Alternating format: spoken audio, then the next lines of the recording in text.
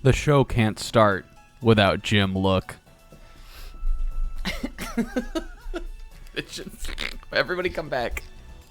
The show, it's so dumb. The show can't start without Jim Look. And I'm hitting that with an Amy Yay. We're thriving in a new era out here. Let me move my monitor.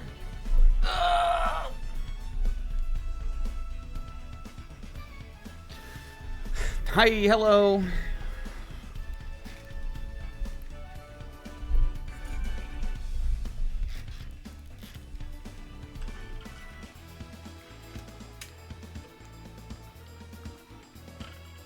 Let me take a sip of my beverage. What's up, Jimmers? We got Pixel throwing out the Spraggles Wiggly. I like that emote. It's cute. I don't like this Zero Aura one, though. That shit sucks. I do like this Cramorant one, though. That one's cute, though. What's up to Pixie? There's a bunch of messages that were posted in the chat before we had to completely restart because of Jim Look. Pixie! Rinslet! Barudge! Buddy Bro! Oh, we got a little Umby Sip. Oh, I like that one, too. That one did make it into the chat. Now I gotta turn my Stream Streak phone back on. Listen, Stream Streaks are for you guys. They're not for me.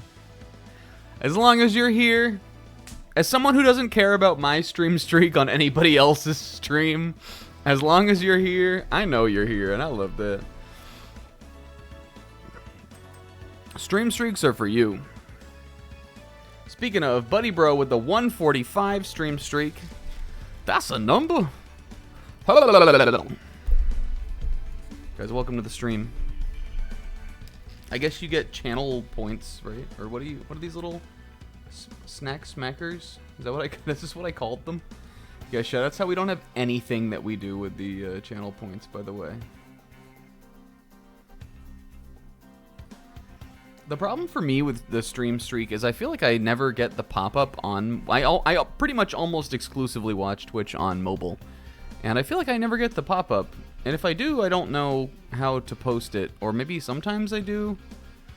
But I don't know, I miss streams all the time. What else was I gonna say? Last night I fell asleep on the couch at like 9:45 and I woke up at 10:30 this morning. I missed Brudge's streak last night. I slept through that shit.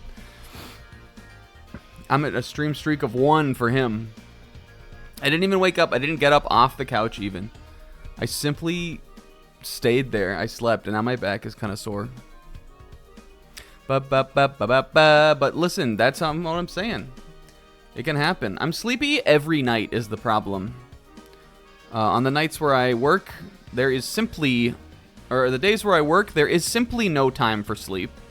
No matter how hard that 7 a.m. hits, I am not going to bed before midnight. What are you, crazy? Where's my life if I can't do that? Which puts me at sleep deficit through the entire week. And then Friday night, I'm up late playing Dark Souls, so I'm already going to be up till probably 3 that night, no matter what. And so then that 7 a.m. to 3 a.m. Friday stretch there puts me at a heavy sleep deficit when it comes to the weekends, which means that I usually am crashing all the time. And now here we are at the end of the weekend. Big love for everyone. What's up? It's Spyro. I didn't have a title this week. Because, I don't know, I just didn't have one. Couldn't think of anything.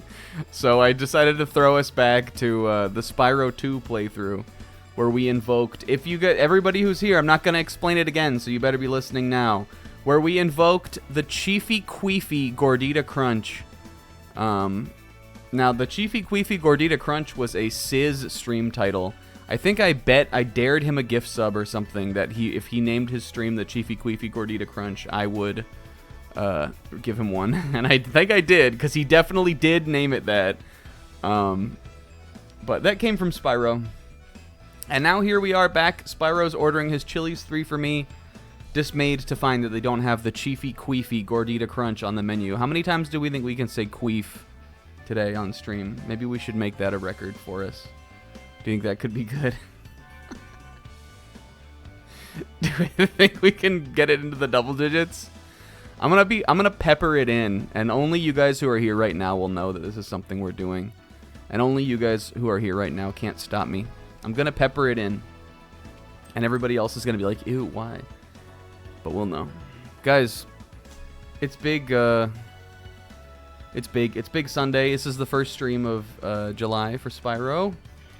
We're still kicking along.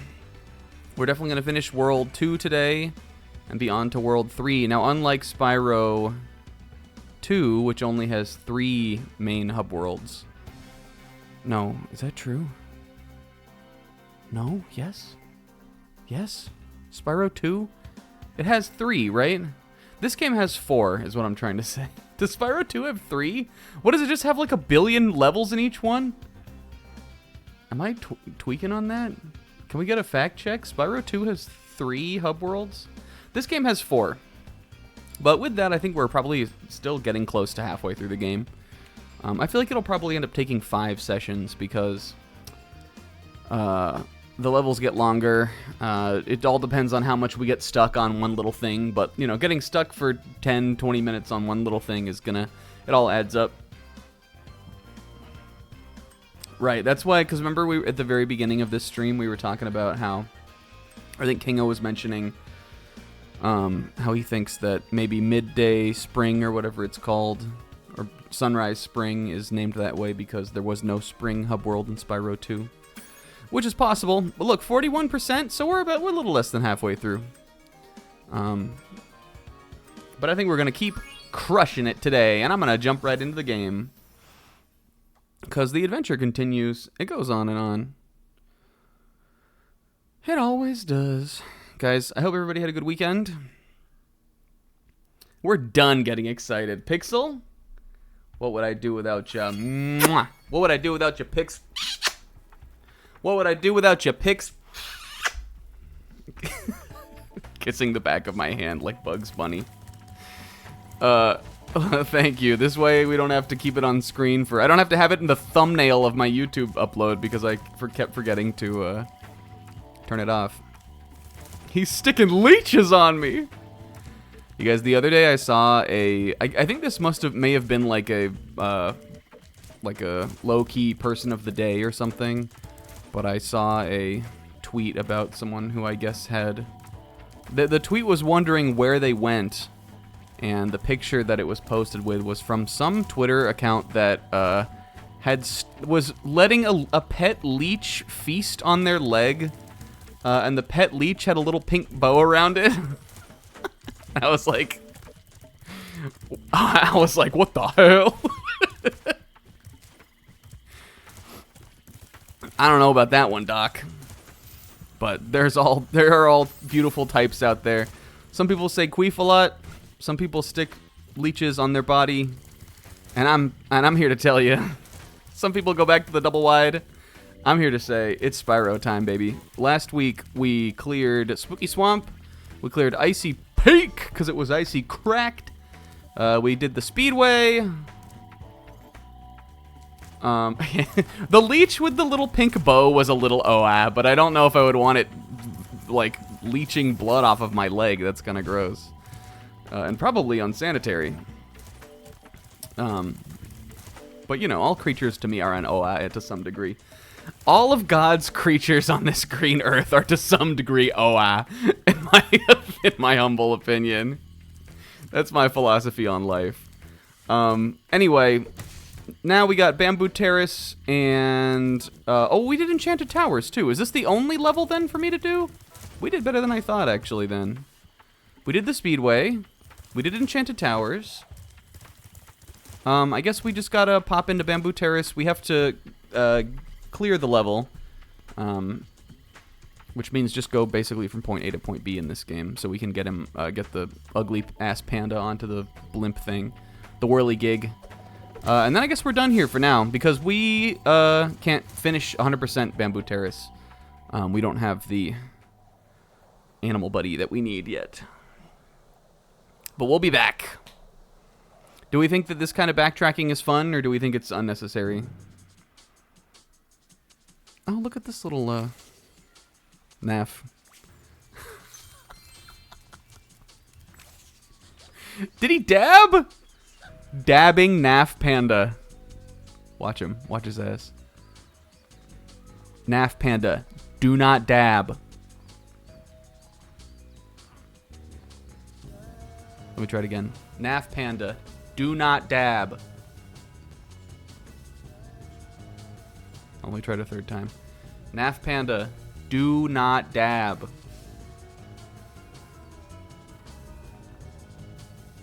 Look at that panda off in the background. He looked like he was smoking on that good bamboo.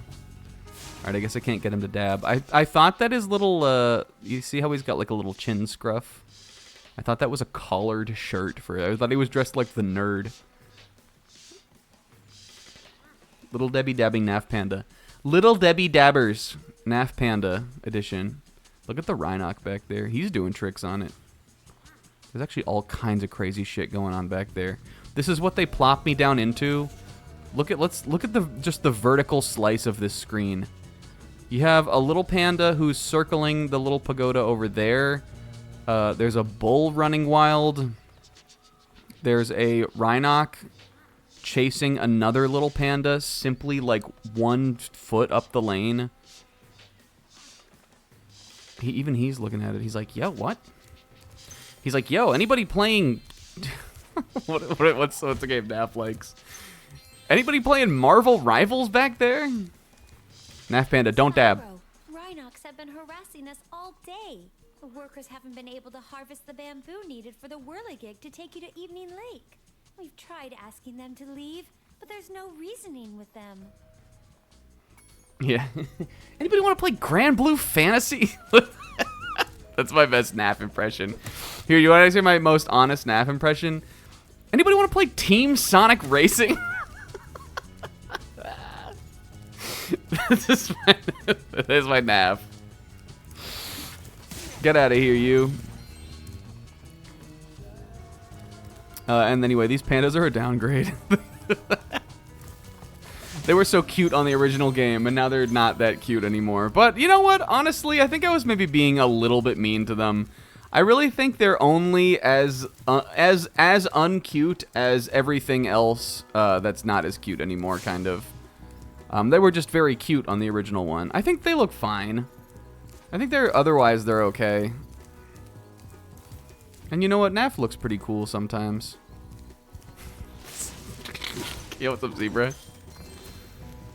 Yeah, the painting didn't look good. See, like when they push out like that, when they're little duos, they look kind of cute.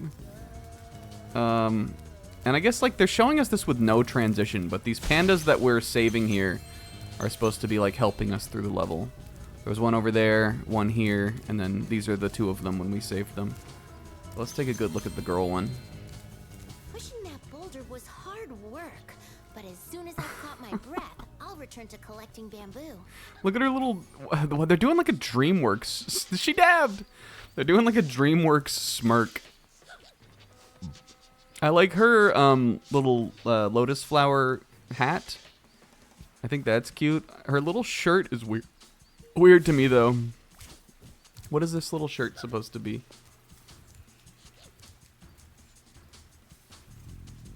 It's like bamboo heart shirt, I guess. I heart bamboo. Well, okay. I vibe with that. I mean, if it's your main staple food source. It's like bamboo, yeah. Sneezing dabs. What's the thing Pearl says? Sneeze into your fascia! That's like on one of the early episodes of Steven Universe. She goes, Steven, your fascia! Guys, Pixel... Here's the other thing. Pixel... Here's the other reason why I'm so sleepy on Saturday. I gotta get up so Pixel and I can watch Steven Universe before we start the day. Which we did. Oh! Holy fuck, they got Dwight on this too! We might have to go back. We might have to change the, we might have to change the, the thumbnail. I think was there a Michael last week? If they give me an office character on each stream session of Spyro, I will go back and I'll change all of the thumbnails for the YouTube uploads to be office characters. I'm gonna have to go look it up, and then maybe we can like space it out per stream session. Yeah, Dwight, Jim. Look, I'm putting that baby dragon in encased in Jello. We got Dwight. Dwight, you ignorant slut. Hi, sis. Says you just got here. Yeah, there was Mike. Wasn't it Michael? Wasn't it Michael? Dwight is like uncommon. I found a list of all of the like all of them on the Spyro wiki or something, because I was looking for when I did the thumbnail that was John, which to be fair, John is different than Jim, but we could still do it. Like, I think it could still be enough to be funny. We could make it do like a weird like meta bit and make all of the YouTube upload thumbnails like indicative of that this was the Office playthrough. Anyway, yeah, we got Dwight. What was I just saying? Was I saying something else? I'll keep an eye out for it. Oh, Madison. That's a cute name for a little baby.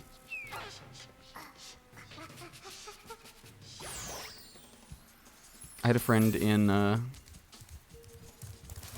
college whose name was Madison. And yep, we went to James Madison University together. That's where I met her. What the? We went to James Madison and her name was Madison. What the? I felt like I was saying something about The Office. I guess if we had John instead of Jim, then we can have Mike instead of Michael. Oh, I was talking about the Spyro wiki, because I was looking for exactly where we got that John baby dragon. I found a wiki page that has where all of the names of them are, and what all locations they're in. Can I climb these little guys? Is that what this is? This is kind of perverse. Steven Universe, no, I was done talking about that.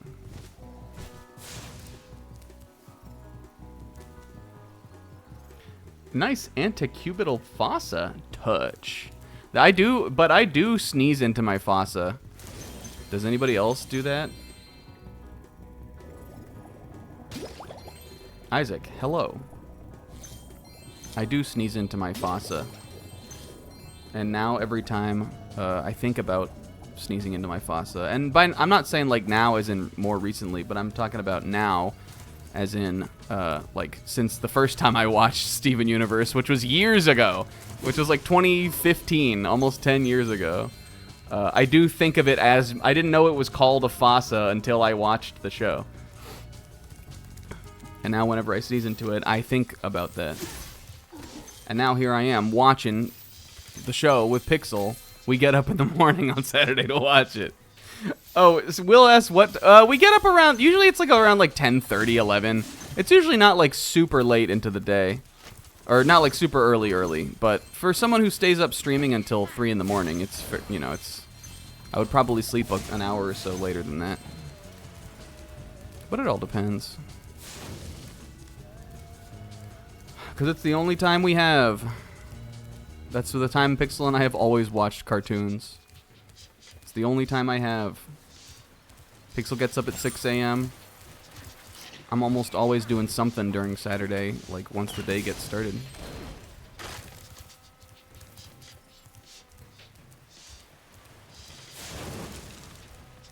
Once the day gets going, I'm not available. Even though am I ever doing anything worthwhile? Not really. This Saturday, though, was quite relaxing to me. I didn't really do much of anything. Except for... Once the day gets going, I'm not eating. That's what I'm saying. Except for... Alright, dabbing panda. The emergency escape bridge. Why didn't I think of it sooner? I shall activate it right away. Oh, now we got the bridge for the bridge. We would be honored if you would accept this as a token of our appreciation. Yo, Tom? Is that an Office character? There must be a Tom on The Office. Is there a Tom? Jim, Pam, Dwight. If we get a Creed, I'm leaving. I'm walking out. There's not even like... Oh, yeah, I guess I was probably just thinking of Parks and Recs. Obviously, Tom. That's probably just what I was thinking of. All right, we got to get that. I think we can do most everything in this level other than just the extra area. Spyro. I'm going to try to get that from here, but I don't want this lantern getting in the way. This is some Mario Kart World shit. You want to learn how to beat me on Mario Kart World, you're going to have to figure out stuff like this. Am I right where I needed to be? Yes. You want to learn how to beat me in Mario Kart World, you're going to have to figure out shit like this. Not that. Don't look at that. Don't look at that. Hold on. You want to figure out how to beat me in Mario Kart World? Hold on. Don't look at that part.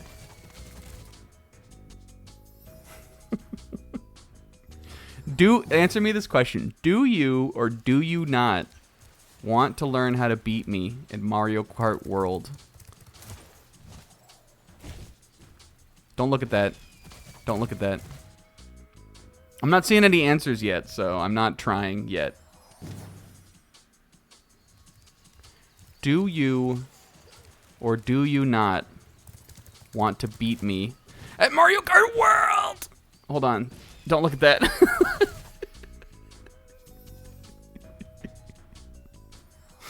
Do you?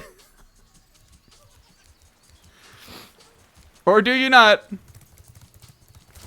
Hold on. I knew that that wasn't going to work. I knew that that one wasn't going to work, so. Says you do? Okay, well, this is what you got to learn. Okay, hold on. Wait, not like that, though. I'm showing you what not to do. This is what you got to learn, Sis. Fuck. I don't know if it's possible. I need you guys... I'm gonna go say something crazy here. I don't know if this has anything to do with beating me at Mario Kart World. I think I'm sort of just doing it now for the pure love of the sport. I don't actually think this has anything to do with Mario Kart World. You guys, does the stream look a little bit better? Quality-wise? I upped the bitrate to 6,000 recently. Just because okay, that did matter, though. You do have to beat me at Mario Kart World to be able to do that. I upped the bitrate to 6,000. Because I just kind of wanted to see how high I could get away with it being. And whenever I watch back the Dark Souls VODs and stuff, they look a little crunchy still, even though we upped it, like, semi-recently anyway. But I thought it would... I was like, I feel like, again, like, it's not like I'm streaming off of Wi-Fi or anything. I might be able to get away with getting it a little higher. So I did it. When we bumped it up on Dark Souls, I bumped it to 4,500. And before that, it was usually at 3,500. I think. Or maybe it was 3,000. I don't remember. But I hadn't touched it in years since... I think it was 35. Holy shit, he looks raw. Alright, there's no Yetis. What did she say? Basically, she said Yetis don't exist. And I'm certainly not buying any Yetos. They only put those out during Christmas time anyway. You're not fooling me. I'm good with my Shilohs and my every so often box of Bird Brand. My bird-branded box of Bird Brand. And I'm getting this Maddox. Actually, where are we even going? Maddox killed the Rhinoc. He's the homie. He has no loyalties is the thing. I didn't remember to kill that one, though, because that one has a gem that we are going to miss if we don't go get it. Uh-oh, Maddox. You got all those new frames of animation. You're not making those jumps as crisply as before. This is how you have to be if you're going to try to beat me at Mario Kart World. Fuck. This is basically literally like doing a time trial ghost. Pee-wee from The Office. Oh, and it is a Pee-wee. Oh, and Pee-wee Herman is just dogs. R.I.P. Alright, I gotta go...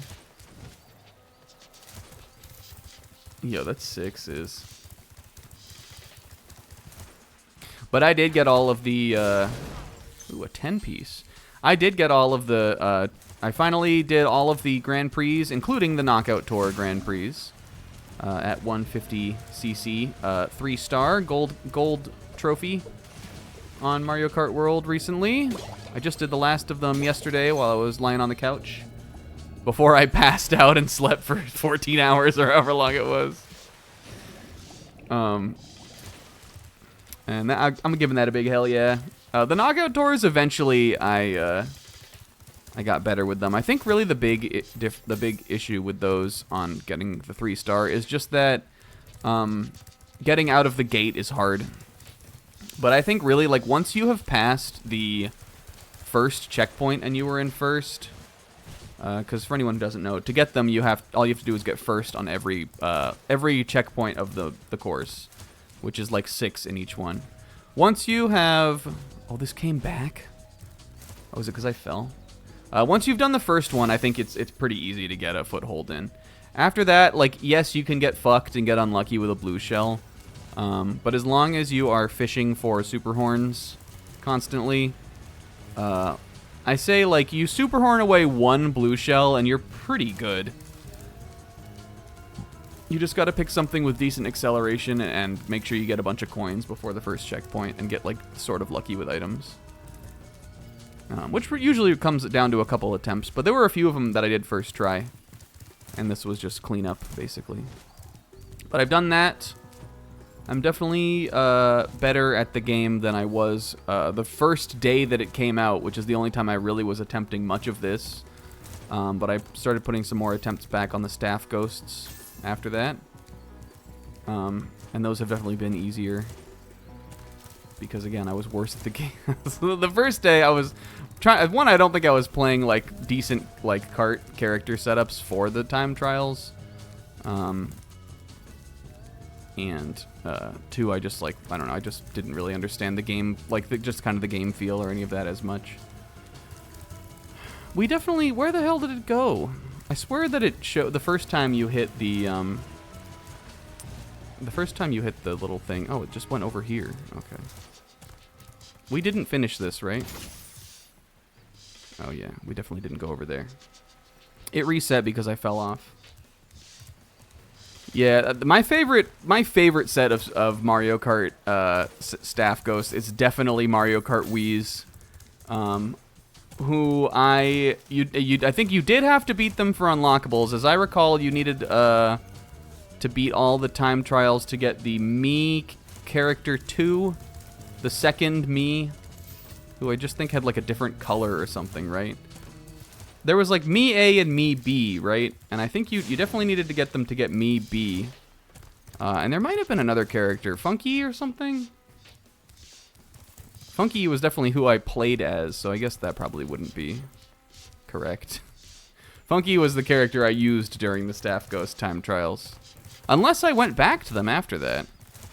I feel like I remember doing it with, like, do you remember that, how Mario Kart Wii, like, the best combination was Funky on the, I think it was Dry Bowser. Wasn't it Dry Bowser? The best character combination was Funky on the Bowser, like, bike. And I definitely remember playing time trials on that, setup. Because I learned that that was the hardest, or that was, like, the fastest one. Where did that go? There it is. Thank the Lord. But I think it was Dry Bowser you unlocked like that. Either that or Dry Bowser was by, like, getting gold on all of the cups or something. Because I remember him being one of the last characters I unlocked, and I, like, remember where I was when I unlocked him. That was fun.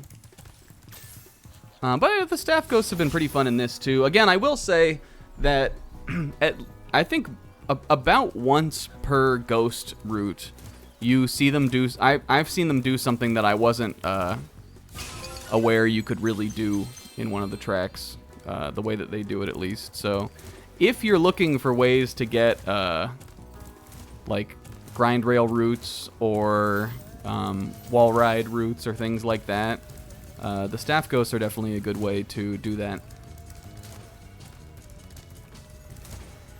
I just did the Wario Stadium one, and there's a whole upper grind rail path that has like 5 coins on it or something that goes right over this like big turn that I didn't know was in the.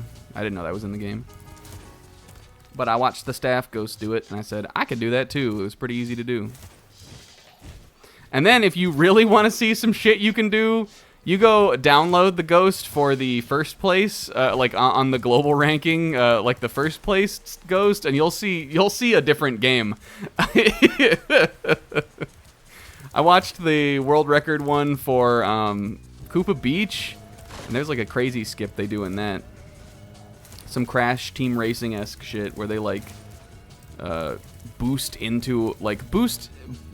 mushroom and jump over this wall and then boost off of these crates and like go flying over this whole portion of the level. And then I tried to do it because I had already done the staff ghost for that one, and I wanted to see like what it like what the high, like how you could get more out of that level, because it seems so straightforward. But I guess it was that, which is pretty cool. Just died at a 42-minute run on Luminous. That's awesome. Please help us, Spyro. My friends are trying to go home after a long shift in the fields. Those rotten Rhinox keep knocking them down. Can you save the panda workers? Save the pandas. Yeah, I don't think I'll get into them to the extent where I'm like really going for it, but because there's so many of them, it's like hard to like compete. You know, like unlike how we do with the Astrobot time trials, where they, you know, when they get released, there's 6 levels. There's only a handful of levels. That makes it more fun to like put attempts on them. But when there's 32 tracks in Mario Kart World, it's hard to like share times, I feel like, and like get like that about it. And I don't really have any interest in like trying to get as optimal as I possibly can. But I do think it's interesting seeing what people have created. Yeah, and Astrobot has some new levels coming out on Thursday, so hell yeah, I'm definitely excited to do those. Make sure to toast the Rhinox, but not my friends. Sorry, Panda. I'm feeling a lot less inclined to save you, but I guess I still will. And I remember this being hard. But it's like everything, it's probably easier on this. I feel like aiming was a little more struggling, or a little more struggleful on the old game.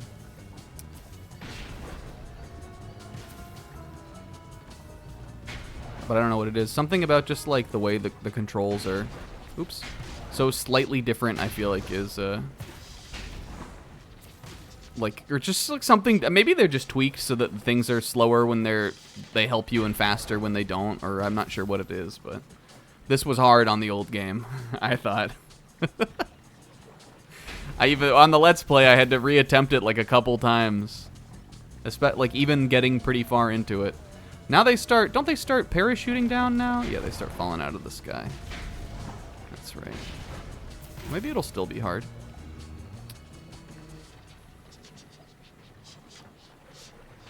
But for the stream playthrough or something, where I really just kind of want to see the game and just sort of reminisce and just yap and gab, I don't mind them being easier, honestly. I guess I also know what's going to happen this time, so.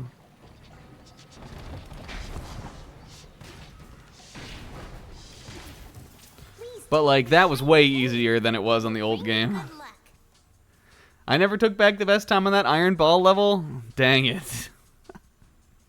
I really don't. I'm not sure where I could have eliminated more time on that iron ball level on Astrobot. I'm pretty sure my run was simply down to execution, and my pathing, like my route on it, was perfect. I guess I never like looked up the world record or anything on that, but oh fuck, we missed a skill point in Molten Crater. And Frozen Altars. What is beat Yeti in 2 rounds?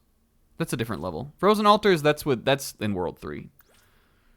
Okay, I guess there's nothing in Bamboo Terrace. We'll go back to Molten Crater. Assemble Tiki Heads. Well, one, it's really easy to... There's a shortcut, so it's really easy to get back to Sergeant Bird's area.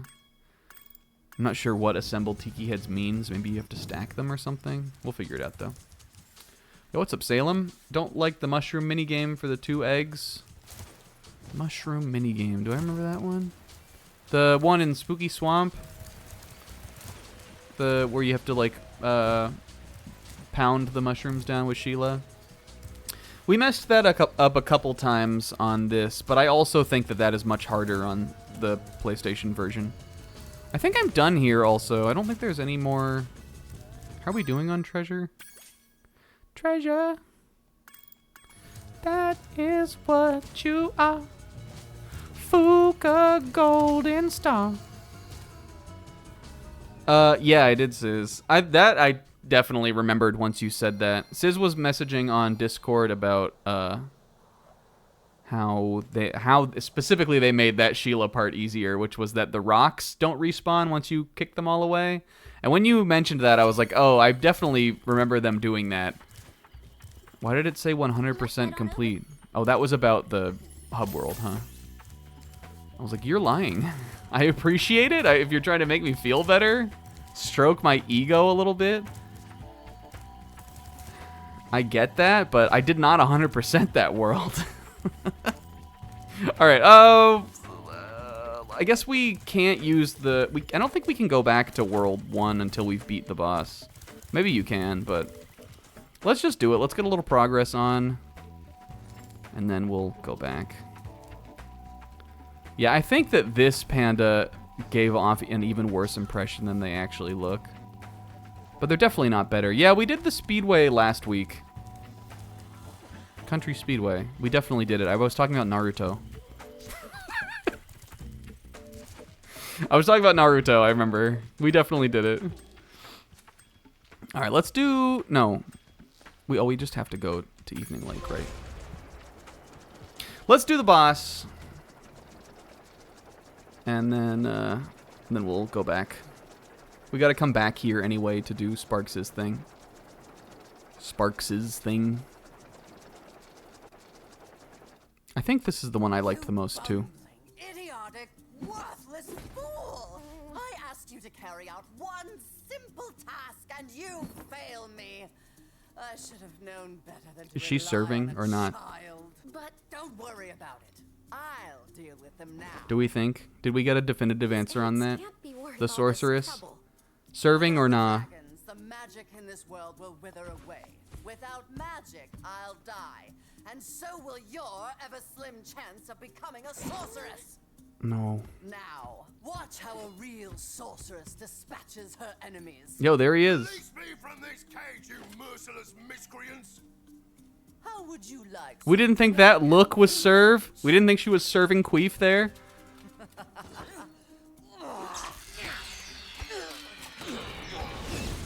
Why, if I had my club, you'd all be in for...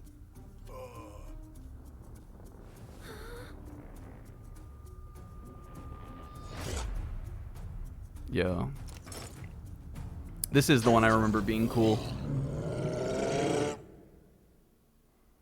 Downgrade? What did we say about Buzz? Was he an upgrade or was he also a downgrade? I feel like we might have said he was an upgrade. I think this guy still looks cool. So I flew in to help out. Yo, Sergeant B. Launchers don't affect this creature, but I can assist you by dropping ammunition. Now get in there and fight the good fight. Sargy B helping out me. Hell yeah. I think he still looks pretty alright. I guess I don't 100% remember what he looked like, but I just kind of remembered, like, I did just sort of remember, like, a spiky, like, goat man kind of creature, and that's sort of what this is. I guess off the top of my head, I wouldn't be immediately ready to declare downgrade. but I only kind of vaguely remember what he looked like. I also was remembering this being the first boss. But I do remember it now that we're fighting him. Because this is one of those classic, as I remember it, one of those classic bosses where the shots are like way too accurate. Oh yeah, we gotta get the flame power. I remember it being hard to avoid his shots that he fires, and it being hard to kind of get hits on him sometimes. Because you basically gotta... This is sort of like... Spyro kind of does this, like, as a classic type of fight where it's like they drop a resource and then, like, you get it, but also sometimes they can get it. You gotta get the race to get the thing and then use the thing to hit him. But the thing is, sometimes you're running to get the thing while he's also trying to get the thing. And he get the thing before you get the thing. Cause our what? But for this one, we just gotta make sure our timing isn't off.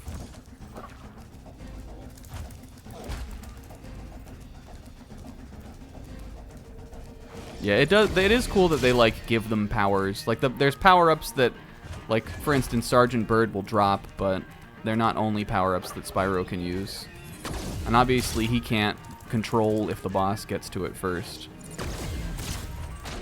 Yo, did I jump that? Oh my god, I'm goated. Wait, I'm actually goated.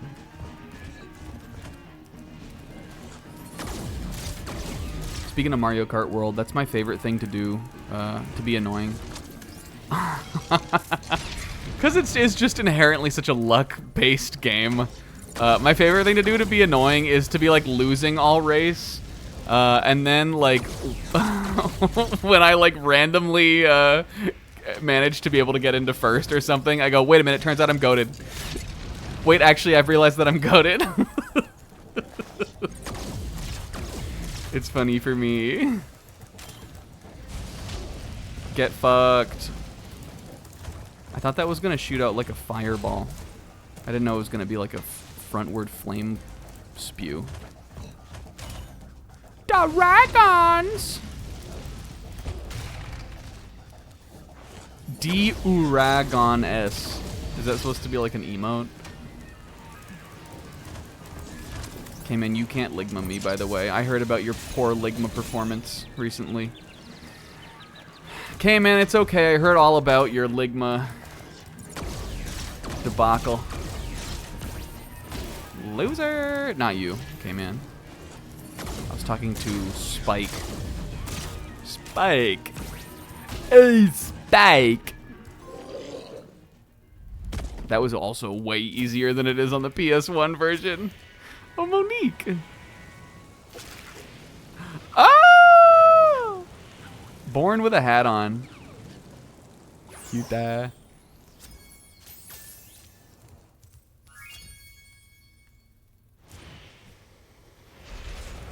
Zebra and Will have been doing this Jet Black impression from Cowboy Bebop, where they go, "Hey, Spike!"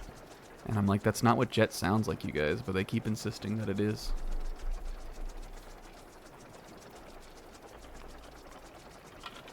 It's a little embarrassing.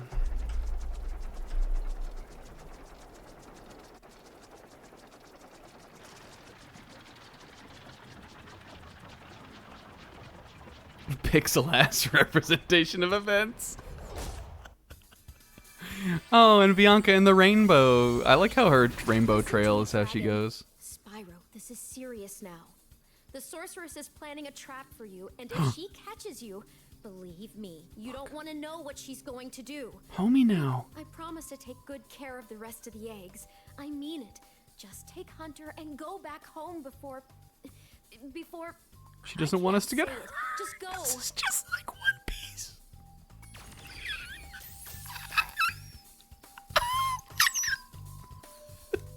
This is just like One Piece. Merlina Kara. Alright, let's go. This is just like One Piece. Let's go back to Sunrise Spring.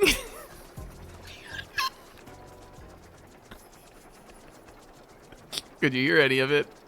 Zebra, could you hear that? This is what you have friends for! Causing my sound card to report errors.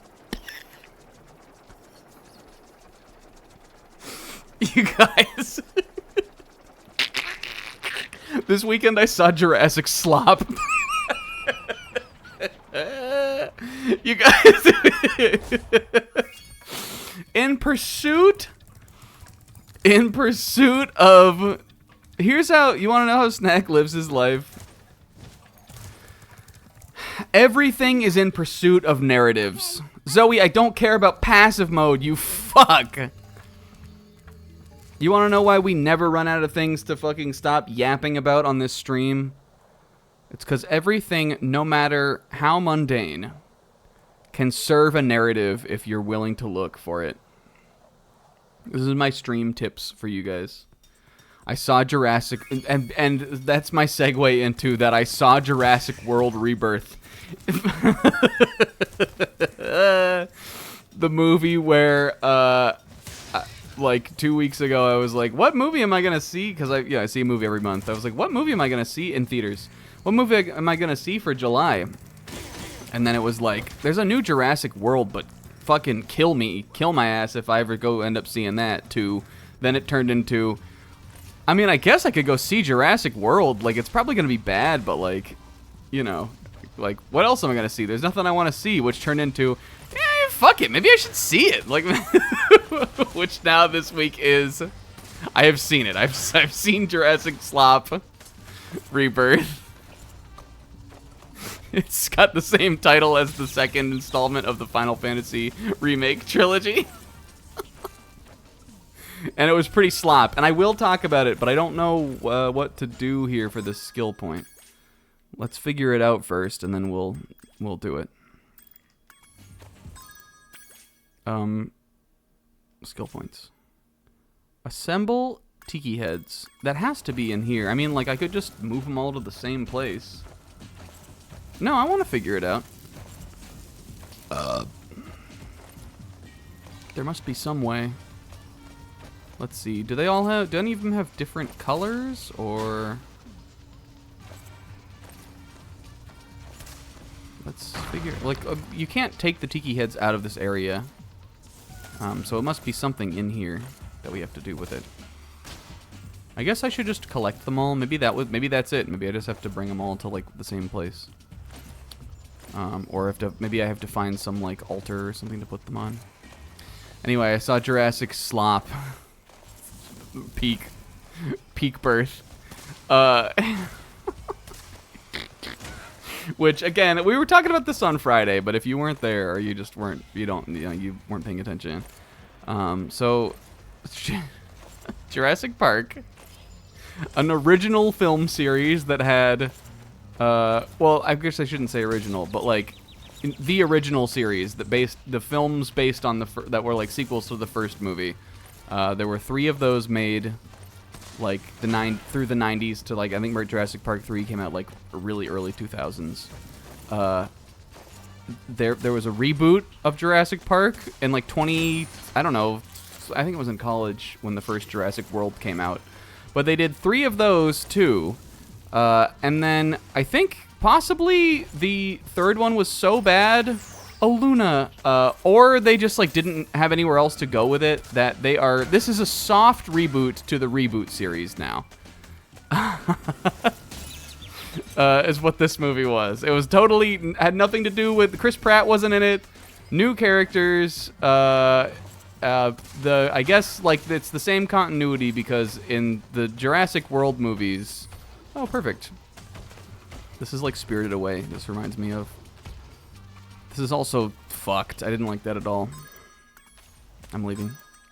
The new characters, but I guess the universe's timeline is the same because, oops. Because in the third Jurassic World, the dinosaurs are like out of the park and they're off the island. They exist like in the whole, just in the world overall, and it's still like that in this, but I guess due to climate change.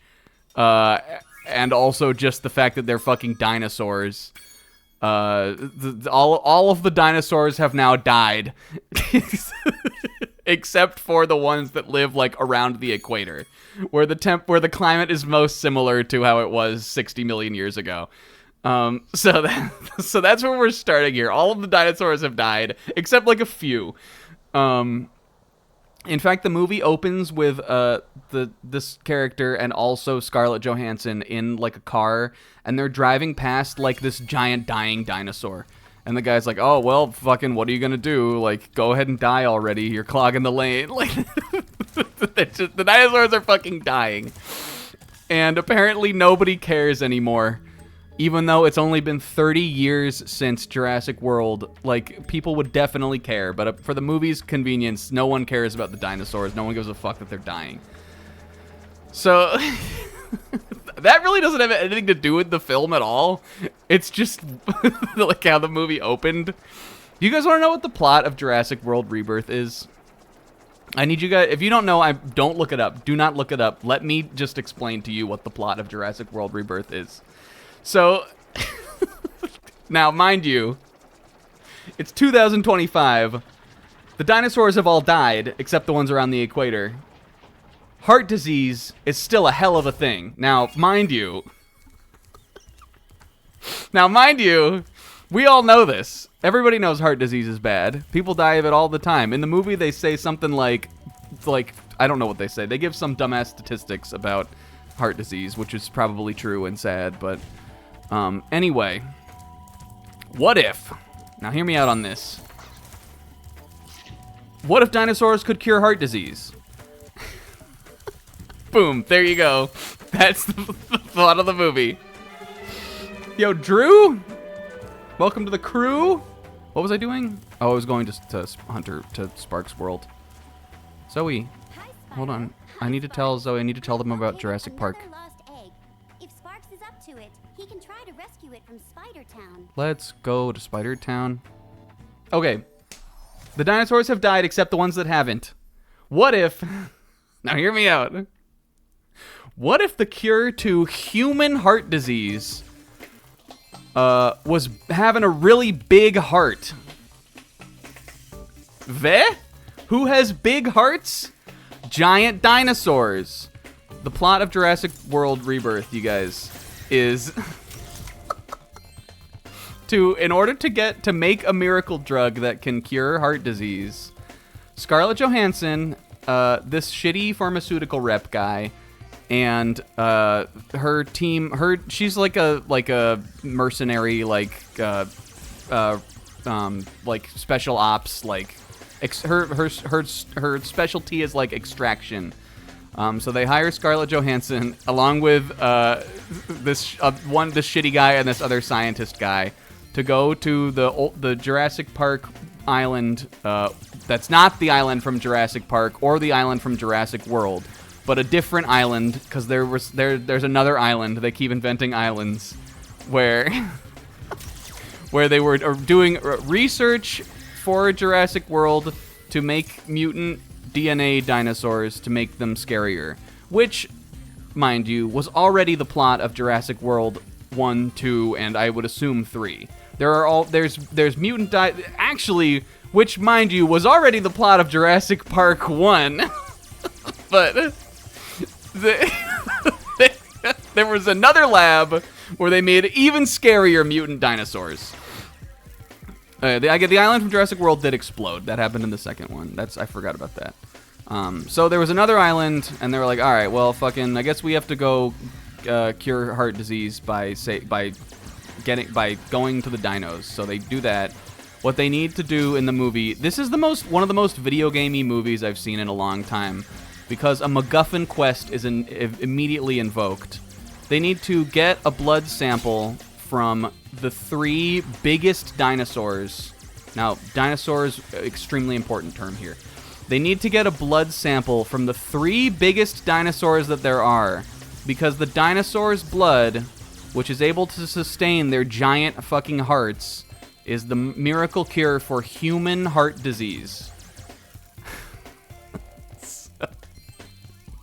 So And maybe it'll save the dinosaurs, but that's not important. The dinosaurs have fucking died, except for some of them. Okay, so video, like literally, it's like it's like the plot of a Zelda game. They have to go on a series of 3 wacky quests across the island to get the blood of, and the way that they get the blood is actually pretty cool. They shoot this little dart into the dinosaur, and it like like it suctions the blood out of them.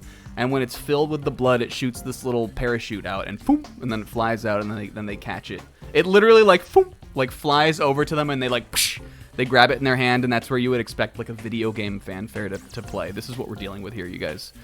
So okay. Yes, so this is the stupidest part of the movie. Okay, so Sis brings it up. This is the dumbest thing about the movie. Okay, so they say we need a blood from the heart of the 3 biggest dinosaurs on land, sea, and air, despite the fact that none of the biggest animals from that era of time at all were animals from the air, but they need the blood from the biggest flying dinosaur, which is Quetzalcoatlus, which is not a dinosaur. And this brings me to the stupidest part of the movie. So, here's the dinosaurs they need. They need Titanosaurus, which I don't even think is like a valid genus, but it's a giant long neck like sauropod dinosaur. There is a clade of dinosaurs called the Titanosaurs. I think they are named after a Titanosaurus, but I don't think that Titanosaurus is like not like a really it works for the movie. It's fine. But it basically is just like a giant long neck dinosaur sauropod. Totally fine with that. They had big ass hearts. They were the biggest animals that ever walked on Earth. That's fine. The second dinosaur that they need to get the blood from, Mosasaurus. Not a dinosaur. Gigantic marine monitor lizard? Definitely. Dinosaur? No. So here is where the Mosasaurus is like the most, it's like the face of Jurassic World. It's like the most popular dinosaur from those movies. So like I get that they wanted it to be in the movie. But if you need the blood, like how, this is where I was so immediately baffled. If you need the blood of the heart of 3 dinosaurs to cure cancer, like how are you gonna pick? Why would you need the blood of Titanosaurus, who lived in the late Cretaceous, and Mosasaurus, who also lived in the late Cretaceous, but like the mosasaurs split off from the dinosaurs like 160 million years before like those 2 creatures lived alongside each other. So how could their blood, like how why do you need the blood of those 2 and not another giant dinosaur?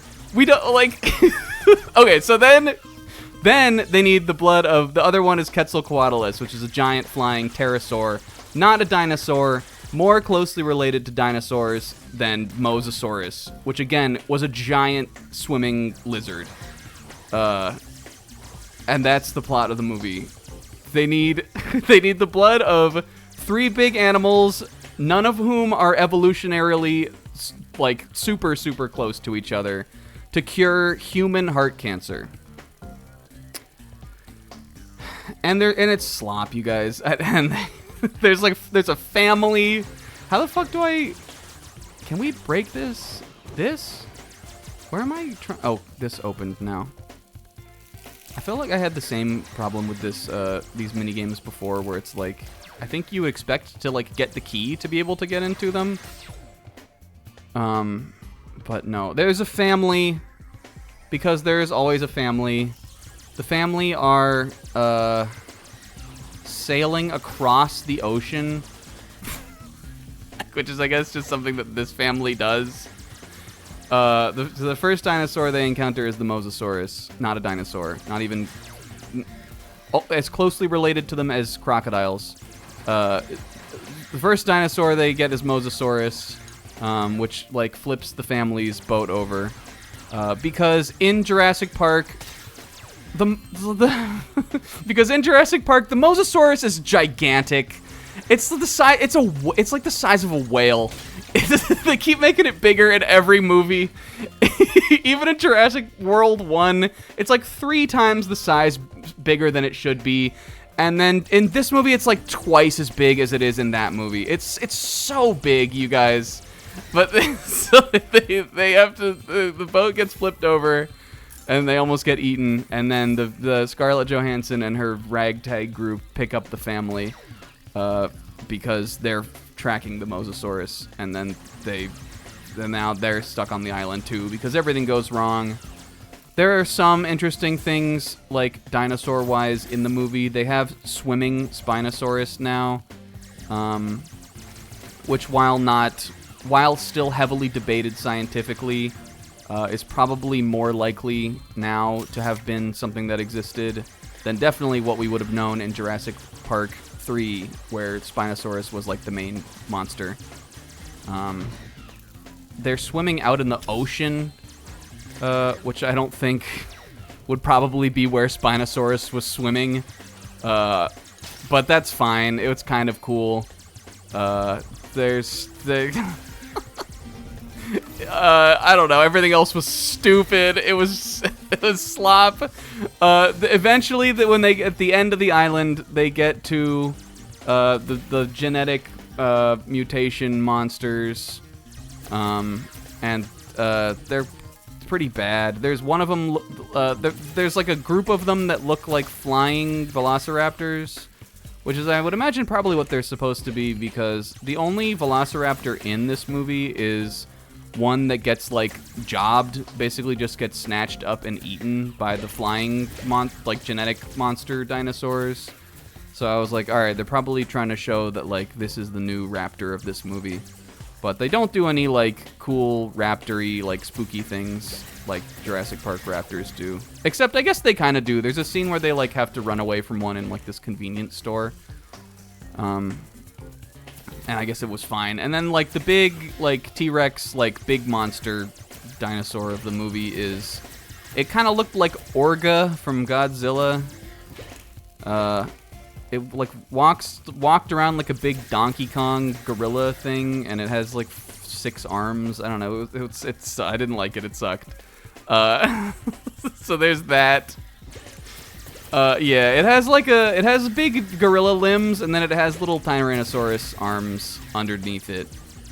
The best sequence in the movie, you guys, the best sequence in the movie is still the sequence with the Tyrannosaurus.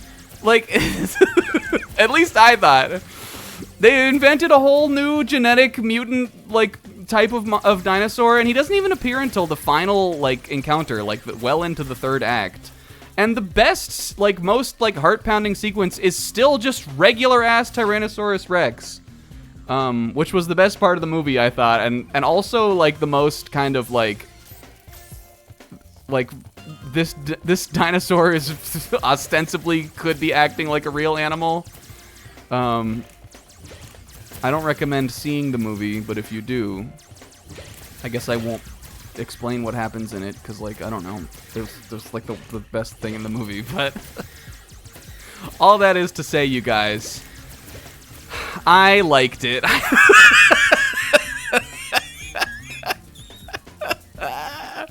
Anyway, all that is to say, I had a pretty good time watching Jurassic Slop Rebirth. That's it. I'll if they do another one, I'll probably see it. Except I really don't understand, like, how, like, I don't know what this was. I don't know why I watched the movie that I watched, because they call this Jurassic World Rebirth, and it's definitely sort of supposed to be like a reset to the movie. Or to, like, the series, but, like, they don't do anything. Like, the dinosaurs are dying. They're still dying. Like, I don't think they did anything to save the dinosaurs. They're still dying. And they only exist in, like, I guess they might make another Jurassic Park, like, in the universe. But I don't understand how it could be, like, the start of a new, like, canon for the series. Cuta Fluta Jumpa. When like half the characters died, and the only character that is like any good is Scarlett Johansson's character, and she clearly doesn't seem interested really in having anything else to do with dinosaurs. She doesn't have anything to do with dinosaurs.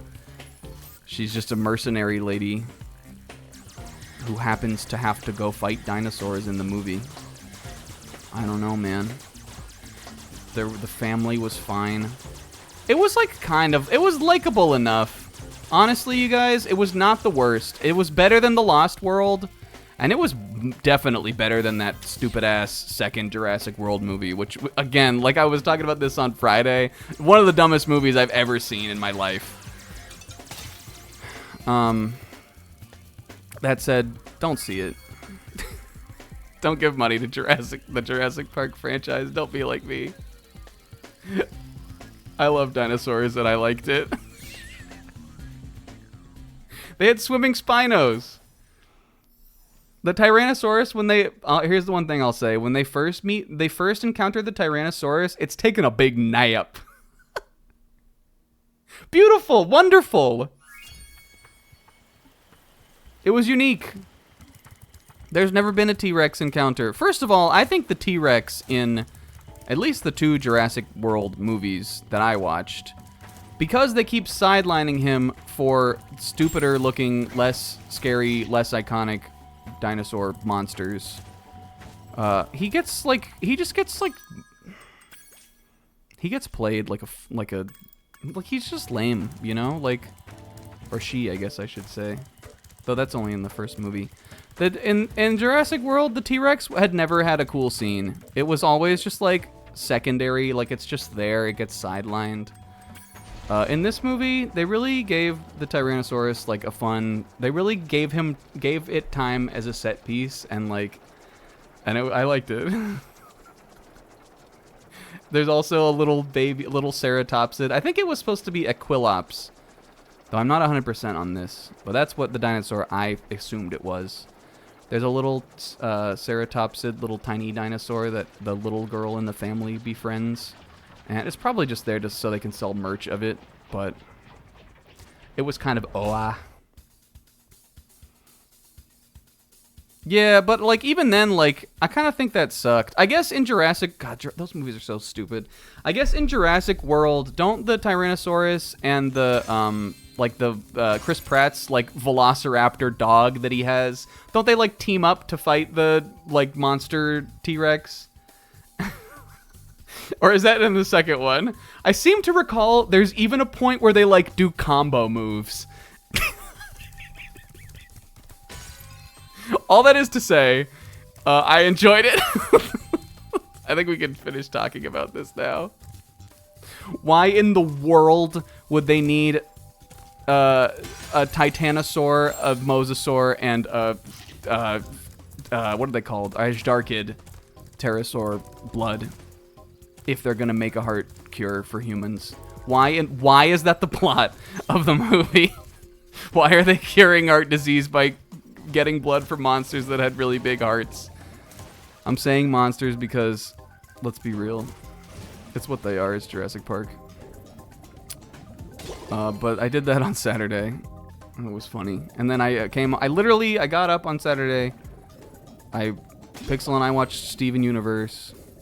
I went and saw that movie. I came home. I played 3 Houses. And I fell asleep. Oh.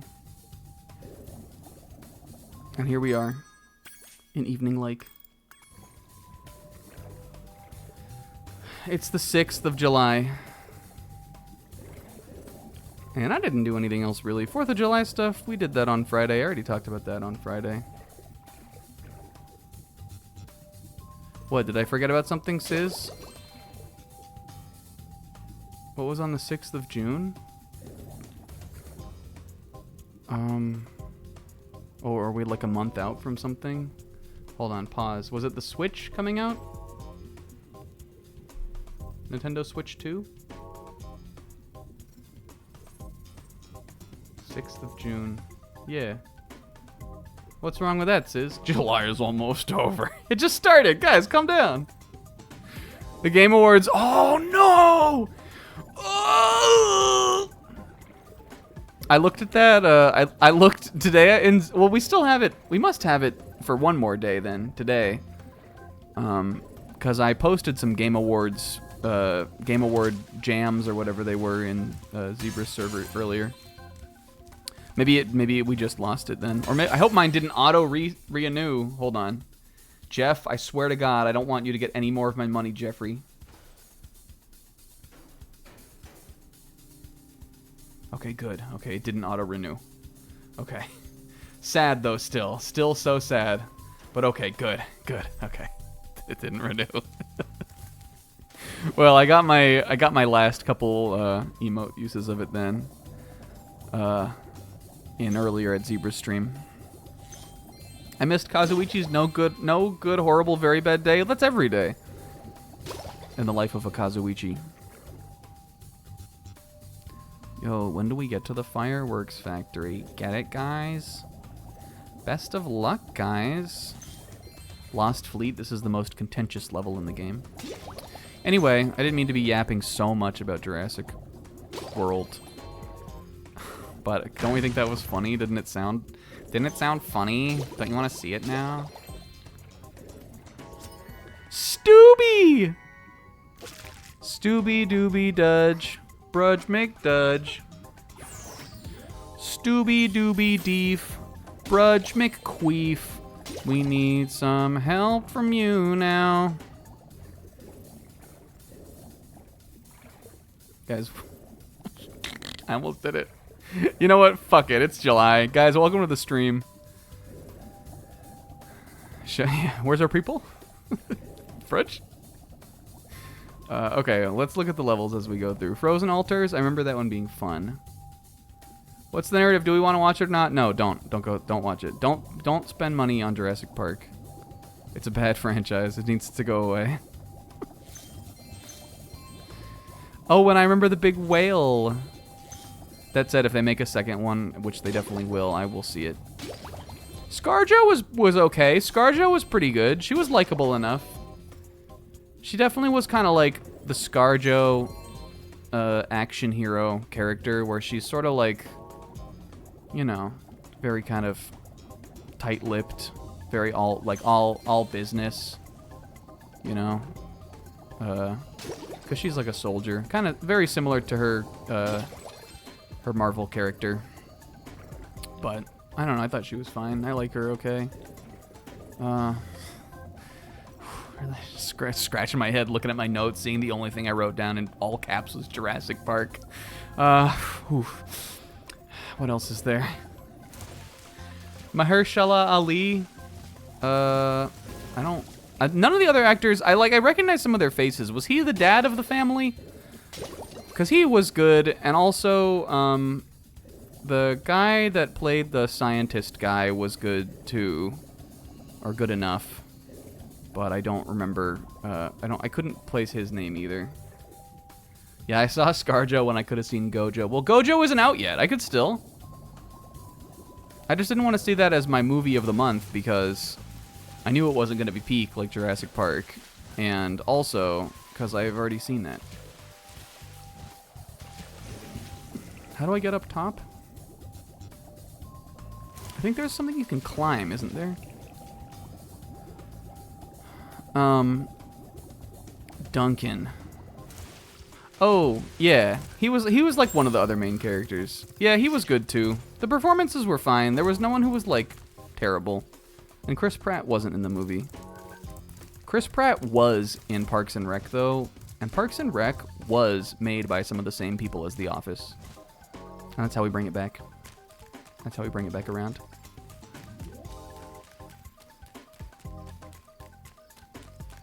And another thing I liked is when they got to the Titanosaur part, the Titanosaurs had, there's a part where the scientist guy goes, because they're canoodling. This is another part I liked about the movie. Even though, like, okay, so again, like, when you think about Jurassic Park, what do you think about? You think about, like, a part where they see a big herbivorous dinosaur and it's beautiful and majestic. You think about kids in peril. You think about like a scene like in Night that's scary with the dinosaurs. You think about like maybe some accident happening in a lab, which in this movie there is that. At the very beginning, a scientist who is working in possibly the most dangerous place that has ever existed, a lab where they create genetically unstable mutant dinosaurs, is eating a Snickers bar for the product placement, I would imagine. He's eating a Snickers, and he's going into the quarantine area, so he inhales his Snickers and he tosses the wrapper on the ground. And the wrapper gets sucked into a vent in the quarantine door and causes the entire system to shut down. And that's how the big Godzilla Donkey Kong T-Rex gets out, and that's how the whole island dies, I guess, because of this guy's Snickers. The Snickers vented. But anyway, the part that I liked is when they find the Titanosaurs, they're canoodling. They're like loving on each other, and the scientist guy goes up and he hugs the leg or touches the leg of one of them, and the leg has little hairs on it, and I liked that because the old sauropods in the old Jurassic Parks are just like totally like, you know, they just look like big lizard monsters, but like dinosaurs like that probably. That kind of dinosaur probably didn't have feathers like some of the theropods did, but they probably did have little prickly hairs or little fluff things like that. And I thought that was good. I thought that was good science. I enjoyed it. It made it look like a real dinosaur leg that he was hugging on. Hell yeah, hairy dinosaurs.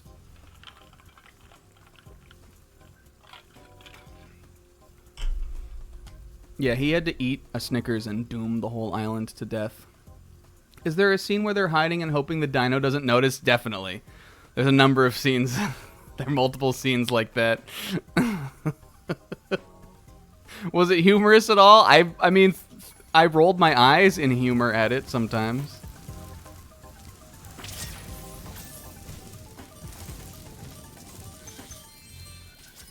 Stewart. Like on purpose? I might have gotten not like a laugh out of it, but I might have gotten like a. Let me do that where you can hear the mic. I might have gotten like a out of it. A little snort maybe at one or two of the lines. Little interactions. The dinosaurs didn't. I mean, I guess maybe like some people might have found the little. They called it. I think the girl gives it a name. I think it might have been Dolores. The little girl names her little dinosaur friend Dolores. That's like that's kind of cute, I guess. I could see someone thinking that was funny. I may have given a half-hearted snort at some of the things, and I also liked it. You know what? Go see it. I give it a glowing endorsement. This is a movie of the year for me. Go see all of them. The whole damn Dirty Dinosaur franchise. See the whole thing. Go see all the Jurassic Worlds too. Rent them on. Watch. I'm sure you can watch them on something. Pay money to see them. Don't pirate them. You'll kill the dinosaurs. The dinosaurs are dying, you guys. Shall we go into a level? Do I have all of the treasure I need here? Treasure. I'm missing a nut. Once again, I'm missing a purple. I hope it didn't fall through the world like it did on that other level. I don't want to use sparks yet, though. Because it's not fun for me to do that. Oh, it could be in the whale, though. I think that you can get into the whale. Oh, God, why is it... What, does he have a giant toothy mouth with human teeth? Yo. Fuka Radio. Oh, Fuka Radio. And Fuka likes Bruno Mars. And why are there lanterns inside the whale? Yo, get it? Holy fuck. He's so talented. What if you just got born? What if you just got born and you're Jonah and Jonah walked on and you thought hands was feet? Jonah Brain. Fuka shoot Fuka Brain. Oh. All right. Well, this. I know that they fixed some of the weird bugs in this. I don't know if I think they fixed all of them. Where the hell was that? Did I pick it up and it didn't count for me? What does the whale have pants? You guys, the mosasaur in Jurassic World. Say like this, I'm the size Spyro is. Say like, look at Spyro and look at this whale. If Spyro is the size that it should actually be, the whale is the size that it is in the movie.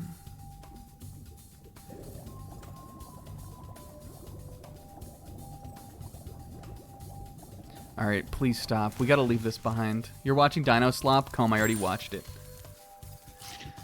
Yeah, what else is new? Everything was cuter in the OG. Alright, let's pick a level. We'll go to the guidebook. Oh.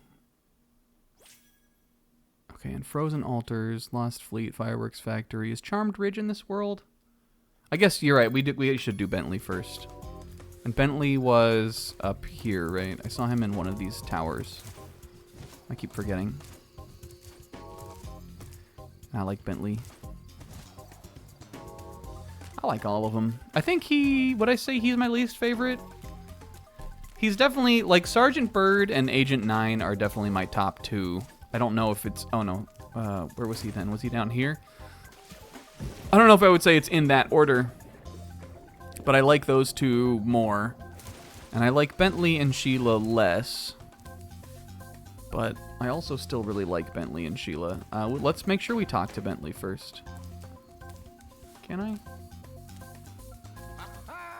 The sorceress has a real prize on her hands here. It took 24 Rhinox to capture this dim-witted furball, so you'd better believe he's not going to get out cheap. He looks pissed also. I thought they had the caged animal buddies had dialogue before they got out of their cages, but I guess they don't. I don't know why I thought Sheila did. Okay, if we say no deal. Then, I was having a rather good time poking him with a stick anyway. No.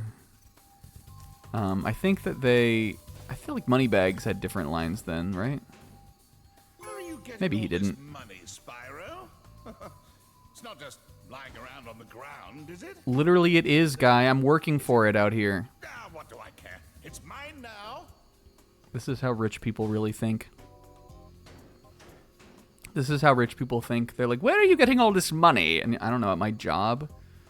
Oh, a job? How queer. Is it spelled with a J or with a G?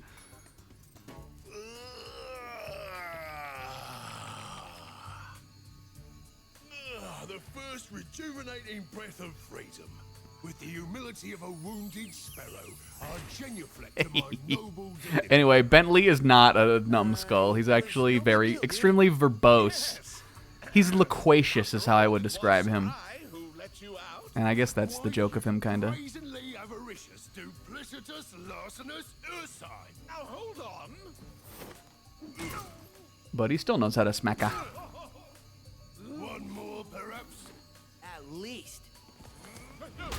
And I like that they showed it once. Please do afford me the sublime honor of enjoying your visitation in the nearest future. Yeah, sure. Massive downgrade? I'm thinking... I mean, I probably do think downgrade, because he is so charming on the original, where he's just like a big blob.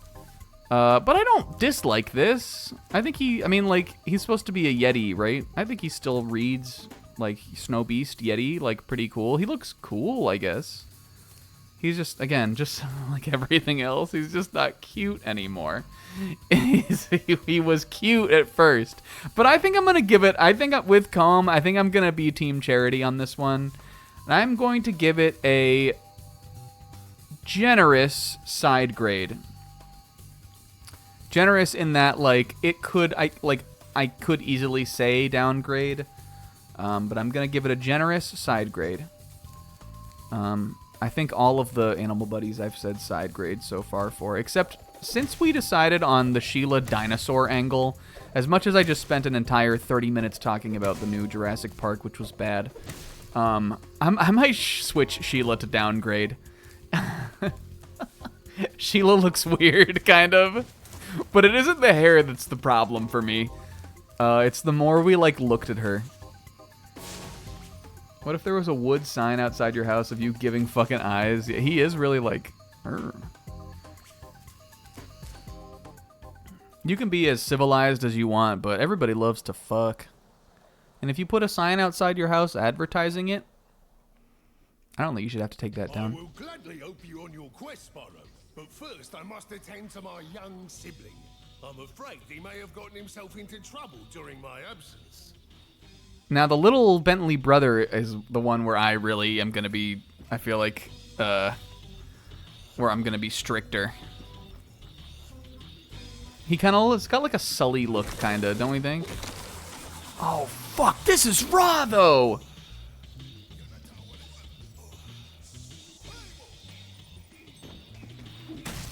Oh, I like Sully. Side grade, come on.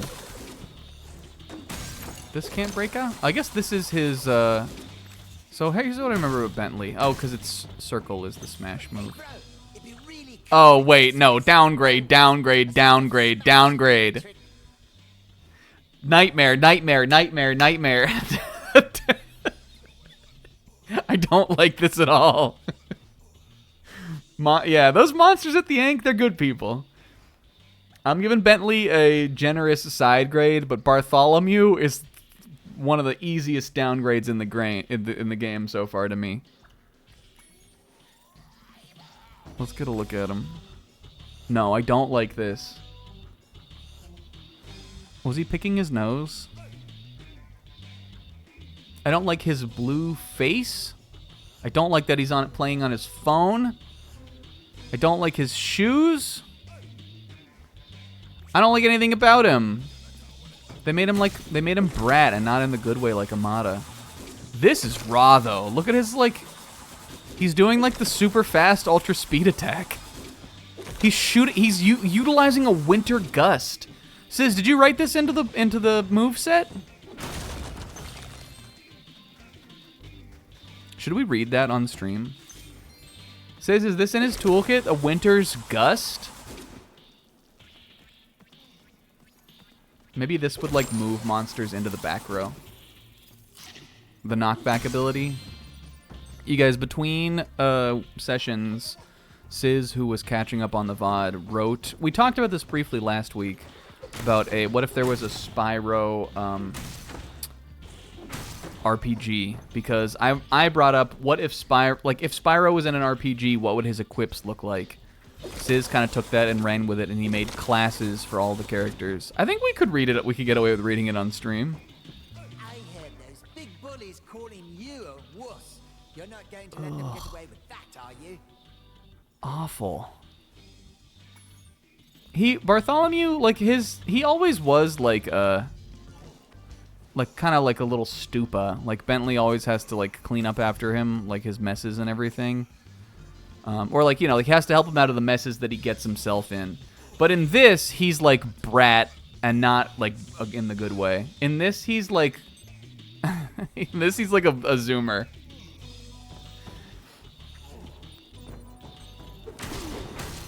I mean, I know the dialogue isn't changed, but maybe it's just because he looked cute. In the old game, I assumed him just kind of like a little stupid. He just didn't really know. He was not aware, didn't know what was going on. But in this, he's in this he sucks. Yeah, he's not like Brat, he's not like Bartholomew Brat Summer in the old game. I wouldn't say. He definitely didn't pull out his phone.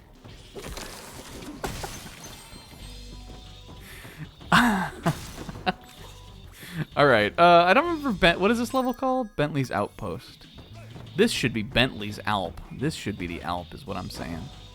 Call Sheila's Outpost. Phone hadn't been invented yet. I guess that's true, Sis. If you use your your spin move to deflect the snowball into the gong, I bet we can make the roof cave in. And he had a cuter voice, too. He was a little stupid. This is raw, though. Watch. I guess we gotta be standing back. I mean, it looked rather unimpressive on this, but... That's, I guess, Bentley's two things is that, one, he's a big guy and he's a big club, so he can smash. And then, two, he can do this spinning move, which conjures the Winter Gale, but also allows him to hit things back. Deflect projectiles. Where did that butterfly come from? Did that grow in there with you? What are the mechanics of this?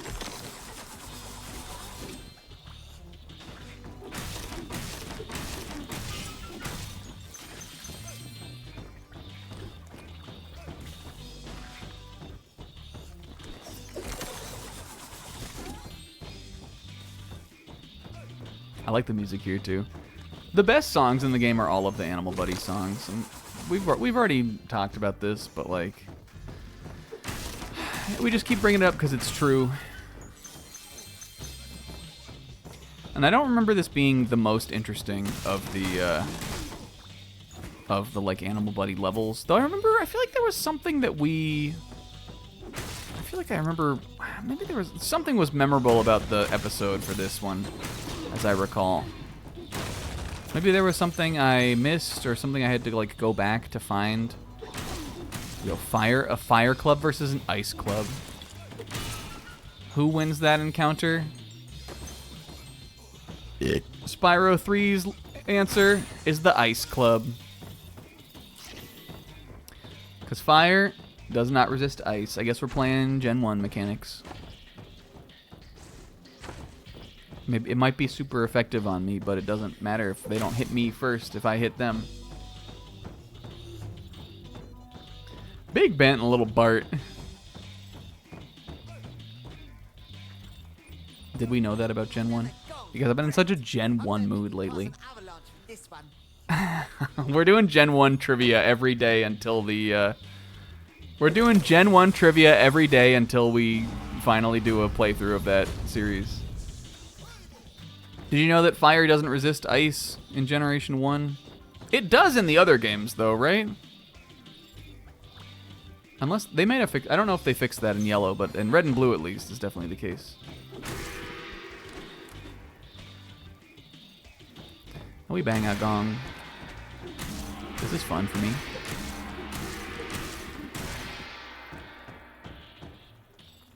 They're not putting it on Switch. Oh, and I guess Bentley's other thing is he keeps it pushing. All right, Bartholomew, what did you say? Oh, I guess we maybe have to push it the other way.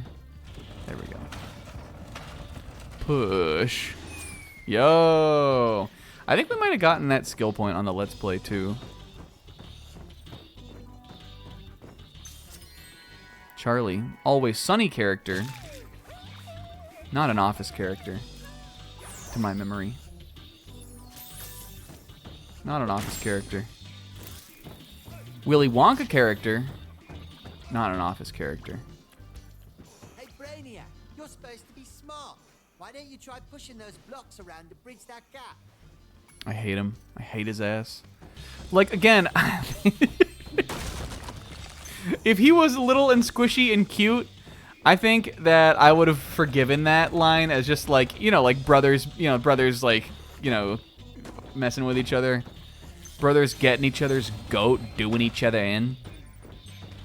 But like the fact that he looks so repulsive makes me want to kill his ass. In a way I never felt. In a way I never felt like.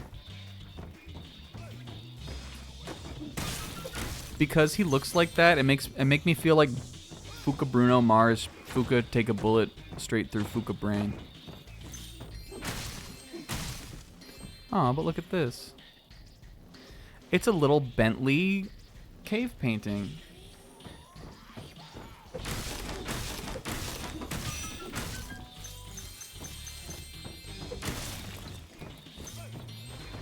If It makes me want to Fuka bullet in my Fuka brain. When he's like that. You guys feel me on that one? Oh, and Bentley and Conde would be friends. Except Bentley, I feel like, is so much more together than Conde is. He's much smarter, easily. Conde was a little stupa. Though Conde had made up for it in other ways, like his pure heart. And that he was so good at following directions. Conde sort of the Vamola of the Yeti world, I would say.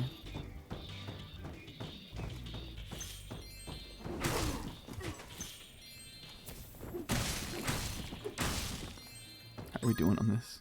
Oh, we're almost there. See, like, I feel like there's not, like, what is there to this level, kind of?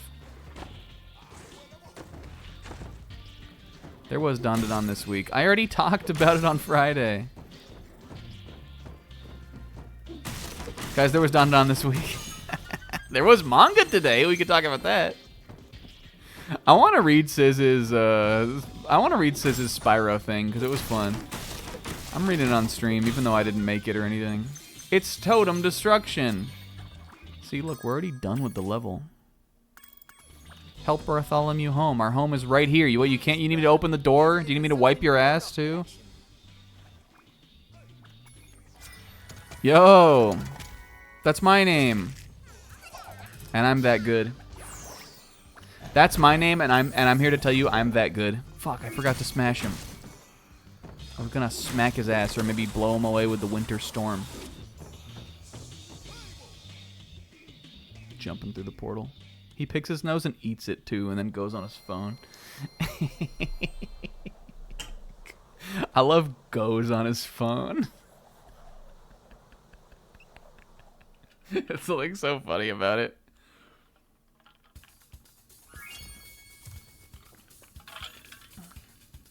Z-Brag tablet. Even like when someone describes somebody as like playing on their phone and it's like about an adult, that makes me laugh.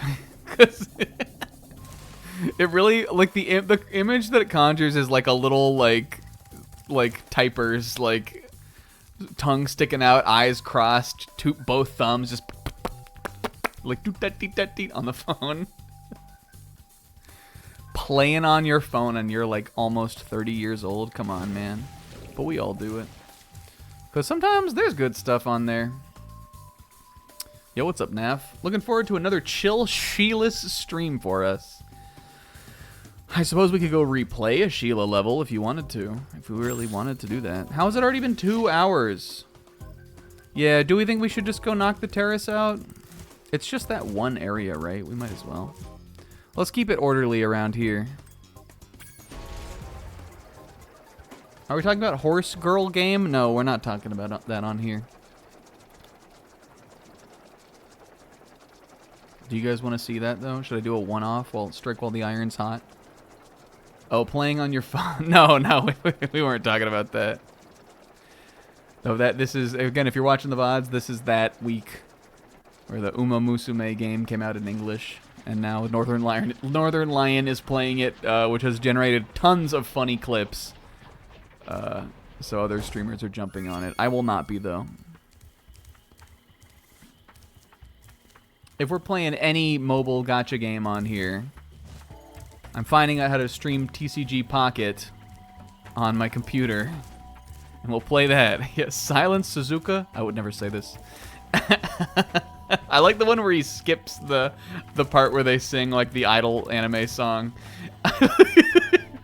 Yeah, I agree. You have to be as funny as Northern Lion regularly is, I think, if you even want to try. But like that game the thing about it is that it's slop. It's not like a good game. You need someone who is going to make it funny. Otherwise, there's no, I don't know. You need someone who's going to make it funny.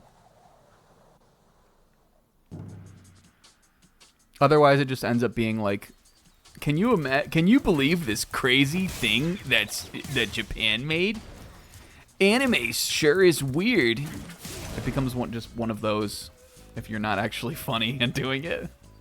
The fact that what's the best about it is that it seems like Northern Lion is like it seems like there was a narrative arc where At first, it was like that. Like, how is this really a video game? But by the end of it, he like cared about his girl. Does this bull have like butcher lines on him? That's crazy. He even has a little tattoo that says rump. Yeah, it melted his heart. He came around on it. He's butcher lines. Can you imagine drawing butcher lines on a cow that is out, or like a bull that is out grazing in the field? What are you, a psychopath? Upgrade, though. Welcome, my most esteemed dragon. A fine day for a bit of a walk. Anyway, Naf, this is Bentley. He's our new animal buddy. And he's a Yeti, which I love. Who do no wrong. He's a Yeti who do... fictional creature who I love, who do no wrong. And he's smart. That's his bit. And he has a stupid little brother who we fucking hate. He's obnoxious, and I hope that he will die. But Bentley's cool. This is his brother. He goes on his phone. I think I saw some Rhinox run up to the top of that hill with an egg. Can somebody link what he looked like in the old game?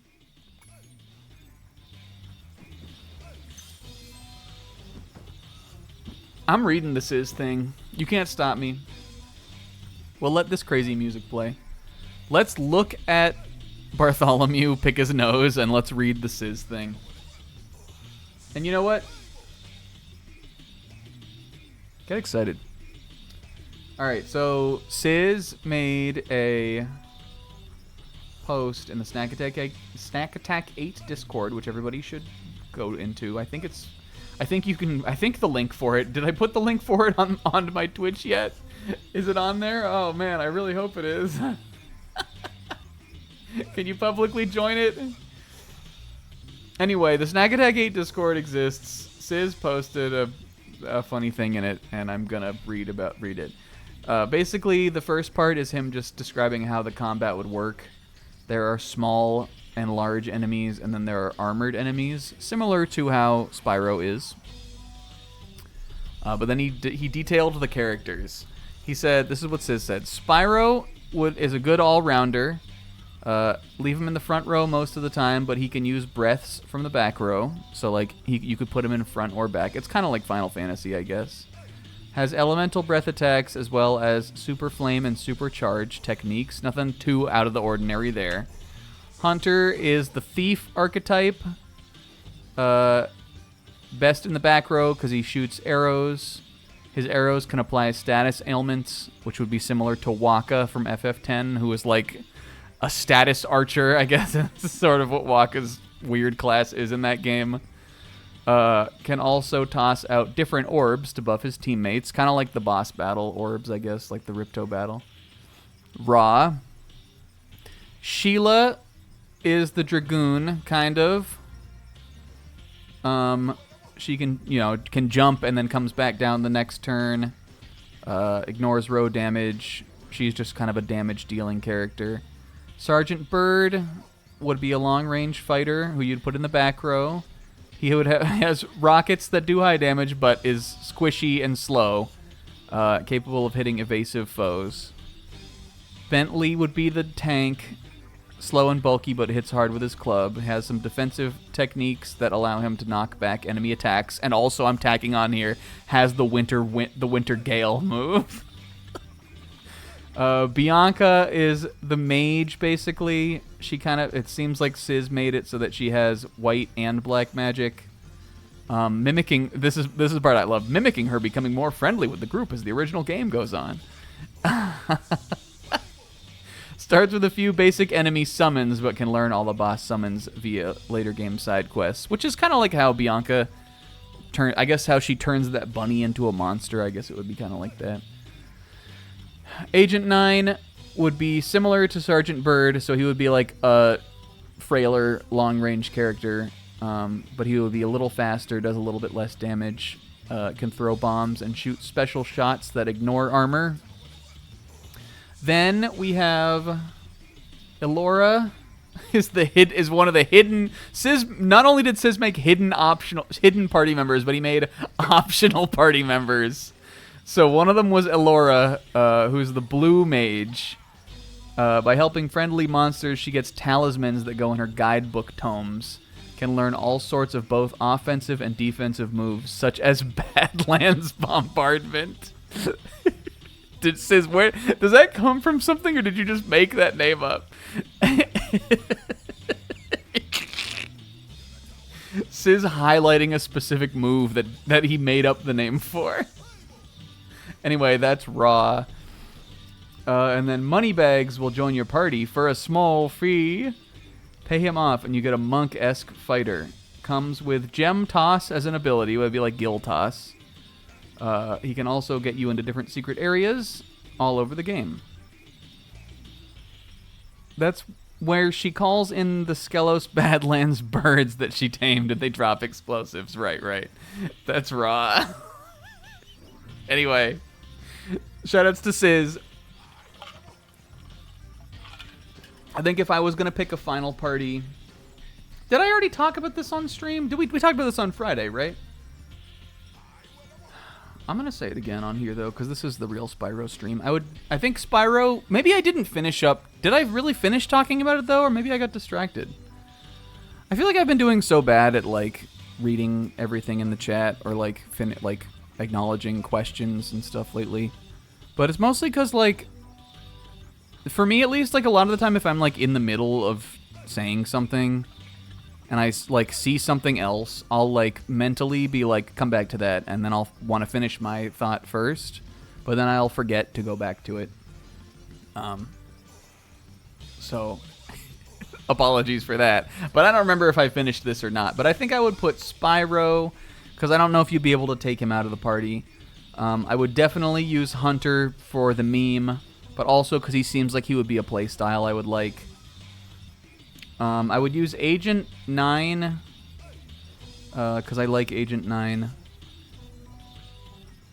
And then, so Spyro with Agent 9, and Agent 9 and Hunter are both back rows. I would definitely keep Spyro in the front row, and I would probably try to max him for damage. And then I guess I would probably use Bianca next, because Bianca... Well, no.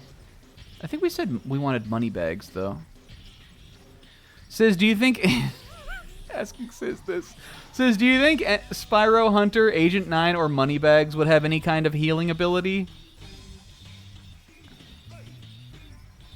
I feel like I would want that. Like, those are the 4 I would want to use. Bianca, I feel like she would be like... She'd be the one who was on, like, everybody's party. So I probably wouldn't want to use her. But like we were saying on Friday, I love secret characters. So if there was the option to get secret characters, then I definitely would at least use one of them. And I think Moneybags would be the funnier character to use.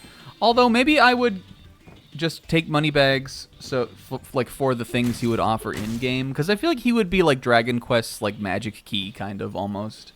Maybe I would take Elora then. Maybe it would be... Because I would imagine one of Elora's summons, or Elora's blue magics, must be able to heal you. So maybe it would be Elora, Agent 9, Hunter, and Spyro. That sounds good. Hi, Sparks. I think that's the party I would use. Alright, get out of here. Is that what I said on Friday? Did we finish talking about it on Friday? We'll never know. Yo, we double tapped that guy. Roll big panda ball at me, I'll roll it back at you. I remember this now. Oh shit, you can smash him. Ew, look at his little face. Stun locked. Could you do this on Spyro 3, the normal game?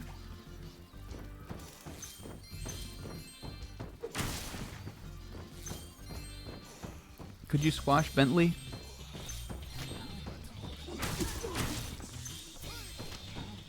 I imagine if it's in this, it would have also been in that. I like that, Bartholomew I meant. Probably made a slime noise. I like that Bentley is piggies out all the time. Kings like to wiggle their toes. Hell yeah, brother.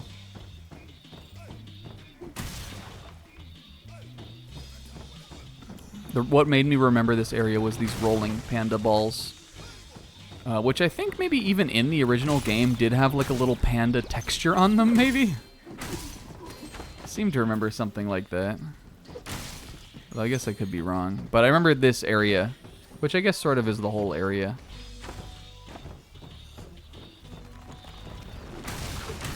Panda balls. These guys look like... Have you guys seen that other, like, Twitter main character of the day lately? That guy who I guess is like a... that, like, Swedish gaijin guy who has that video where he talks about how Duolingo sucks, but what's become popular about it is he does these really aggressive points right into the, like, the lens of the camera. Have you guys seen this? Look him up. It seems to me like he's probably doing a character. Like, this can't be a real guy. But it's pretty funny either way. I hope at least that that's the case. I don't know if I can look these things up. Alright, you don't have to look it up. Do go see Jurassic Park, though. Jurassic World. Whatever the fuck it's called. That's the meme of today. Tried looking up Leech Girl. You guys, there was manga today. It's going to be a brief manga recap, I think, because I'm back down. Now that Star of Beethoven is over, Star of Peak Raven, I'm back down to 4 series. And One Piece was off. So I only read 3 series today. And I give the easy chapter of the week to Ichi the Witch, which had a nice emotional moment. Definitely a moment that we kind of knew was coming, I think, even... Like, I as soon as, like, what happened last week started happening even, I was like, oh, no, this is not going to happen. I know how this is going to go. I've read One Piece. Yo, look at that. Did you see that movement? But it doesn't mean I didn't like it. I'm all for, I think I've talked about this with Ichi before, but I'm all for some starting shonen manga, like in the big 2025, having sort of shonen tropes in them, because I feel like more and more lately, too many Jump mangas or like shonen series skip all of that shit and wind up feeling totally like uneven and like lopsided. So if Ichi wants to do like a very character-focused arc where the stakes are sort of low and there's like a nice little emotional moment, even if it's pretty, pretty standard fare, I'm all for that. And it's all about the execution anyway, and I thought the execution was good. It landed for me. I give it chapter of the week easy. But Akane Banashi was also good. Right now we're on Hikaru's story, who is one of Akane's rivals, and this girl is so in love with Akane Banashi from Akane Banashi that she hallucinated her into the story that she was telling today. I don't need to be quitting out of the game. Why is it like this? She's so obsessed with her that when she was telling her story today, she imagined her as like a ghoulish grudge ghost crawling out onto the stage. And it was raw. I'll give that the runner-up. And Elusive Samurai was good too, except I feel like it's sort of been doing, like, Elusive Samurai feels like it's been kind of telling the same story of what's been happening between like these two factions of characters for like a couple months now, and I feel like it's sort of just been kind of clear like where it's headed. So it's just, today was just mostly more of that, and also Elusive Samurai did not have any shit coming out of an ass today, so it's a little bit of a downgrade compared to last week.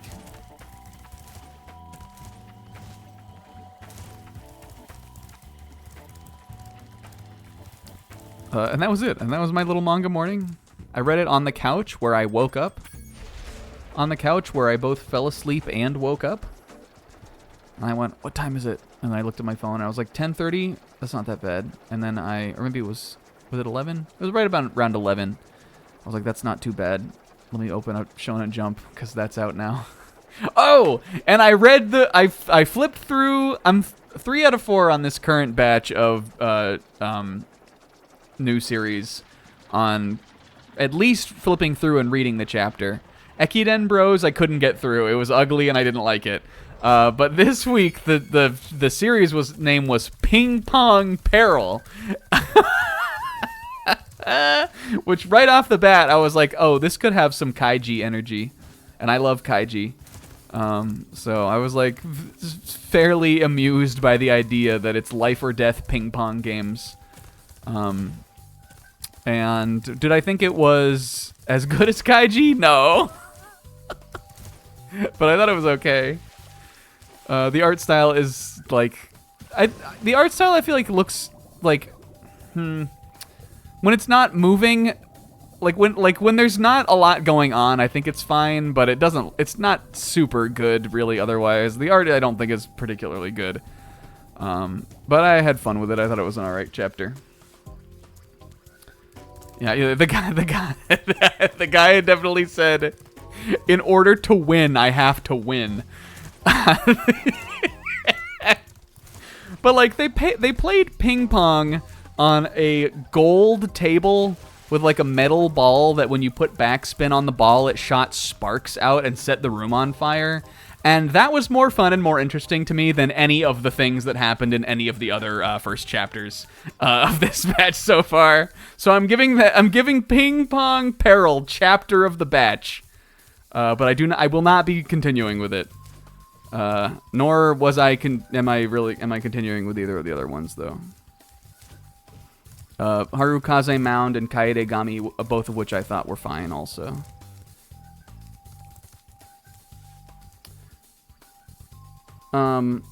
Yeah, let's do a level poll.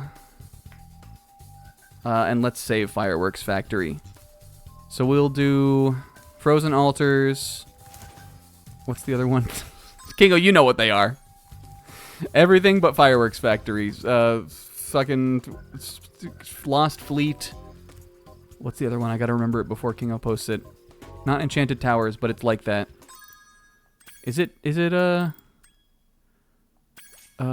what is it called? Hillside? Charmed Ridge? Charmed Ridge, right? That's the one that's up there at the top. I don't know why I said I want to remember it before Kingo posts it, and then I looked it up. Or maybe that's the Speedway? There should be 4, though, right? I think Charmed Ridge is the other one. Yeah, it is. That's down here. Yeah, the best anime of all time has already been about ping pong. And it was Ping Pong the animation.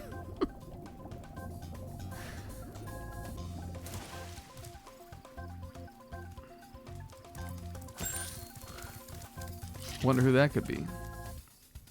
Well, I don't know. Everybody better vote though, and don't be that guy. Everybody better vote though, and don't be that fucking guy who makes it even. Piss me off.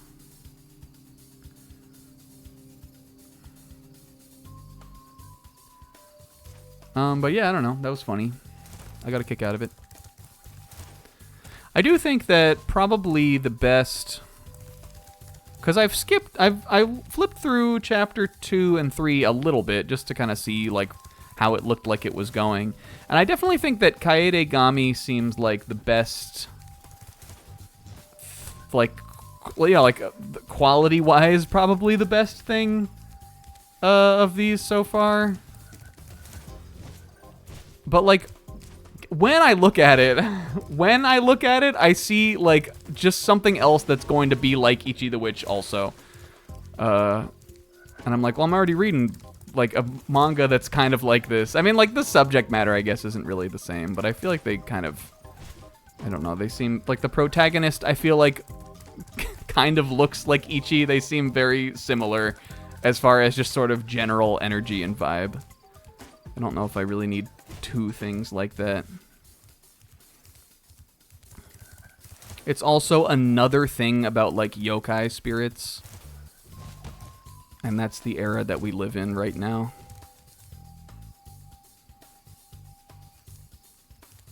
This one does seem to have an Iba, though. Who did it? Who tied him up? Who did it? Who's that guy? Piss me off. Who pissed me off? All right, we'll do Frozen Alt. I know Kingo doesn't like Lost Fleet. Let's do Frozen. And Lost Fleet is long, also. Let's do Frozen Altars. Frozen Altars is fun for us. And it has cat. What's it called? Cat hockey or something? Cat hockey. Cat power up. I guess I turned my mic a little bit to. Frozen Altars, Spyro. On behalf of the Ice Fairies, I want to grant you a special power for as long as you stay in our world. This is just Blue Zoe. I don't remember this at all. Upgrade? What did she look like before? Can we get a side by side? This is just Blue Zoe. Was she Blue Zoe before? God, what is this emote? Oh, it's another Spraggles. Slay Pony. I love that one.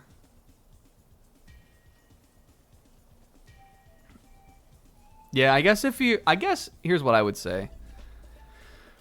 Zoe was like Zoe was like non-distinct enough in the original that you could make her blue and it would be like, it's just another, it's like a blue fairy. Like, what does Zoe have? She's like, she has less of a design, so I feel like that's more acceptable. Whereas if they wanted to make an ice fairy that's gonna be your fairy guide, like now that she has such like a modeled character model, they should have made a different character. Like this is just Blue Zoe. Yeah, this character design has features that clearly signal that character. I don't remember this at all. And also, Gabrielle was already the wonderful little hummingbird dua in the Sergeant Bird level. There can't be two Gabrielles. Downgrade. I'm giving it downgrade. Oh, I liked that, though. I'm giving it a downgrade. I remember this level being fun, though. I remember getting one of the gems or one of the treasure in this level. Treasure! In like a weird way that I wasn't supposed to. Spyro has Ice Breath in this level, which is cool. Which, even though not resisted by fire, still raw, still useful. And these guys, I think I'm giving an easy side grade. Because they looked insane on the other game, and I think that this game captures that well. Some bearer sold us a laser defense system to protect us from Rhinox, but with these flippers, I can't even turn it on. You'd have no trouble using it, though. Just walk inside. When you're done, press the action button, and you'll walk back out. And these guys go, hey, man.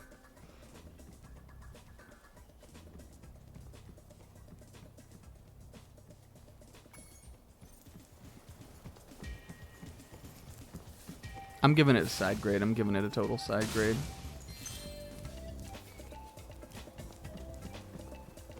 They have teeth? Let's look at this teeth again. Oh, yeah. The teeth are awful. Why did you pick that out, Pixel? But otherwise, I think they look fine. The eyes are like... the eyes are definitely not as good, but I think that they're not as bad as some of the other ones. I'm giving it a side grade. I'm giving it a side G. Oh, I remember this. Oh, and I like the little mammoth cutas. Get out of here, you. I don't want to hurt him. Yeah, this level has a bunch of interesting mechanics. It's got these laser mirrors.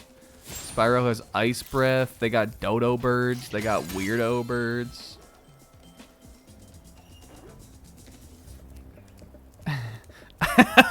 Second floor Fuka magic in the air. Fuka likes Bruno Mars. And Fuka from Persona 3 likes Bruno Mars. And look at how cute these little guys are. I'm giving these, I might just give them a downgrade still. They're not as cute. And is there something you can do with these fires? I guess not. I guess they're just a fun thing for you to mess with on the environment.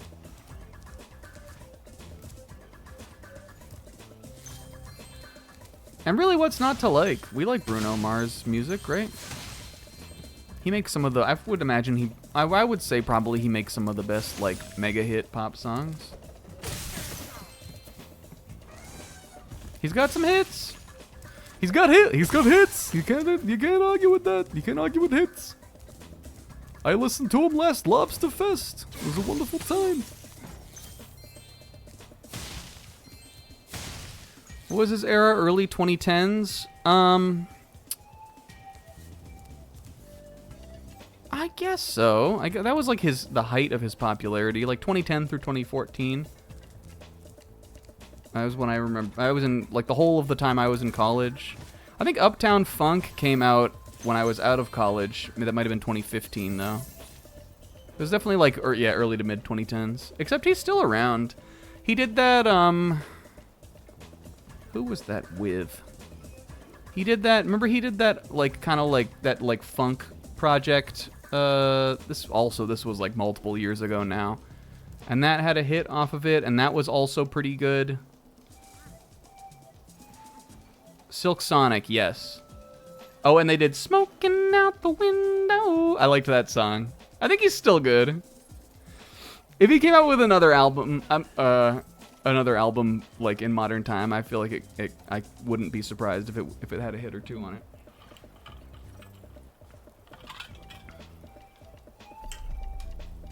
All right, Bruno Mars session. Anyway, this is the thing I remember most about Frozen Altars. Zebra. I'm dying at these. And I do agree that Uptown Funk got massively overplayed, and like it's one of those songs now that I associate with like probably having been in like a Minions movie trailer or something. Even though I don't know if it was or not. But, like, it has that kind of energy to me where it's, like, too much. But is it a good song? Yes. Anyway, you're supposed to get up here by freezing this Rhinoc down here and then jumping on his head and getting up here. But as I recall in the Let's Play episode, we did this a totally different, weird way. Which I'm not sure if you can do in this. Did we jump from over there? Or maybe that's how we got up there. I don't remember. But we did it the wrong way, is all I remember in the Let's Play episode.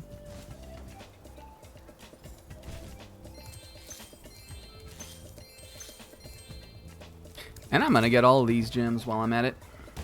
Because we got to get them. Nothing I hate more than a song I don't like. I'm with you on that. If there's a song you really don't like and it's playing everywhere,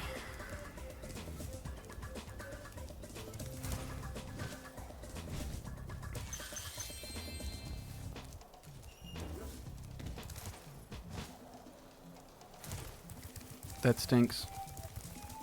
I'll tell you guys what one of the most memorable ones of that was for me. The Eminem and Rihanna song, Love the Way You Lie, came out some summer.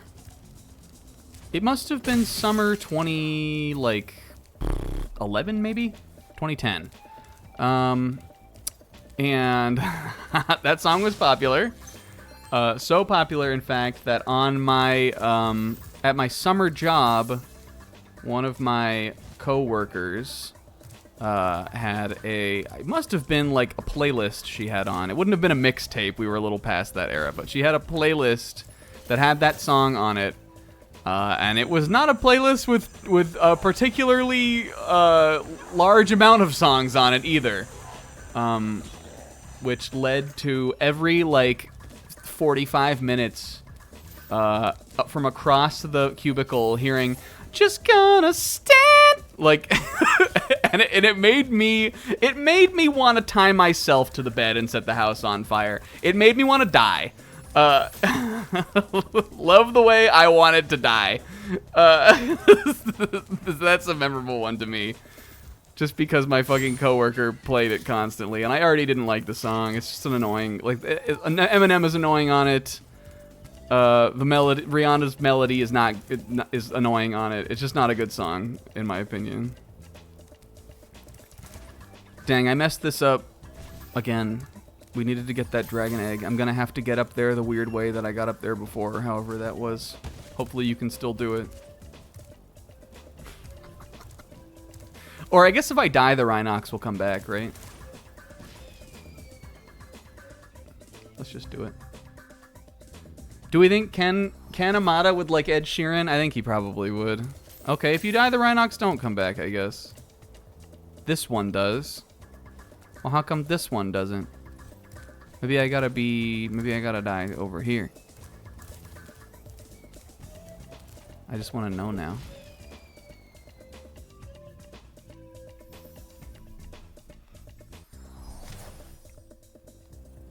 Okay, we'll have to get up the other way. I mean, like, I know there's another way to get up there because, like we were saying, we did it on the Let's Play episode. I think you have to come around from, like, the other side. Whoops. Oh, God, he looks so defeated. That's how I'm going to look tomorrow morning. I'll be walking into the office looking like Ernest the fucked up penguin with weird teeth. I do it myself, but, you know, flippers. It's hard having flippers.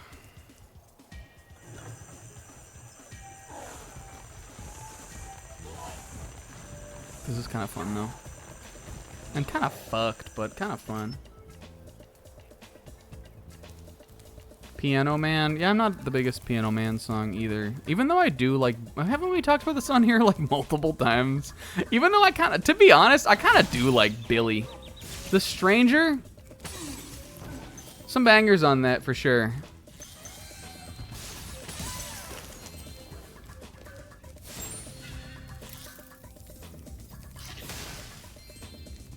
But I'm not a huge fan of that song. It would be easy to get up to that treasure if you had something to stand on. He answered his own question. Eustace! It's you, Eustace. This looked like I could go in here. Do you guys feel me on that? Do you like... It looks like I could go in here. Doesn't it kind of? Like it's almost like a little portal. The way that's glowing purple like that, it kind of looks like I could go in there. I like it when Spyro's just skating around, just vibing like this. When he's got his sunglasses on, he looks cool as fuck.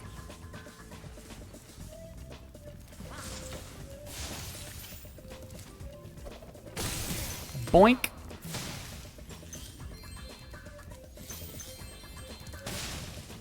You guys, in addition to manga today, I guess I didn't realize those guys were dropping gems also. Have I killed all of those so far? I think of them as like the fodder enemies, even though they're not. These little albatross guys or whatever these are supposed to be are. But those little elephants are just cute, so I think of them as fodder. But I think we've killed all the ones we've seen so far, even though I don't want to.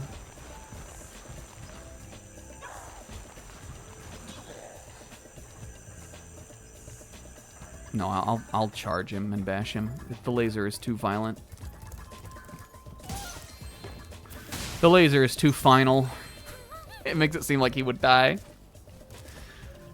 Yeah, Don't Stop Believin'. I liked that song until I heard it screamed at the top of everyone in the entire room's lungs too many times at like college parties.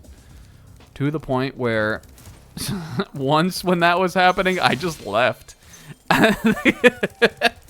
In maybe this is my friend group, or I'm not sure where this came from, but there became a habit at like house parties. Maybe it just spread. I don't know who would have spread it, but there became a house party habit where I went to college, where one of two songs, like regardless of whose house you were at or what party was happening, one of two songs would be sung by the entire room. Everyone's screaming, singing it at the top of their lungs. Don't Stop Believin' was one of them. Just simply as a popular song. And the other one was Wagon Wheel Now, Wagon Wheel is more, I think, was more understandable because the original version of that song was by a band called Old Crow Medicine Show. And Old Crow Medicine Show are from the Harrisonburg area. That's where the band started. They wrote the song, which it was like covered by a bunch of people, and like that's kind of like why people know the song. But that song is native to the school I went to. So that I'm fine with, but fucking Don't Stop Believin', I hated that shit. And one party I walked out on because while that was happening, because it was the end of the night anyway, and it sucked. Anyway, this is raw, and also on the original playthrough, this was the biggest wall. So I imagine it'll probably be easier here, but I had to get my thought out about Wagon Wheel and also Don't Stop Believin' before we started. He received word from his little brother. You're a Yeti, Bentley. Oh! I told him to give it back or you'd kick his lousy butt, but he wouldn't listen. See, like, even being a brat, when he in the old game, I was like, "Aw," about this. In this one, I have no sympathy. I don't care about getting his ball backed. I'll take fucking 7 hits to the chin and flop and give him a KO and leave. I don't care about Bentley or Bartholomew. I don't care about little Bart. If the Yeti guy is a Yeti, what are Bentley and Bartholomew? A Sully? Are they like those monsters from the goddamn Ink? I knew you'd do it. Go and show him not to mess with us. Remember to block his high punches and hit him low when he tries to block. I kind of think the Yeti looks raw, though. That's the Spyro 2 Yeti from,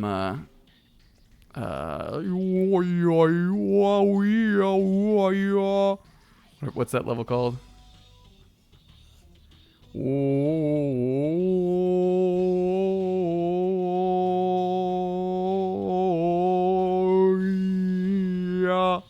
What's that level called? Colossus. Okay. It's the Yeti on that. And this, I think this is the same Yeti model from Colossus on Spyro 2 on this game. I would imagine it probably is. But now we're going to punch him up. X for a body blow. Circle for the big hookaroo. Triangle to block high. Bentley locks slow automatically. Square, quick jab. Oh, okay. Anyway, I remember this being impossible.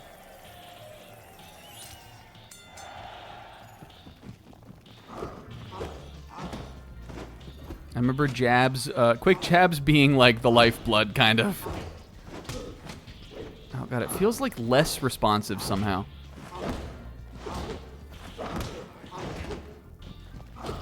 And also, maybe I'm taking less damage, though again, it like the rounds go on.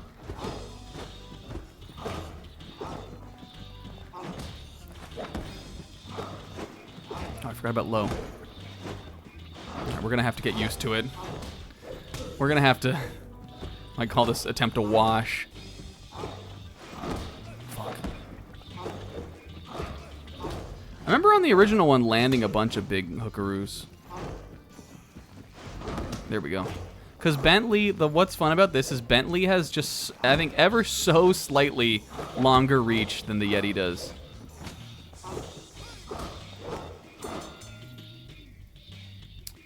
But how am I going to get my ball back? Is this good-ass Tekken? Yeah, basically. Oh, wait, what? The rounds don't continue? Is it just a one and done on this? Or do I have to be ahead for it to continue? Is it only... I swear on the original there's like... aren't there rounds in the original? Oh, 1 round for the first egg. Oh, because it's 2. Alright, we gotta get in there. Oh, look at Zoe, nice, I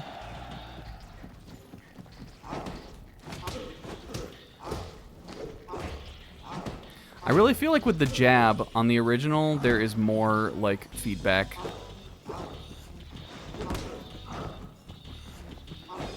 I remember on the Let's Play, this was an iconic episode because it was one of those moments where, as the streamer, you really want to do it.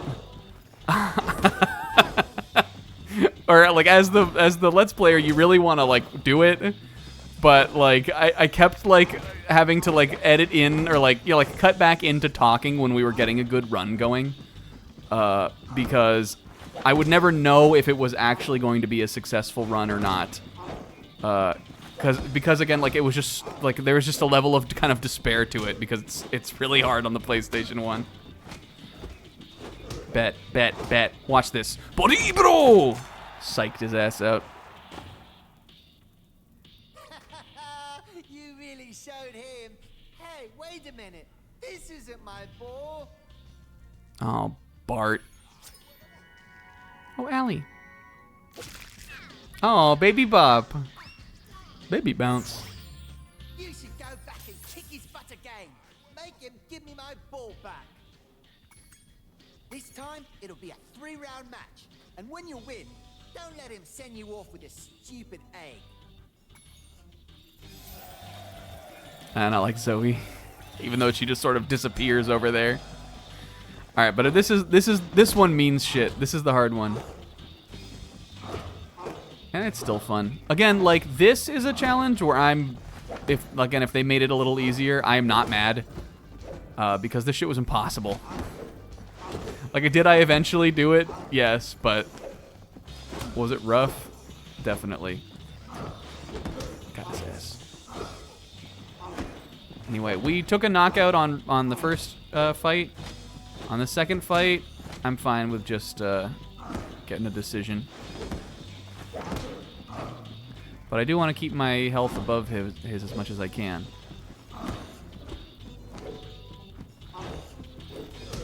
Got it. Oh!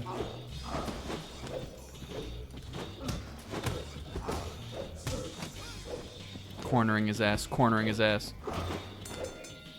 Alright, we're ahead on health. Only 2 more rounds to go. You're doing great. Oh, 3 rounds on this one. 2! Aw, she is demure. Pixel, you were right.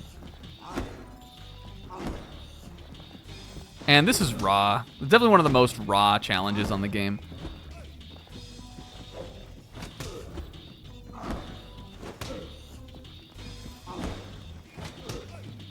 Just sticking and weaving, boys. Sticking and weaving.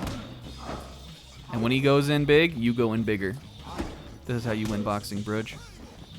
Box me, Brudge. I would not, if I was gonna box anybody in this group, I don't think I'd be boxing Brudge. Blue box me, Brudge.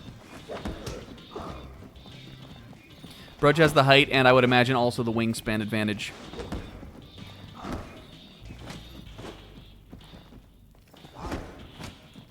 I don't think I'd be boxing Brudge. If it really came down to it, if we had to fight a battle of ideals, would I box Brudge? Yes. But I don't think I'd be boxing Brudge. This is the last round. Finish him off.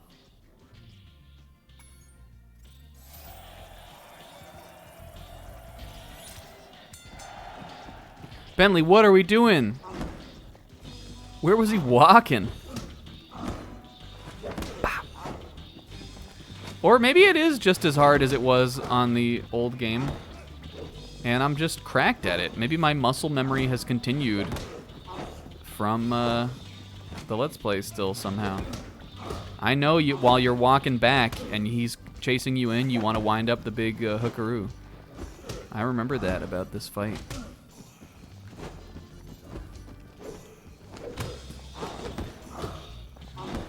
But we definitely should be taking more. Maybe you take less damage than you did before. Something about it I think has definitely been tweaked. Even though the general controls are definitely the same.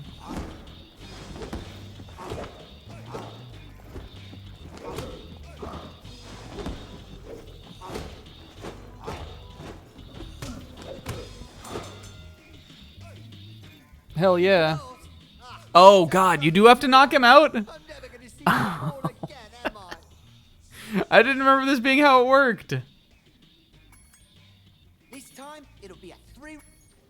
I thought you could win by decision. Is that how it worked? Is that how they tweaked it? I guess you can't be a little bitch anymore. I guess you're gonna have to just box Brudge and like it.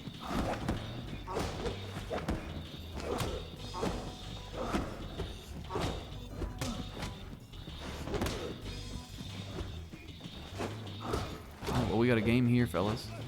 In this case, I don't care about my health. I'm gonna try to take as much health from him as I possibly can. Pixel, I would box you too. And I would win because you guys, Pixel, every time we battle, tries to utilize his superior leg strength. And there's no legs in boxing. There are no leg strikes. MMA, maybe it'd be a more...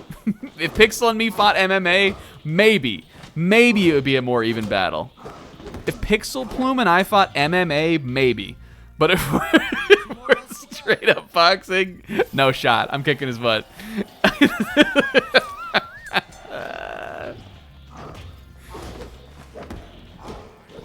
All right, Bent. We got to get the KO here for the big money. Loser. Idiot. Watch this. Idiot.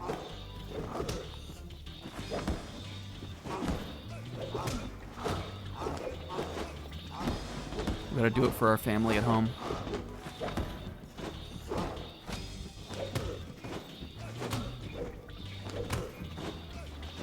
Dempsey roll. Dempsey roll?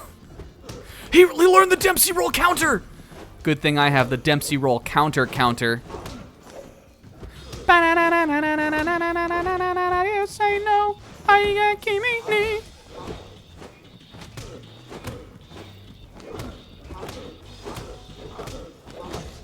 Fucking owned! You definitely can't do that on the old game. That shit kills you. What do you mean I got a skill point? Rico. Oh, was that win in the first round? No. Win by the second round, maybe? Oh. I got an art gallery unlock. Oops. Beat the Yeti in 2 rounds. Okay. Well, hell yeah. It was way easier. Adora Parusa!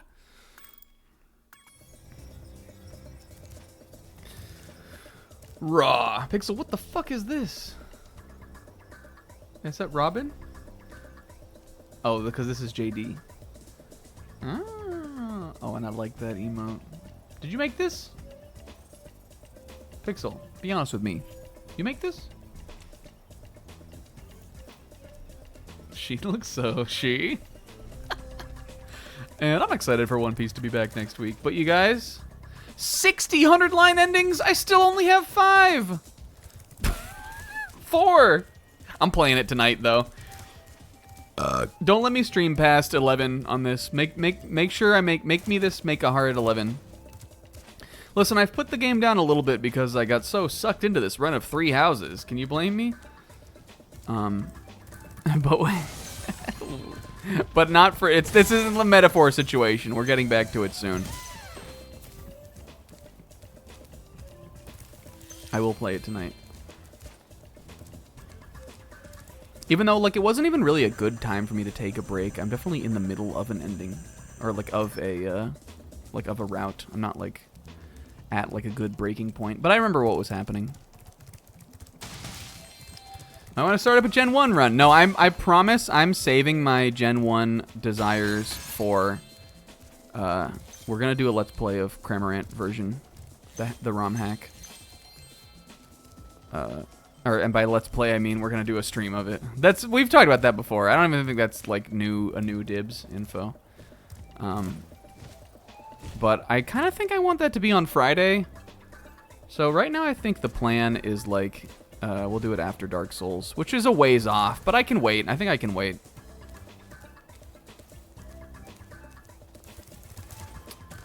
But yeah, it's 100 line, 3 houses. 100 line, 3 houses. I'm in the double wide. Yeah, there's a Pokemon Presents coming soon, happening soon. I love just all this stuff in this level where you're just like running around on the tops of these little buildings and stuff. This is the stuff that spies my row. I almost just there felt compelled to use the Mario Kart World Rewind though when I fell. This is the kind of stuff that spies my row. You know what I'm saying? You guys feel me? Question of the day: what spies your row? What spies your fucking row, you little slut? What spies your tight little row? Jasper. Aw, Jasper's dogs.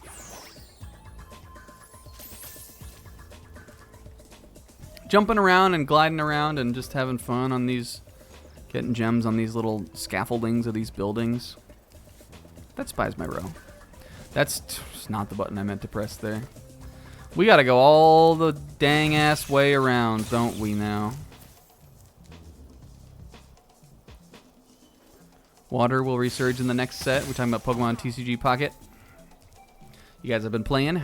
I've been playing. I'm still missing Audino from the fucking event. So I've been auto battling a bunch of those event battles using my old Sol Galeo deck that I made way back when Celestial Guardians came out. But it works well for that event.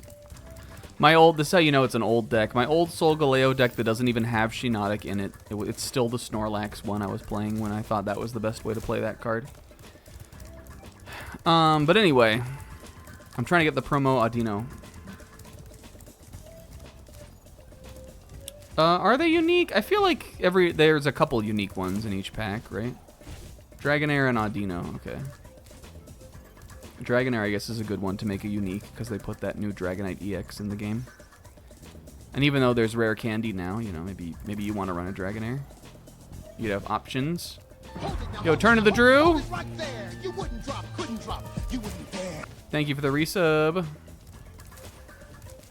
Hell yeah, 27 months? Hell yeah.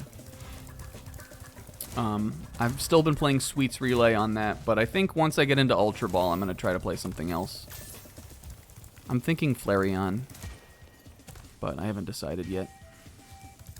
And you know, there'll be a new set, like a new whole set soon enough. Yeah, Fire's that new hotness in the meta.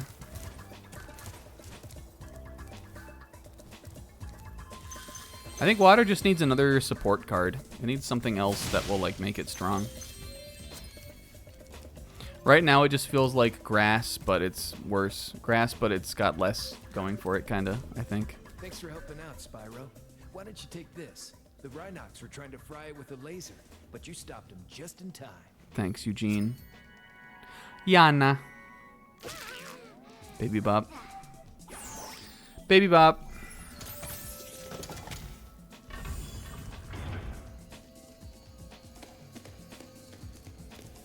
Okay, Moneybags gets me into cat hockey. That's what it was, cat hockey? Is that what I was saying before? But I think this is the way that you get back over to that area where that other dragon egg was. As I recall, you can go over here. Oh, dang it. Cat hockey, yeah.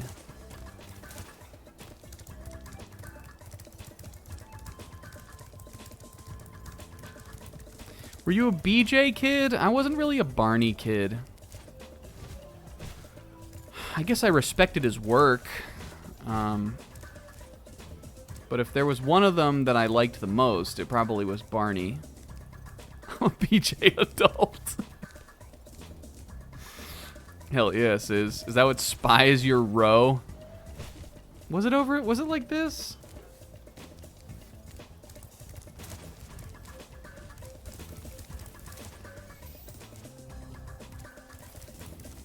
Aw, the little, yeah, I like that BJ, and I like BJ also from Barney too. He's fine.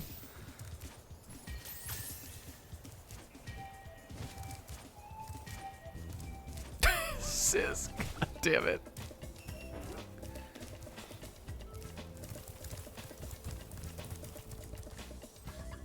No, my favorite thing about BJ from Barney is that Bobo thought he was the green one. Madame Wario, Big Bobo Rehoboth. Big Hobo Bobo Rehoboth, as she's wont to be called. One of my most memorable moments of being at her stream was the night that she thought that BJ from the yellow dinosaur from Barney was green, and everybody had to tell her that Baby Bop was the green one, and she was like, "No."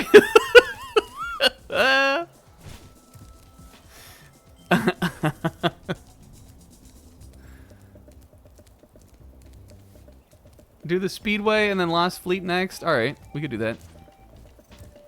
Is this the way to get back over here? I can't remember. I don't think you can jump to up there from here. But this feels too far to go from there to there. So how about what?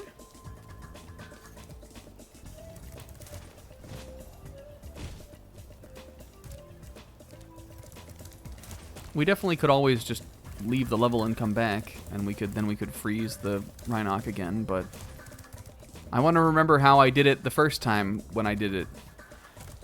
I want to remember how I did it the first time when I didn't know, and I remember. Where are we? Haba? We're trying to get to the dragon egg that's over there, which I know you can get to if you jump off the top of the temple. Which this time I froze the Rhinoc and jumped on him to get up there. Oh no, maybe we can get up there on this guy. Can I do this? There we go. Okay. Is that what I did before then?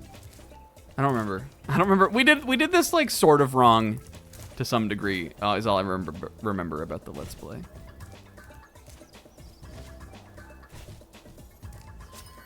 Yo, the Raw! Cecil the Raw. What if Cecil Harvey from the FF4 playthrough was just a fat little dragon baby? Would that have been Wanda? I think it would have. You know what I might even say? I think it might even be Oba. Yeah, that baby was going, what if a jar? Say, Spyro, you're a sports fan, aren't you? And what if we brought little baby Rosa next to baby Dragon Cecil? If we brought baby Rosa over to baby Dragon, I think baby Rosa would do a little baby. You know how baby Pecco Puncha? I think baby Rosa would do baby Rosa Puncha to baby Cecil Dragon. That's what I think. Anyway, it's time for cat hockey. I didn't mean to talk over Moneybags. He's so funny, but whoops. Sure, I love cat hockey. Head on in, Spyro. It should be a thrilling match. In fact, I've even placed a little wager on the Rhinoc team. Let's just hope the local team doesn't have any last-minute accidents. Thanks, pal. I can always count on you for a vote of confidence. They should give me my gems back if the Rhinoc team loses, which they will. I challenged a Rhinoc to a traditional game of cat hockey, but I think I sprained my flipper while training. Would you mind taking my place? These guys are absolutely, hey mans. Hey man, can you help me win a game of cat hockey for my little brother Erdrick? Great. Freeze the cats and push them into my goal to score. First to 5 cats wins. And while I scoff at the general notion of keeping score based on cats, this is pretty funny. It's cat hockey.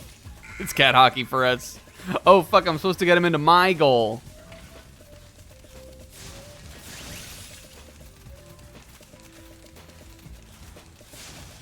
Yo, Spyros.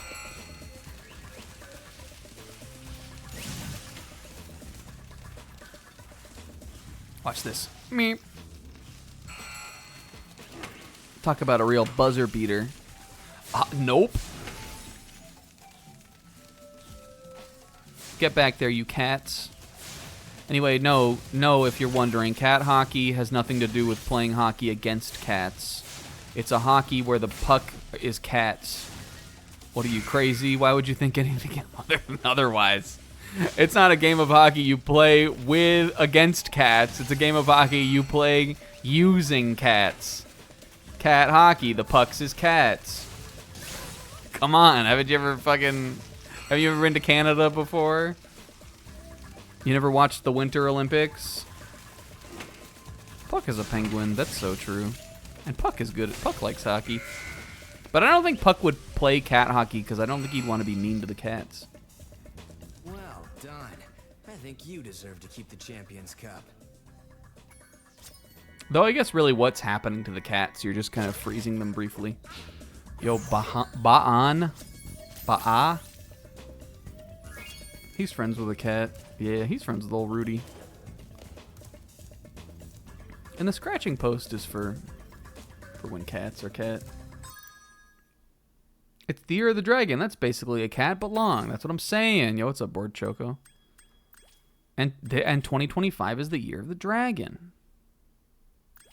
Yeah, Sprinkle and Lopez are fucking on the rig, is what I think.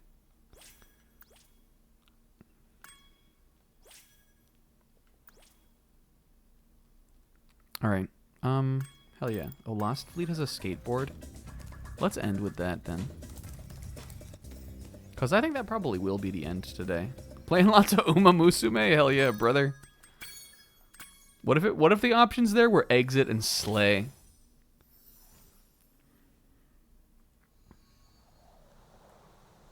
Instead of exit and stay. Have we already talked about that? Yeah, we're doing the Speedway, and then we'll end with Lost Fleet.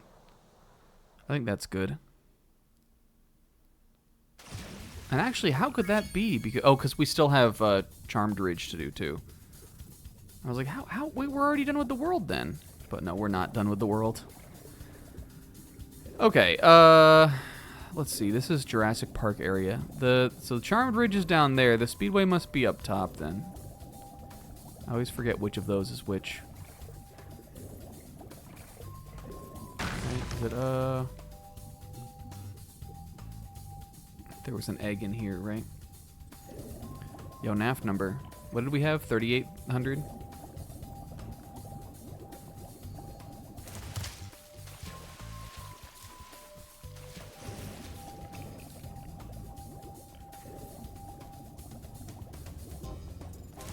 Go for a Gordita crunch. Go for a little queef and a crunch. Sorry. All right, the jig is up. And the beginning of the stream, you guys, I made a wager to the people who were only the people who were in the chat at the very beginning of the stream, that we could, whether or not we could get to a double-digit number of times saying queef tonight, and that we would just sprinkle it into into the dialogue, and and just like let the people who weren't here at the beginning be like, why does he keep saying queef? And we did it all for the Chiefy Queefy Gordita Crunch, because that's the stream title today. Nobody gave me a better title, thereby offering a vote of allowance, thereby offering passivity.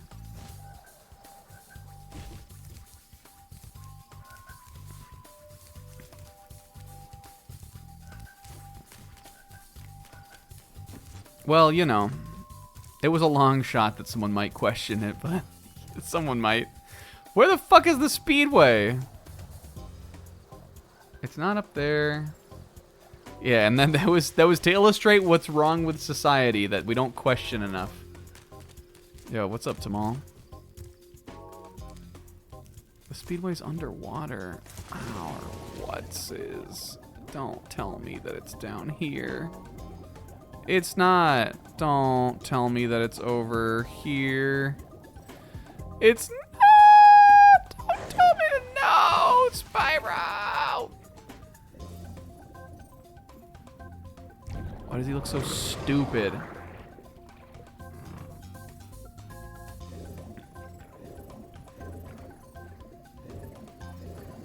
Honey Speedway. This is fun for us. There are Gordita crunches everywhere for those with rows to queef.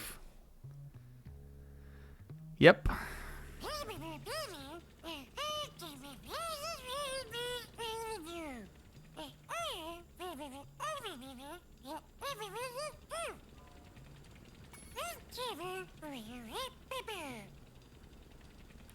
The lore idiotness is that back when I streamed Spyro 2 Reignited Trilogy, which you would think we streamed them all in one go, but we didn't. I streamed that in 2020, 5 years ago.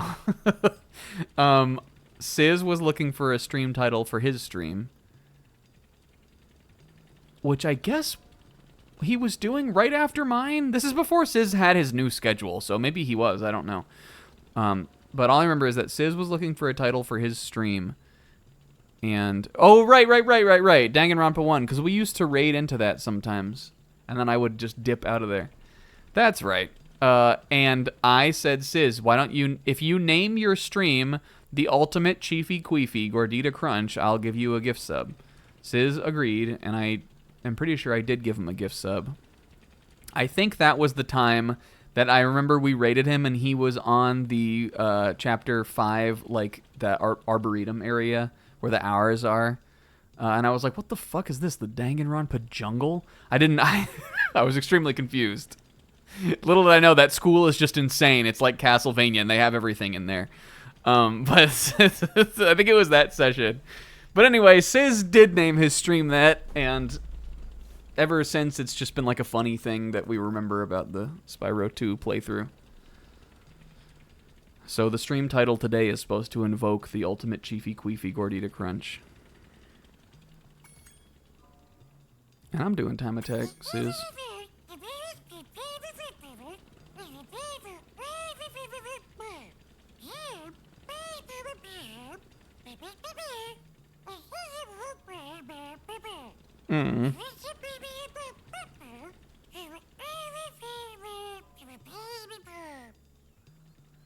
Cute guy.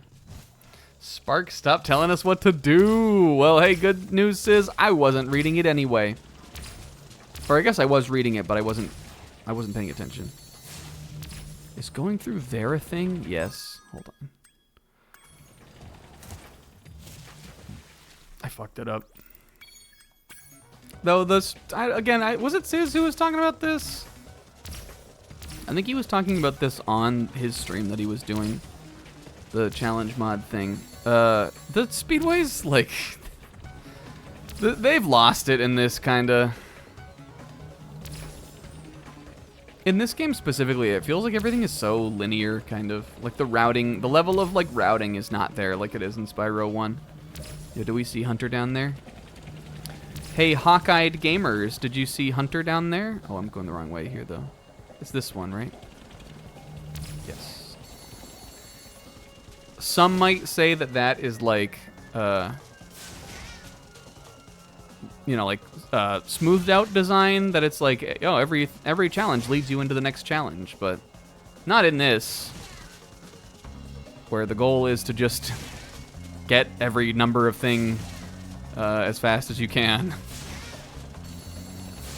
Maybe the only like routing choice here would be catch the bears as they're like turn around so you catch the bears as they're coming upon you.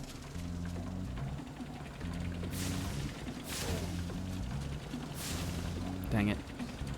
I think I still have time. Oh! Yeah, what about it, Zebra? In the first game, they really feel like they're asking you to like figure it out. Sticky. Uh-oh, sticky.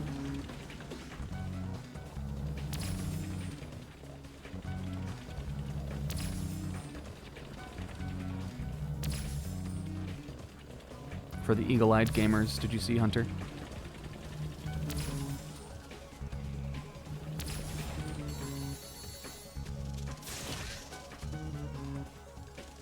For the Sizz 16 eyes out there, did you see Hunter? These bees are truly repulsive. Why do they look like that? They're like guys. I don't like them.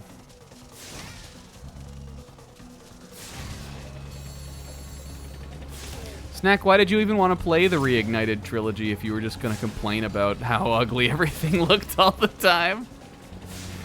I don't know. I like Spyro. I thought it would be fun for me. Oh, and it is fun for me. Alright, I know we missed one, but I think he'll be coming around the way. He will. They do look like that Mucinex guy. Check 80, check 80. Well, alright. Oh, whoops, I didn't mean to do that.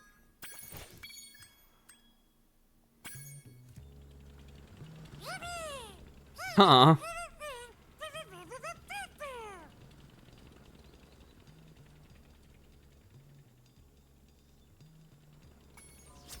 Yo, Chris? Parks and Rec again.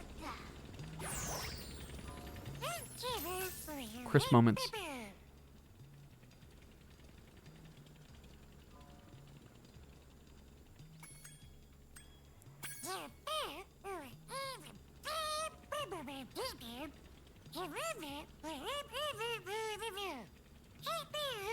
East Meets West patented Traeger turkey burger. I love that character. Chris Traeger is the snack character of Parks and Rec.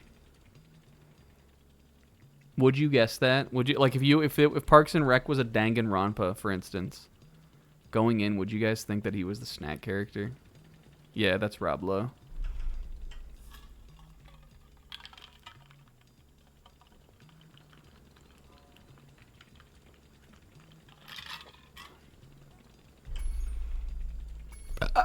Sorry. Anyway, these at least are a fun challenge. We were talking about Naruto on the country speedway. Yeah, if Parks and Rec was a Danganronpa, let me finish my thought. And there were stocks, like there were in the DR2 playthrough, generational playthrough. If Parks and Rec was a Danganronpa and there were stocks,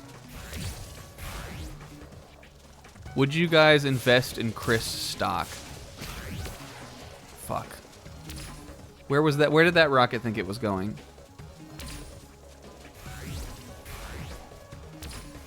It would take a little bit to pay off because, as I recall, Chris and Ben don't even come into the show, I think, until like season 3 or something. But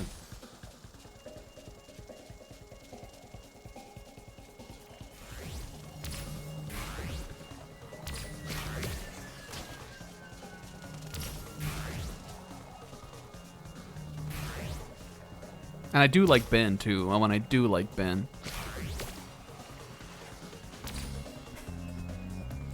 Iconic. Something I still think about all the time. Anytime I'm working on something dumb for the stream, I think about stand in the place where you were. Generational bit for me. Changed my life. I spent all day on that.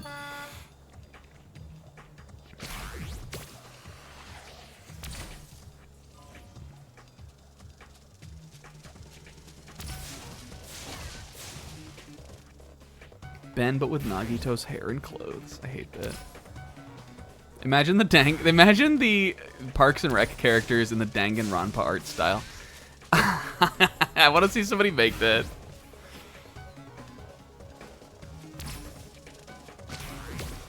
Amy Poehler Danganronpa. I can see them is the thing. Some of them I can see. Ron, I think I can see. Tom, I think I can see. Tom would be so obnoxious in the trials. He'd be like the Yasuhiro. Everybody would hate him.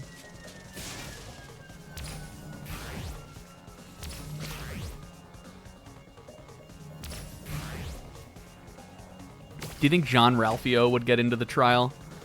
Do you think he's... Because, like, they gotta have everybody in the office, but there's not enough characters. I mean, I guess I haven't seen all of Parks and Rec. Maybe they introduce some other Scrimblow characters like The Office does later on. But I've seen a lot of it. Like, into the later seasons, for sure.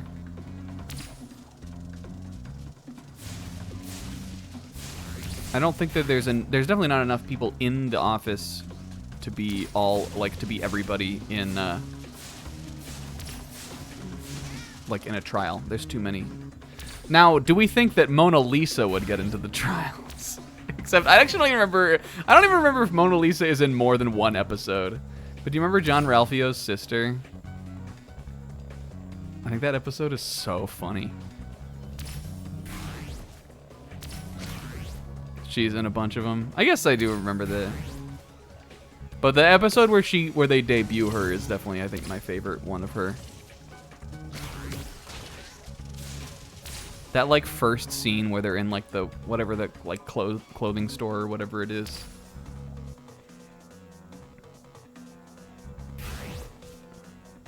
And that's when John Ralphio goes, "She's the worst."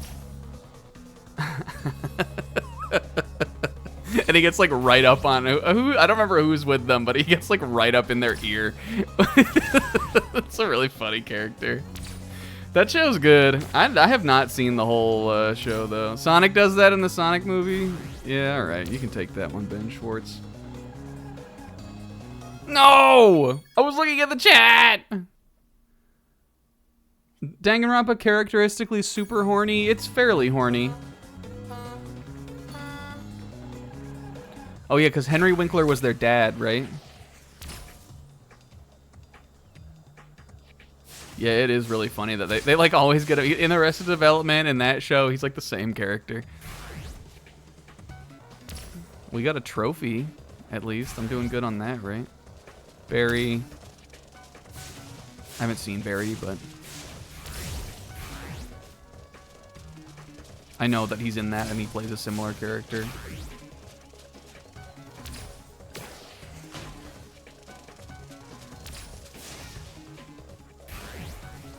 I'm getting this one again. Dang it. Purred happily. Do you think there'd be a trial about where someone killed Lil Sebastian and they had to figure out who did it?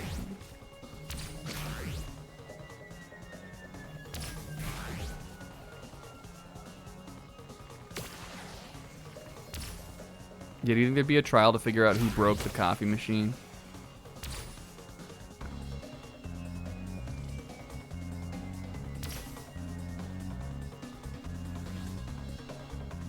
I would say idiotness, Parks and idiotness. I would say that compared to the Danganronpa series, yeah, Parks and Rec is tame by comparison. Extremely funny question. Yes, if we're comparing it specifically to Danganronpa, Parks and Rec is tame by comparison.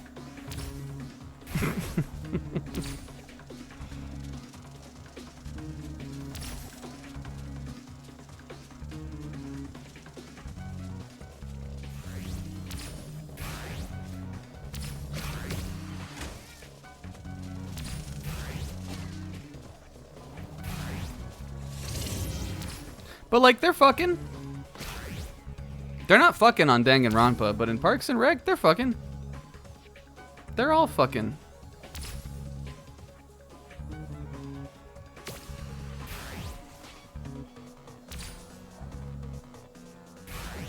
Is fucking inherently horny?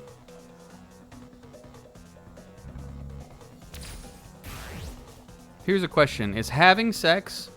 Is your characters regularly having sex with each other less horny than how Danganronpa is, even though in Danganronpa they're not fucking?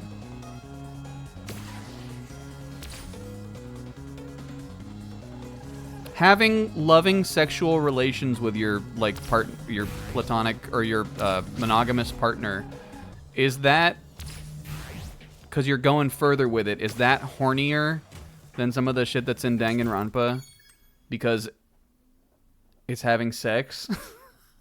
Or is Danganronpa still hornier? I think Danganronpa is still hornier sometimes. Dumblebees. I'm dapping Sparks' little gross hand up with that. Good one, Sparks. Oh, Hong Lee. Oh, bubbies.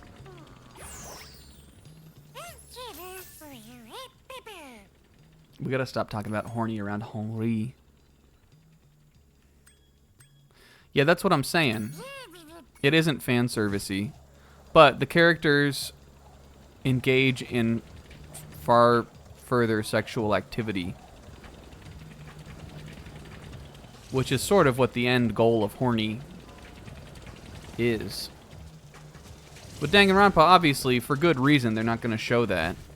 All the characters are underage. Yet, I would still probably give the horniness edge to Danganronpa over Parks and Recreation. Hunter, save me from this conversation. There's a really big sheep UFO around here, and it's trying to get me. I snatched up a dragon egg it was trying to abduct, and now it wants revenge. Hunter out here, Hunter Praxis. He's out here on the on his feet, out here hitting the street, saving dragon eggs. You wait here. I'll lure the UFO down the river of honey. I'll cover you. This is raw. Here I go.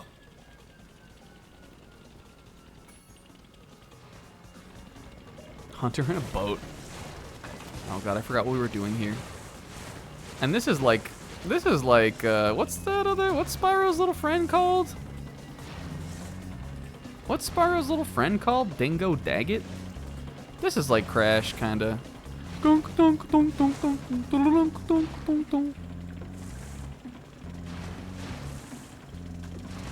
I know we would normally go, but today when Zebra was streaming, he did that other song from Crash, and now it was in my head.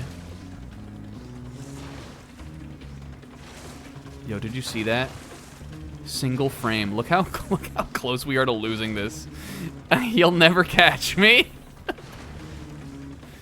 Why did they bring the farm? Fuck. Oh wait, we killed him. Why did they bring the farm animals and UFOs back in this level too? I didn't even drop the egg. Actually, I guess they were in the first Speedway too. Oh, Nori. It's like the running gag, I guess. Nori was talented like Eric.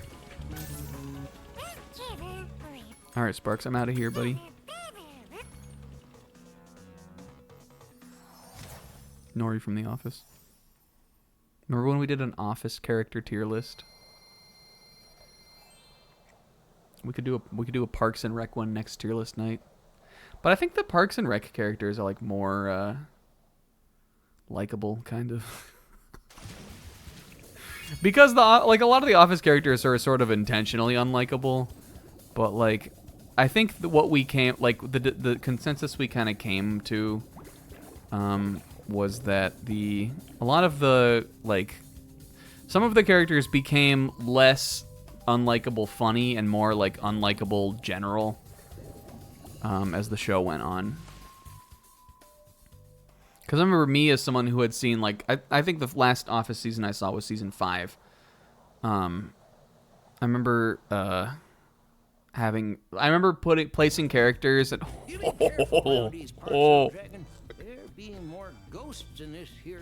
What did this guy look like on the original game? Because I'm ready to give upgrade. I was mighty close to finding my treasure. Look, he's adorable. Yeah, I think we'll finish this level, Sizz. 45 minutes, I think, is enough time to get most of this done.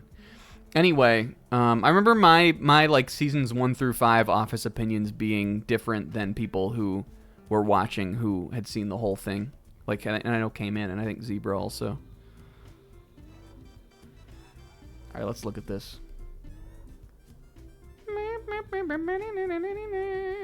got the Sheila noise in this. Oh, he is pretty cute on the old game, too, though. I think I'm gonna... You know, they can't all be side grades, though. I think I'm gonna give this one an upgrade. I like in the old one that you can't see his pupils, because it does give him kind of like a... I don't know, like it works better for the kind of game that it is, but I think the big, buggy eyes coming out of the glasses is cute, too. And I like his beard.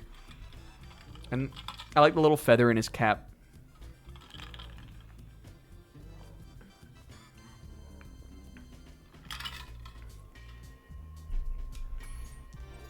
Oh, and his little tail. What is he, a possum, I guess? What is he, an opossum? Our North American marsupial friend?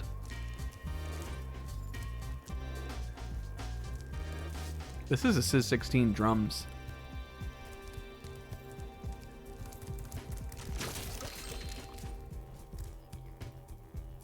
Our North American Ty. Ty's cousin from across the pond, the opossum.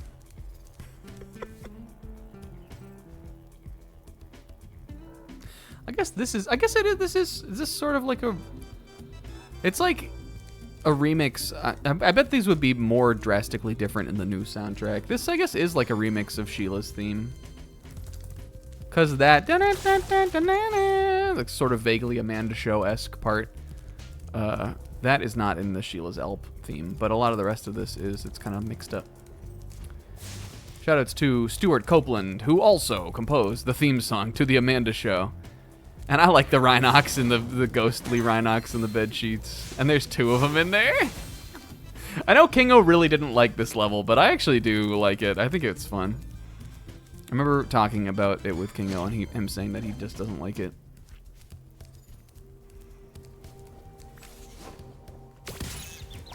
No, it's a battle between them. I like the aesthetic, though. I think I actually like the aesthetic more in the old game. Shocker. It's cool here, too, though. I like that it's like spooky, but also like ocean. I feel like it's unique among some of the other levels.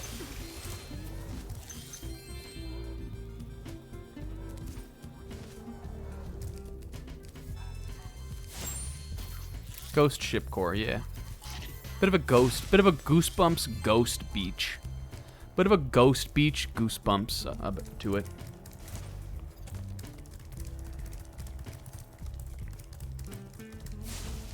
Which is one of the Goosebumps books I had when I was a kid.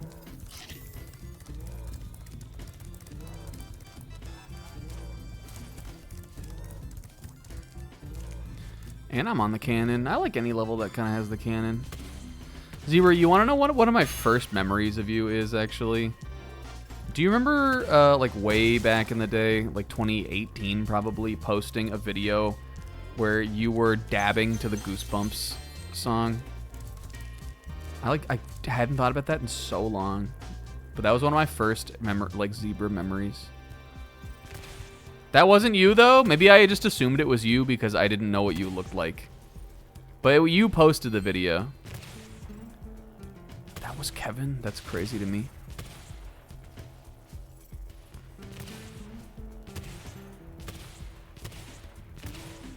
I think I must have just, again, assumed that that was you. Because I didn't know any better.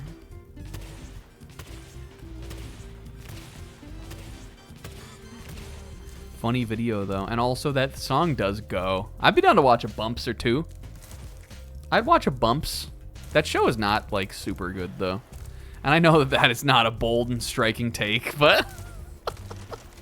it's not... I've seen some episodes of Goosebumps in my adulthood, and it's not like I'm having fun watching this kind of, like, old, crappy show.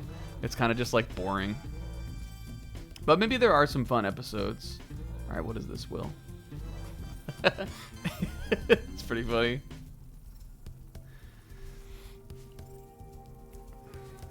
Give me a zap, Zo. I would have been 13 or 14, was replaying this game, and at the time I remembered they had the first volume of Dragon Ball at a bookstore at the mall. And I wanted it because you can see Bulma's tits, true, and people would believe I just wanted it. That's raw. I don't know who's the best girl Zebra, but the one that I like and that everybody likes is Gold Ship. I think, from what I can tell, the most popular girl is Gold Ship. That's what she's called because they're horses. And what I know about her is that she's funny, I guess. Because the horses are funny in real life.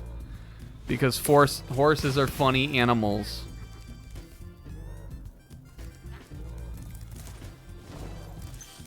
Although there could be more.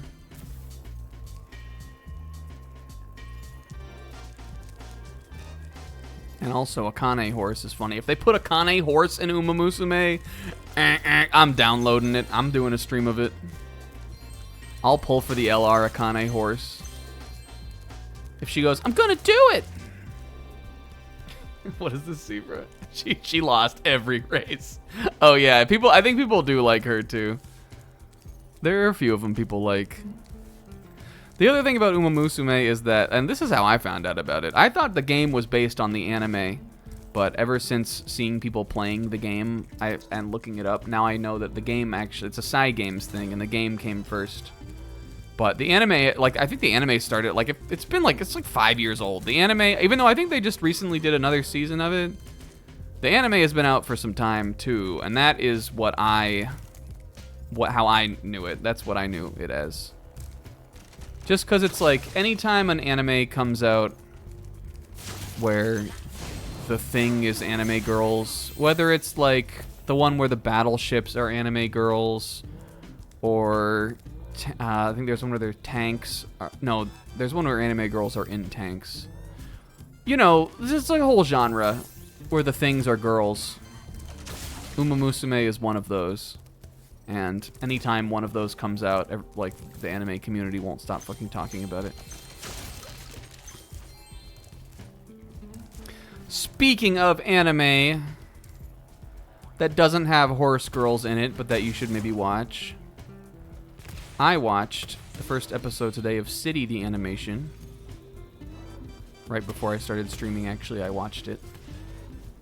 And it was pretty good.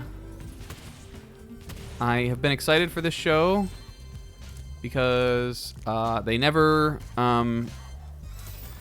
City, the animation, is an anime adaptation of City, which is a manga series by Keiichi Arawi, who is the author of Nichijou, which is a iconic comedy anime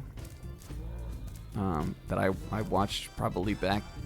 I don't know, it's been a long time since I watched that. I watched that back when I was like sucking up anime series, when I was watching like a ton of them. Like, it was like around like 2017, 2016. And Nichijou, sadly and iconically to many people, never got another season. There's like a whole ass manga of Nichijou, and the anime only did, I don't know if it's like, if it's not 2 seasons, or if it's not 1 season, it's 2, but like, it didn't adapt a ton of the show. Everybody's always wanted more of that. And they're never doing more Nichijou, because I think it was a flop from what I understand, like, commercially. But they're adapting City, which is the author's other series. I don't know if it's still going or not. I think Nichijou ran for like a weirdly long time, just like in the manga.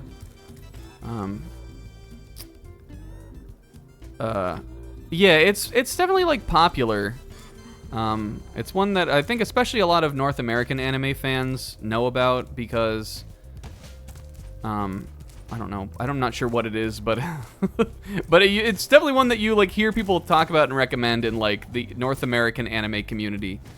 But when it initially came out, I don't think that the Blu-ray sales were high, and I don't think it was super watched, and so it I guess it failed initially. Like, clearly it was popular enough for them to adapt another one of this guy's works, but I think it just wasn't immediately popular. But anyway, I've been yo, Craig? I have been, fuck, we should have done this level next week. Fuck! God damn it! I have been, interested in the show for a while, like, since learning it was coming out, because I like Nichijou. And I like Kyoto Animation. And this is the first, like, Kyoto Animation, like, new thing that I think they've done in, like, forever. I'm pretty sure it's just been, like, new seasons of Dragon Maid and new seasons of,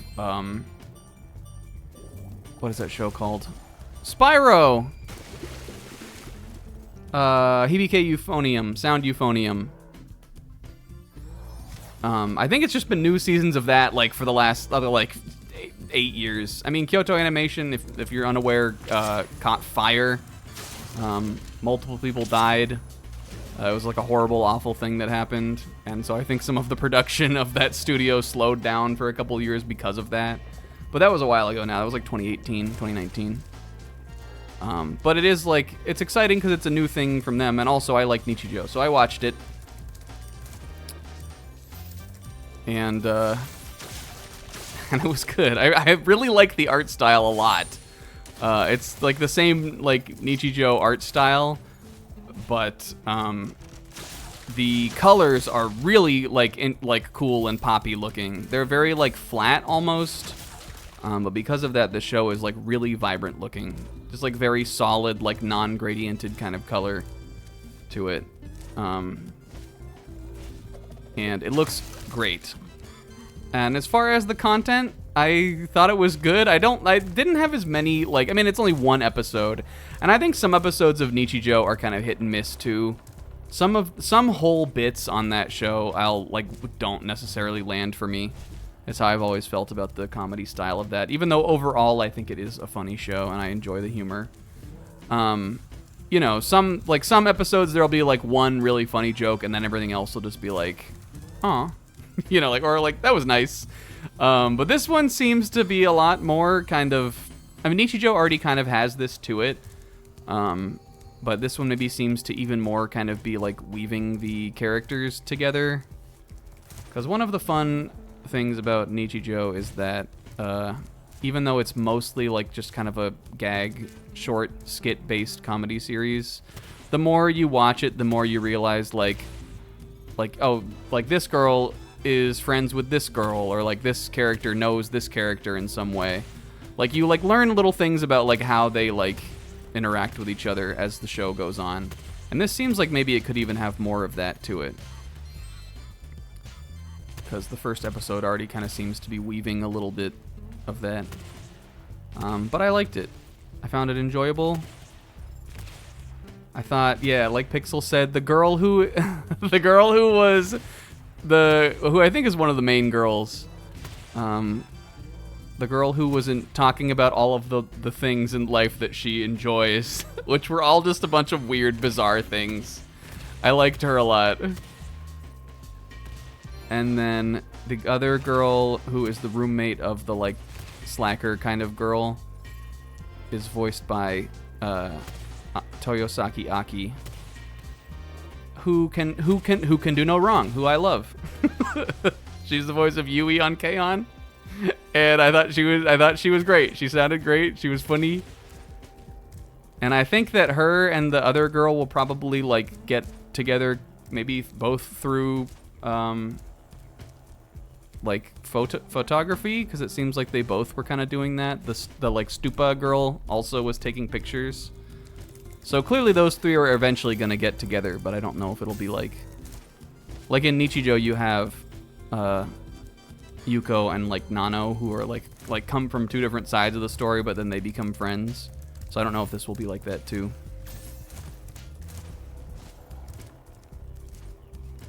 And I like Fei-chan and Weboshi too, Zebra. And that show is funny. But I liked it. I enjoyed it. I'm definitely going to watch another episode. If only because it looks so good. Which for me is enough to continue watching an anime. Yeah, we gotta get in there too. This is crazy. I gotta make sure I've done everything I need to with these cannons though. Like I bet I can probably get that.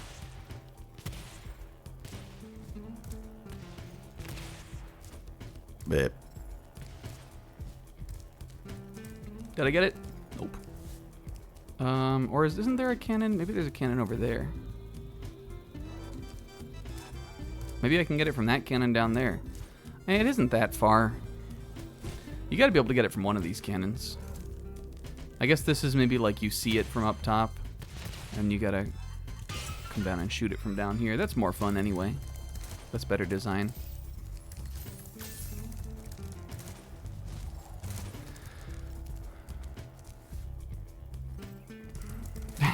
The Kaguya-sama reference for nobody. There's no inner laugh. Oh, and you know what else for my Gintama heads who are Zebra?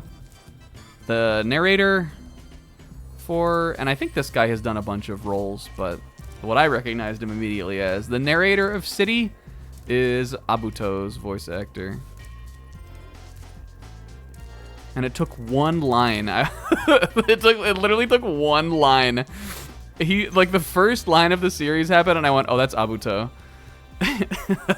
But to be fair, he has a very distinct voice. Used to be my favorite diving spot, but I can't get any loot with these subs patrolling around.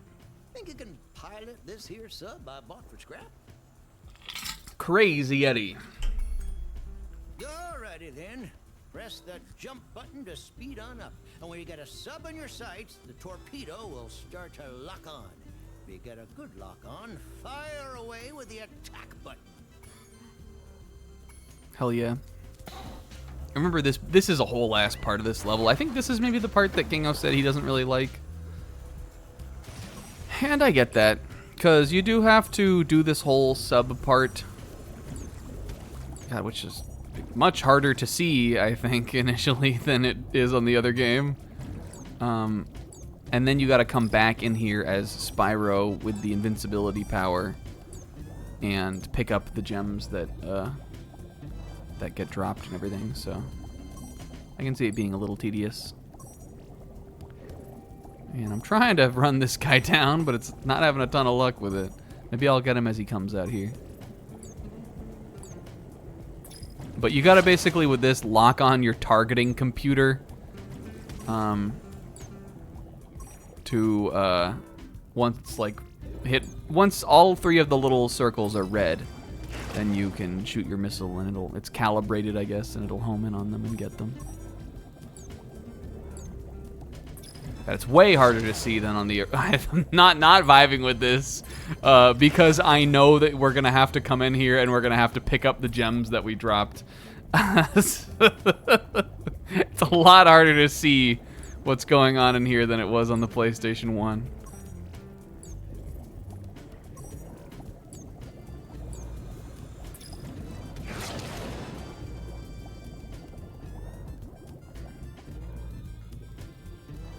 There is one more, and I know he flies through here.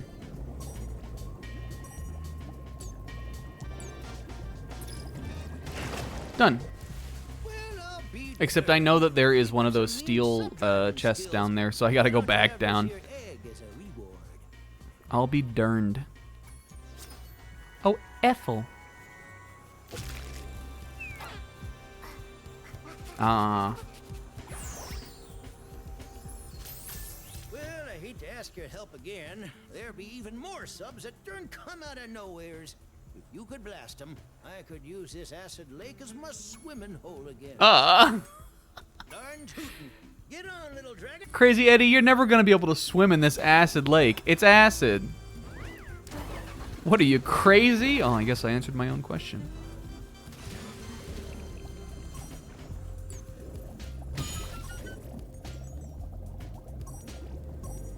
And we gotta make sure we hit all of these.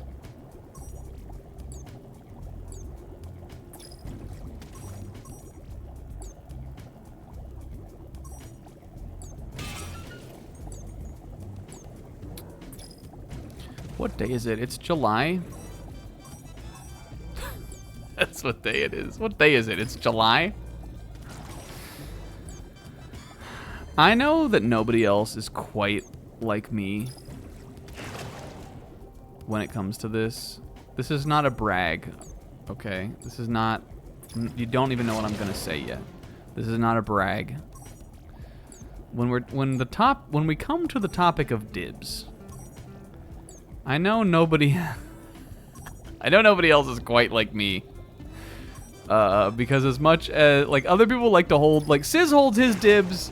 Sometimes Sizz doesn't know what the hell's going on with himself anyway. But Sizz holds his dibs, like, to the day of. You're not getting a dibs out of him until it's the week before the next stream, I feel like, some of the time. Zebra, he's a man who's been known to dibs. But if you're trying to figure out what's coming next from Zebra, you're not getting answers like that. But for me, guys, I like to talk about dibs. I like to say them like in advance, because I just think it's more fun I think it's more fun to say it out loud than to not. And we've got a spicy dibs that I haven't told anybody about. You guys want to know what it is?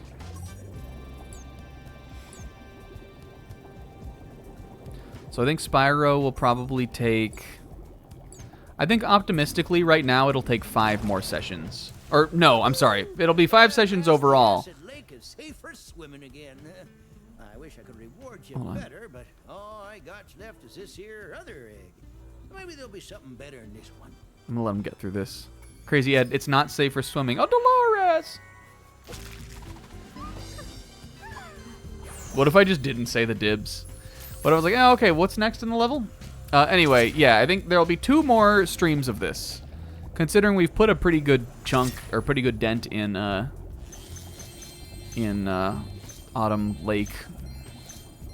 Or whatever it's called. It's not called Autumn Lake. Sunset Lake? I don't know. Fuck, what's the level called in this? Anyway, we put a good dent into it today, so I think there will be more. So anyway, I think we've got about 2 Evening Lake. We got 2 streams left of Spyro. Now, something happened a couple weeks ago when I was thinking about streams, and I was thinking like, Sizz has done this, Zebra has done this, Comb has done this. I've done it too, but not in a while. Not, I don't think, since last year.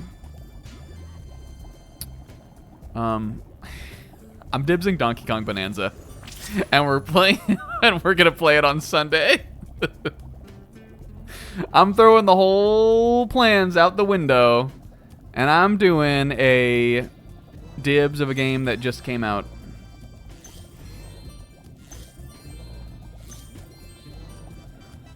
So if you want to watch along with the stream, and you were thinking about getting that game, you better get on it, Buster. Or wait, because I don't know. Yeah, because I was thinking about it, and I was like, remember when Sizz played, like Mario Wonder, like the day that came, or the week that came out? Maybe it was 2 weeks or so. And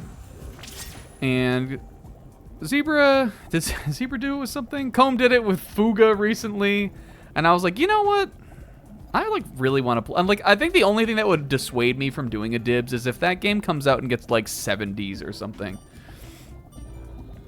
If it's like really, if people like are like really mixed on it, maybe I won't stream it then. I definitely will still play it no matter what because it's Donkey Kong and I love it. But I was thinking that it would be the 20th when we started, like when I decided to do this, which is like a week or 2 ago. I was thinking the 20th probably would be the day we would do it. Reload, that's what I was thinking of. But I think this will take more. We'll take 1 more stream than that anyway. So if you are going to be getting the game day 1, then I think there should be 2 weeks for you to play it before I start playing it, which is going to be rough because I really, really badly want to play it. But that trailer came out, the like second trailer for the game, and part of me was just thinking like, dang. I feel like, for me, it feels like if I pass up on streaming it, I will regret it.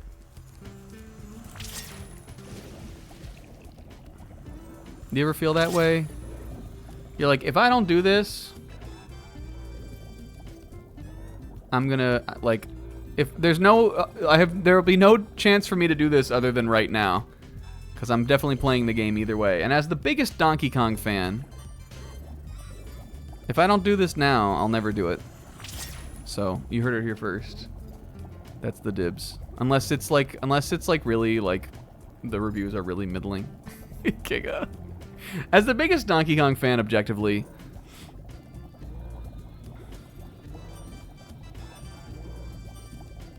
and I think it'll be so fun for us to play. The thing we were going to play before I made this decision was Misadventures of Tronbon. And I do still want to play that. But because we're like in the era right now where because we decided to switch everything up and all of the Friday games went to Sunday, I don't feel like as compelled, like I don't feel like as bad about like swapping the whole schedule up on that stuff anyway, because it already got all swapped up and all messed around. And I feel like Spyro being like short enough that it's just gonna shoot us right into the next thing is as good a time as any to do that. And then by the time we're done with Donkey Kong, because I can't imagine it will be a short game, especially if, like, depending on how much we want to go for. I imagine it'll probably be a pretty long playthrough. But if we're done with Dark Souls by the time, like, close to the time that that's done, then everything that was going to be on Sunday will just move back to Friday, where I was originally going to play it anyway. Except, I guess, for Mega Man, because I was probably going to play that on Sunday. But, like, Ultra Despair Girls will... Ultra Despair Girls will probably just, like, be... like, whichever finishes first, DK or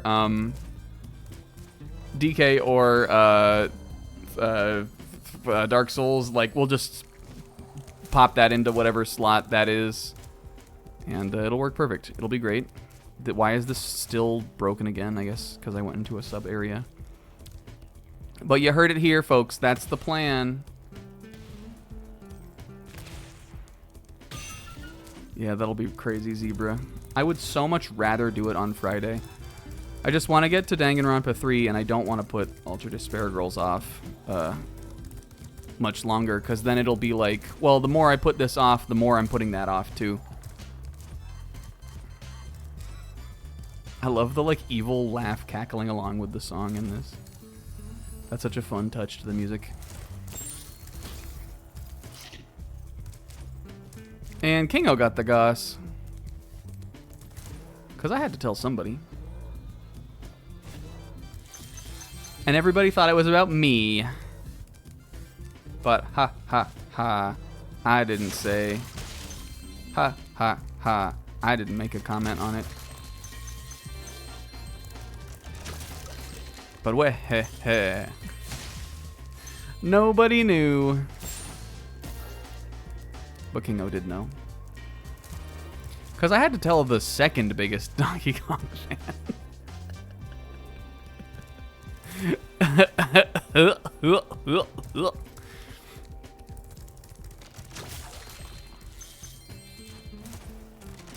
But yeah, I think that this will... I think that, again, if this finishes on... No, we would have 2 weeks left of this. No, because we'd finish it on the 20th. So yeah, so if Donkey Kong comes out on that Thursday the 17th, right? Then it'll be like a week and a weekend after it comes out. But I think I'll be able to dodge it for that long. I did order the game today though. And I finally ordered a fucking Switch screen protector, which I'm now gonna have to, like, industrial fan blast every fucking speck of dust off of my Switch 2 screen, and then put the screen protector on. Because if you don't have a PSA for the Nintendo Switch 2, if you don't have a screen protector for that thing yet, check your screen first of all. And if you haven't checked it, fucking be careful when you take that thing in and out of the dock.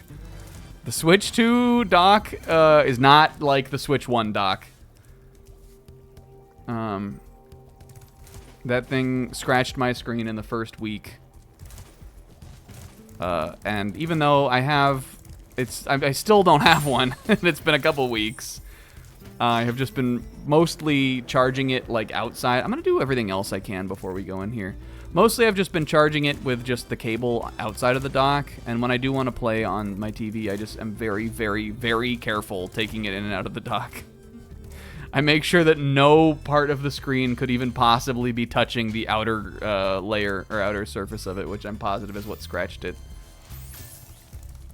But I don't know, the Switch 1 I had for fucking, I got it the year it came out, and never got a screen protector. I was slotting that shit in and out of the dock constantly, and my screen is pristine. It doesn't have any scratches like this one does have on it. And maybe it has a couple small ones, but definitely like wear and tear kind of just scratches for just having it. PSA, the doc can lick my nuts. Yeah, that's what I'm saying. Okay, swim through acid. I already did that. I think that's this acid. I think I was feeling like we maybe missed a way we were supposed to go in here.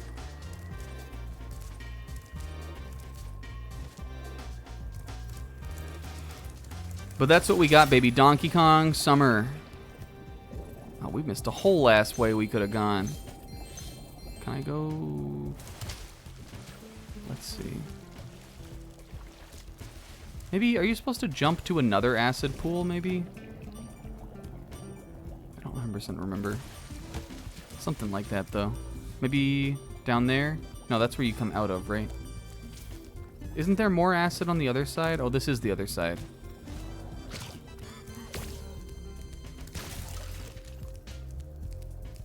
I wish I had a way to... Oh, I do have a way to get back in there. Handy held the Switch 1 earlier and was like, huh, this is so comforting. Oh, who is this dead guy? I am atop him.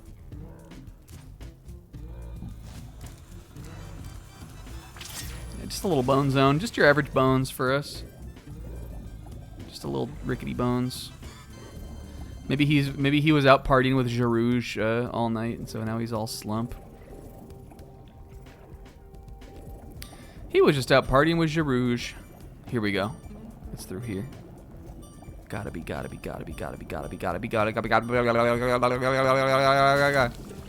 Whoops. I'm positive that's where the egg is. The egg is somewhere in there.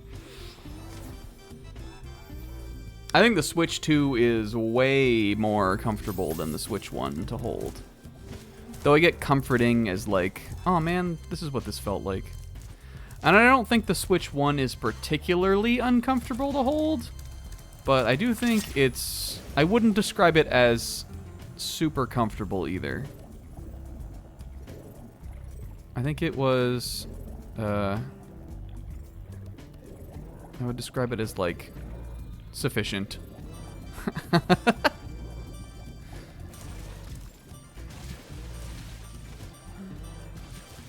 The Switch 2, even though I know that that Will was talking about this, is heavier. I know that he got like a grip kind of because of that, but I haven't noticed that as much. But I don't know, maybe I just have stronger wrists than Will, and it'll come in as a handy advantage when I'm boxing him up. Because I'm playing this one in bed all the time, and I'm thinking, dang.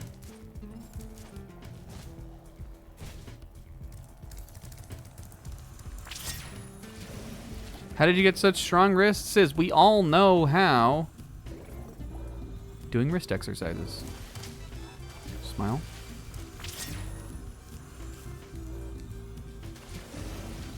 What kind of stream do you think this is? What do you think I'm going to talk about? Queefing and jacking off all day? Shoot. Fuck. I can't figure out... Oh, it's down here. Okay. I'm like always like, where the hell am I going? Ah!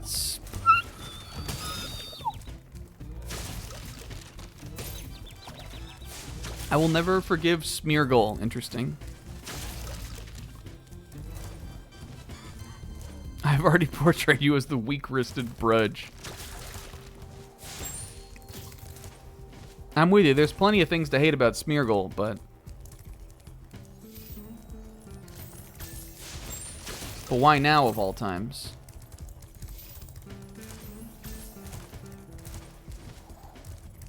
We're talking about, what's that move? I know Smeargle runs a move that Alchemy has. Decorate? That's right. I know that's a common Smeargle move currently. Which is a crazy move. I didn't know what that move did until I saw Smeargle do it. As funny as that, and also probably to Naf's point as that is. Fuck, we did come over here and that's where I fell. Where the heck is the egg? It's not under. It's not in the sub area. I'm positive it's in here.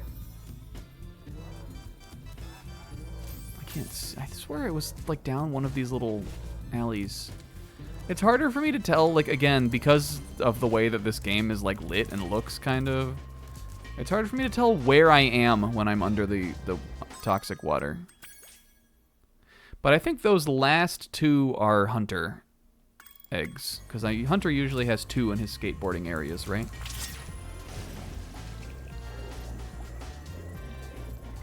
So this one has to be down in here.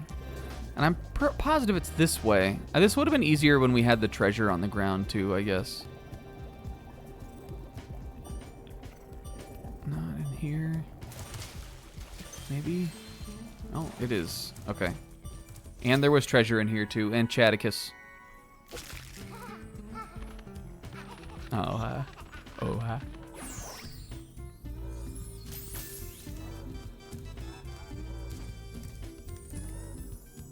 Skeletons have become esoteric. Well, if we're missing gems, we know where they probably are. They're probably down in there.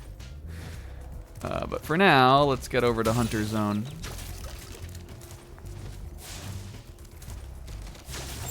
That's crazy, sis. What is this of? Barred steer. Does it cure you? Is it like a supercharged Adachi? Who is that supposed to be? So what is it, like a supercharged Adachi? You can't argue, he's wearing a red tie. He's wearing Adachi clothes. Yeah, it looks like it could be, if it's not Kiryu, it's something Yakuza. Speaking of VODs, I also have to catch up with, along with Will's Danganronpa. I gotta watch Zebra's Adachi VOD. I gotta watch Zebra's Yakuza. Wherein the challenge for me is the same as the challenge was for catching up on Zebra's VLR VODs. I have to look at the screen when the characters are talking.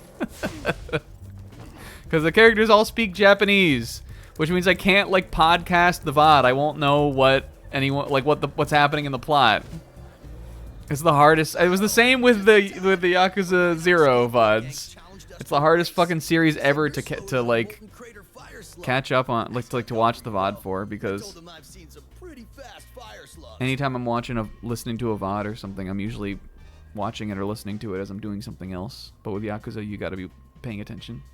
So, are you ready to race these guys? They bet us an egg that you won't win. An egg? This is raw. Right on!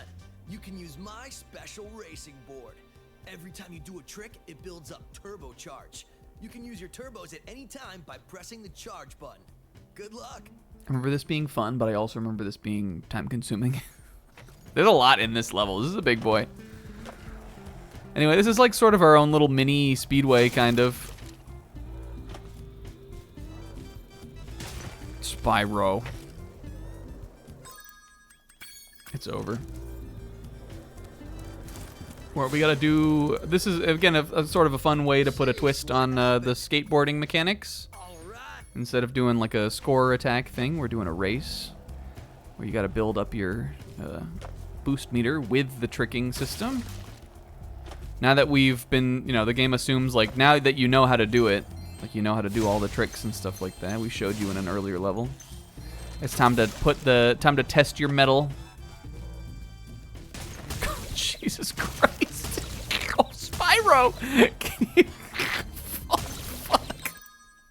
Get out of there, dude! Again, there's a bunch of fucking gems and shit on the level.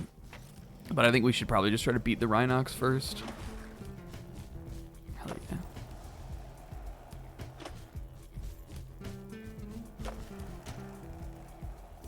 And I guess you probably wouldn't know much of what to do. Hell yeah.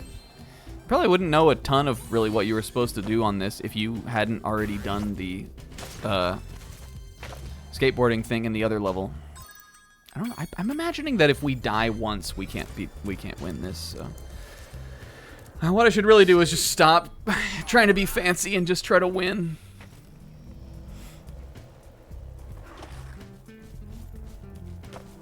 Look how much boost you get just from doing like 2 tricks here. But there are a bunch of cool kind of things you can do in here. Like for instance, you can, with boost, you can jump over here. Fuck that guy up, get this. Fucking schmoove out past here. Spyro. We're staying in it. We can get these rockets too, I guess. But oh, I did get it.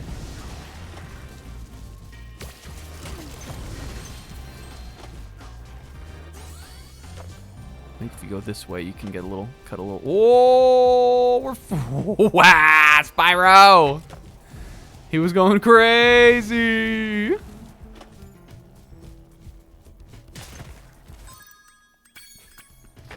That was a Mario Kart World cut. I'm going this way first this time. Mario Kart World. It's just a disgrace on my honor. Even if I could have caught up. And that's how it usually goes in Mario Kart World. Except it'll be like, oh man, I'm doing so good. I'm tricking so far to get ahead, and a blue shell will come up. Knock your ass down out of the air. Has that happened to you guys yet? The blue shell knocks you out of the sky. One more flip than he should every time. Listen, it's fun to try to maximize. Fuck.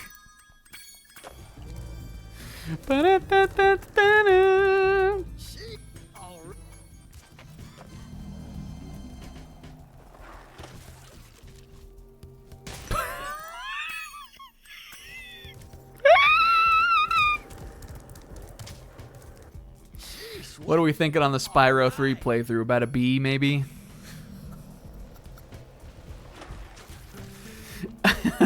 Fuck!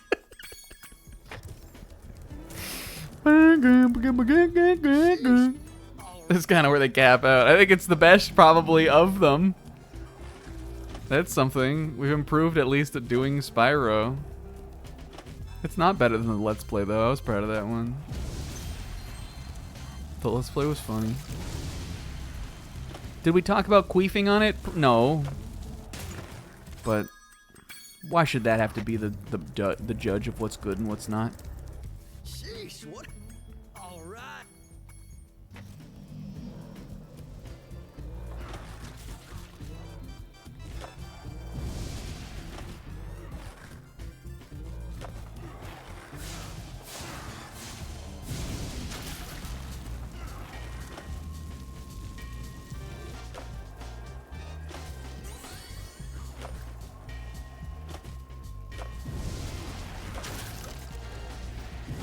Look, just like Mario Kart World, tricking only slows you down. Fuck! Did you see him getting on his feet, trying to keep in it? He's such a professional, this guy. This dragon. Dragon!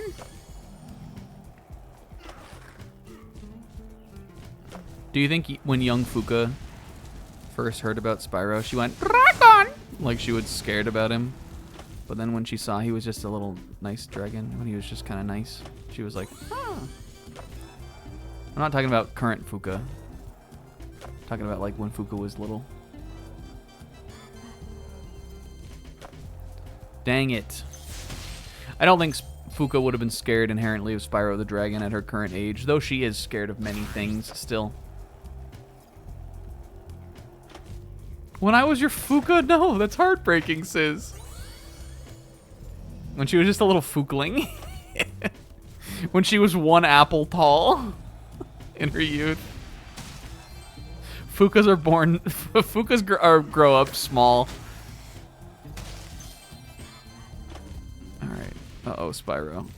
Oh! Mario Kart World! We're still in it. We're still in it.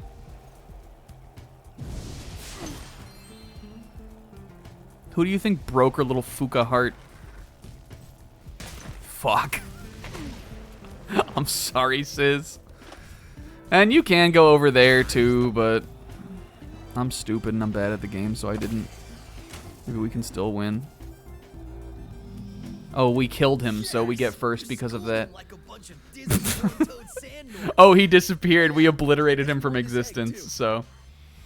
Yeah, we did it. Cerulean Breast was the closest we got to queefing on YouTube.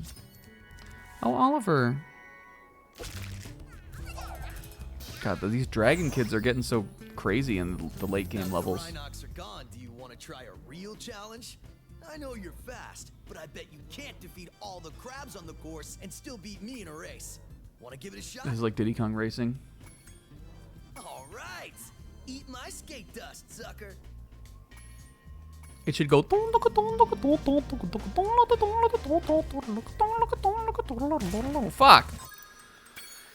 There's a crab over on the other side anyway. It should go.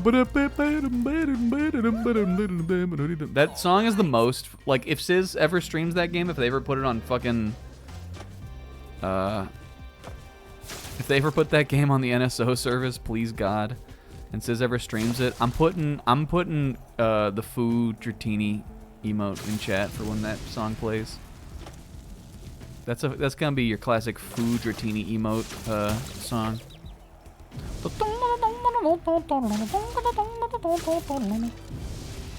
I like that song. Meow. Hell yeah, and there's crabs up here. And I'm ahead of Hunter somehow? I don't know where the hell he is. Maybe Hunter is not geared for you to be able to make that shortcut. Except they expect you to, obviously, because there's crabs up there, like Artie established. Spyro! Spyro! Yes, yes, Spyro, yes!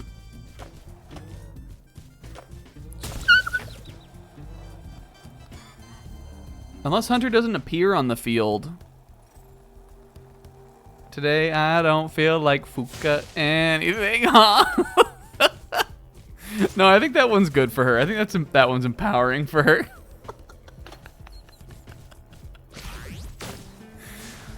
Sometimes a Fuka just has to be.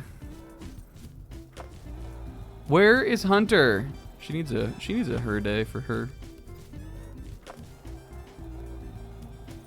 Could he really just be like so slow?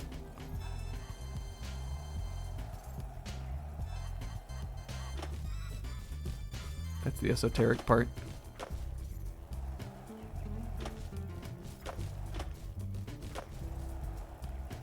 We fell in the goop so many times. Our shonen rival, is he washed? Hunter washed? No. Oh yeah, and I think the FF10 finale was huge for her. Like, that was like a 6-hour Fuka stream. Sheesh, I can't believe you beat me.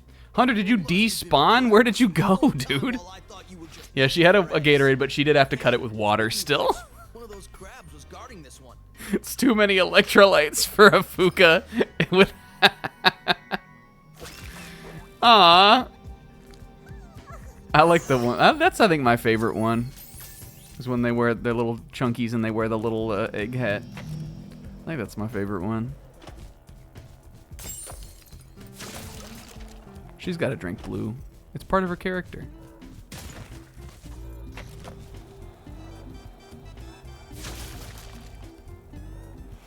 You know, in the office when Michael is like, oh, what flavor is it? And Jim goes, blue. He goes, blue is not a flavor. And Jim goes, blue blast. That's a funny joke. Oh, and then Michael goes, oh, blue blast. like that's the deciding factor. Funny joke. Funny show. Good first couple seasons of the show.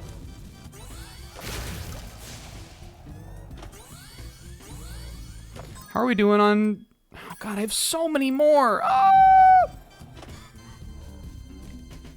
They better all be up here. I think there's like another way that you can go in here, though. Did we get all of the gems up here? There definitely is. There's like another jump you can do or something. Is it this one? Oh, there's one gem up there. Yeah. Okay, so 555. There's really 45 more for me to find somewhere. Did I get those ones in that goddamn metal cache? I don't even think I did. Oh, wait. Gems here. I think it's possible we still didn't get those, even though I've broken that thing like 3 times. No, wait, didn't... No, actually, I'm positive we did. I'm pretty sure I even said, like, make sure we get those now, so I don't forget them again. Yeah, the Survivor Man one is good. So of its era, though.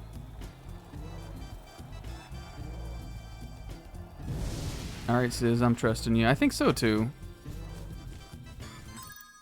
That's what it seems like to me. I think we're done with this. I think we're done in here. Alright. If there is an acid area we haven't explored, I should be able to see it from the land. There are hella crabs in this level. Oh, that's true. No, whoops. I think we got the skill point, didn't we? Skateboard record time, you're right now. Yeah, Hunter definitely despawned. There's no way he wouldn't have caught up to that. Well, we'll go back for that after we find the gems. I did get the ones in there. Yes. Alright, because there's here we can get to. Maybe I need to jump in over there. Like jump out and jump back in. I think that's something they would expect me to do in this.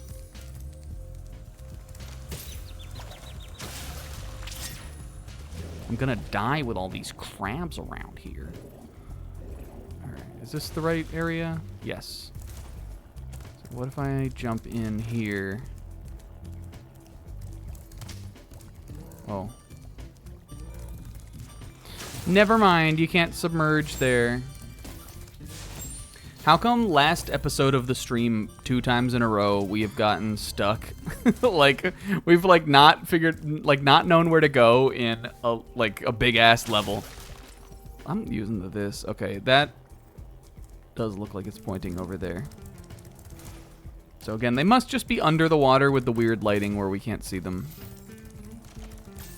Because I did jump in there. That's where the submarine is. Are they... Spark says down. Are they just out here? How could this be? But it seems like they are. Can I swim through there? I swear we did that. I'm really not mad if we're missing this. Because again, like it's so hard to get your bearings on just this first part. So we're trying to go over there. So let's swim over here. No, this is over here again. Unless I need to run it through and go over there. This is like the opposite way out of the ship that I'm trying to go.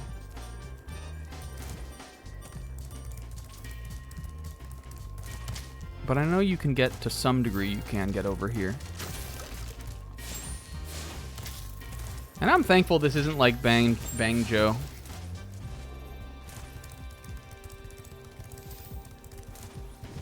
I guess it's true, we could just, oh yeah, you're probably right, Sis. Like, we just gotta run through the portal and not jump down in there. And instead go exploring out here. There we go. There we go.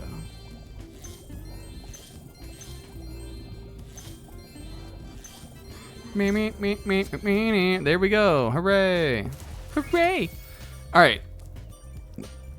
Sorry. Let's go get the skill point. Let's get the fuck out of here.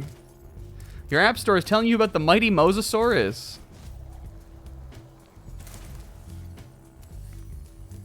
Yes, Mosasaurus was such a cool animal, but it was so aggressively not that big. Mosasaurus, extremely cool animal, so aggressively not as big as it is in those movies.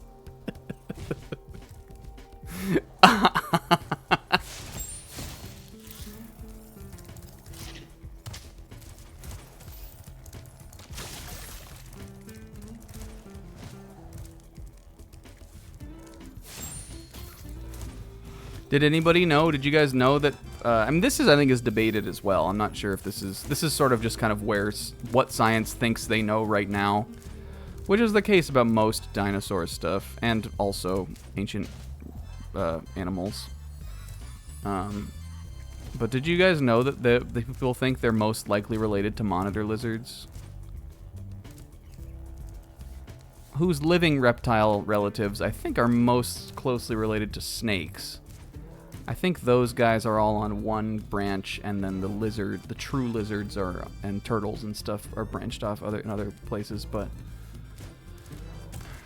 isn't that cool? Like a giant swimming Komodo dragon or like monitor or something. That's sick. That's gnarly as fuck. How do I get back to Hunter? Is it in here?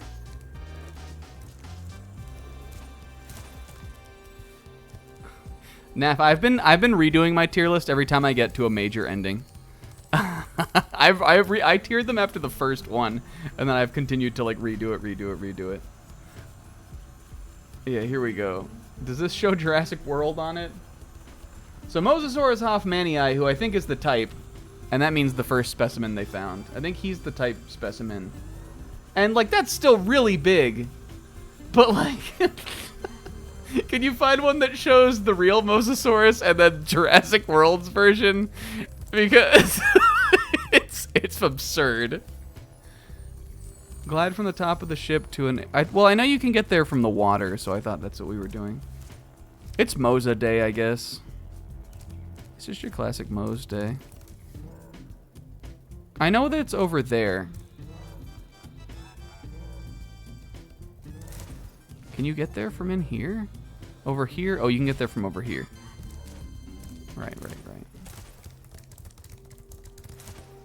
But you can get here from the water, but fucking God forsake me if I'm ever gonna go in the fucking water again. I'm not. Alright, what am I looking for in here? Beat the record? You might be able to beat... What's the record? We already know the level. Okay. Skateboard record time. Imagine that's probably on the first race. How did you find it? It's so big.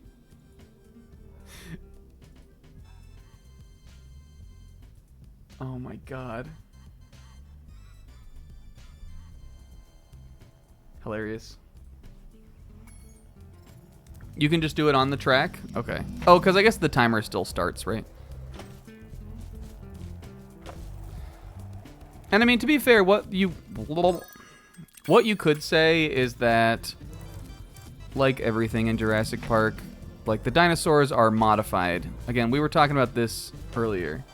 Even in the original Jurassic Park, they brought them back to life because they were able to bring them back to life not just because of the dino DNA, but because they spliced their genes with other living animals. I think that's more of a thing in the book, and the movie only has like a line or two about that, or that's like a line or two in the series about that. So one could say that maybe when they reconstructed the Mosasaurus, because again, that wasn't until Jurassic World anyway, they made it bigger just to be more impressive.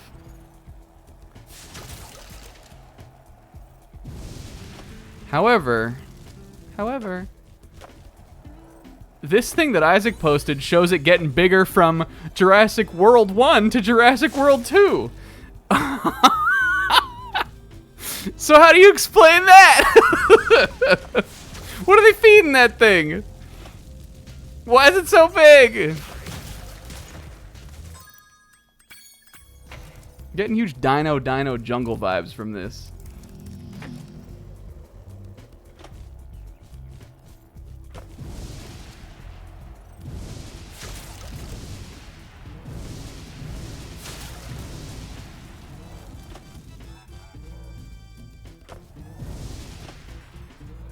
All right, Spyro. You do you, buddy. You do you, little dude. I'm still playing 100 line after this, though. I think if we're going fast here, I'm going to do this. I'm just going to do a classic this. God dang it. It's bigger than a blue whale. Maybe if it was eating blue whales, it got to be such chonker fucking size.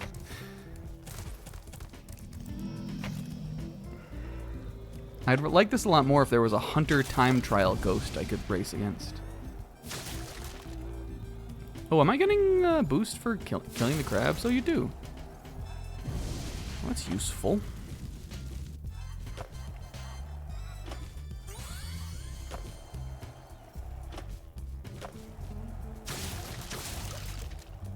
Crab boosting. Crab gaming. Fuck. Always won more than he should.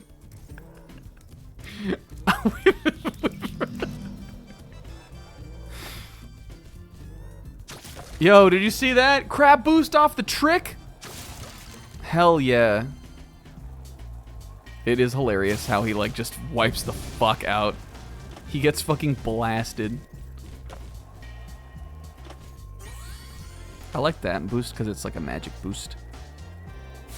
The other boosts are just boosts from his pure Spyro boarding energy. But the boost from the like star boost icon things is like a magic boost.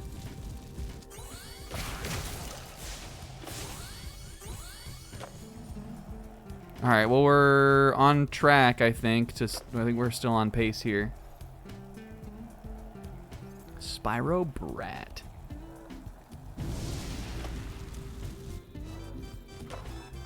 Who do you think is better at shredding, Spyro or Amada Brat?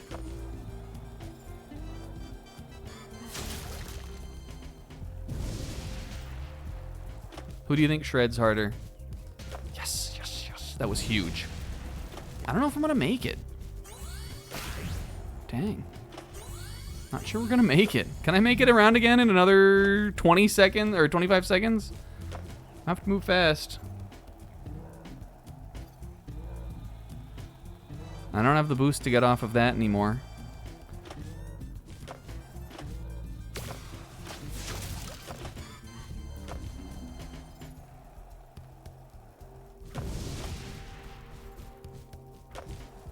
Shoot. It's gonna be close. Nah, we're not gonna make it. Almost, though. 145? How come this one's actually tough? This is like me doing the time trial ghost. This is like Mario Kart World. Whoops.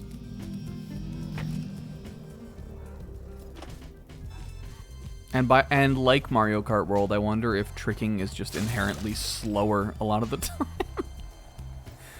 Lame ass game. I actually really like it. I'm loving it. Spyro.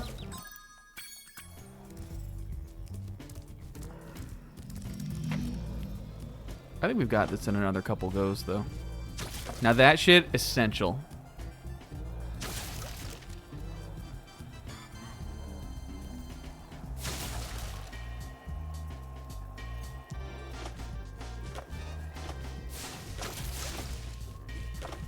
Yo, look at that, look at that, look at that, look at that. Look at these fucking lines.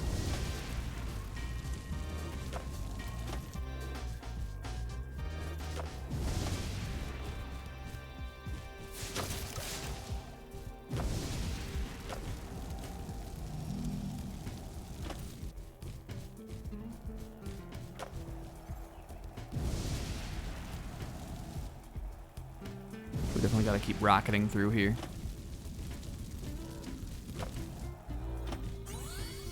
And that one's magic. And that one's made with magic. Fuck! Something a little more from Mario Kart World, and I'm not sure what it is. A friend to share it with. Well, Pixel, we do that all the time. We're constantly sharing it with friends.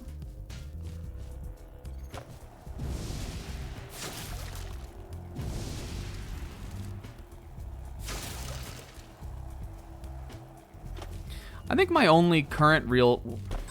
Oh, Spyro, we're still in it. I think my only current real complaint with it is that, You might be able to. and this is again not like, this is a really just like a me thing. I'm having way more fun exploring the open world when we play online together than I do alone. But the P-switch challenges, which I think are really interesting, you can only do alone. And I feel like I don't really care about doing those if it means I have to comb over the open world again. Which is kind of a bummer.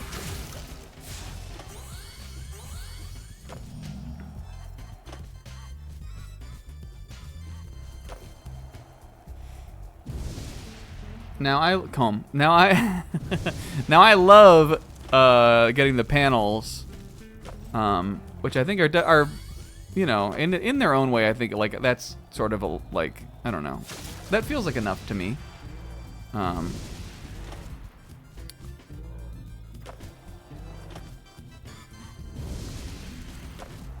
But I don't, again, like I'm not sure like how much I'll really, like once I've got all of them and we're kind of just like playing it more online, I'm not sure how much I'll go back into the big open world. I think everything else about it though I really like. Spyro! I think it feels good mechanically. I do think that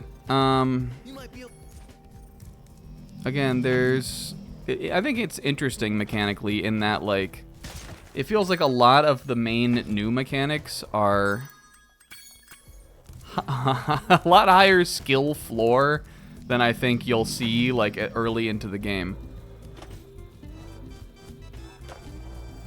Which is why I feel like I'm having more fun with it than the day that, or like the first couple week or so that it was out.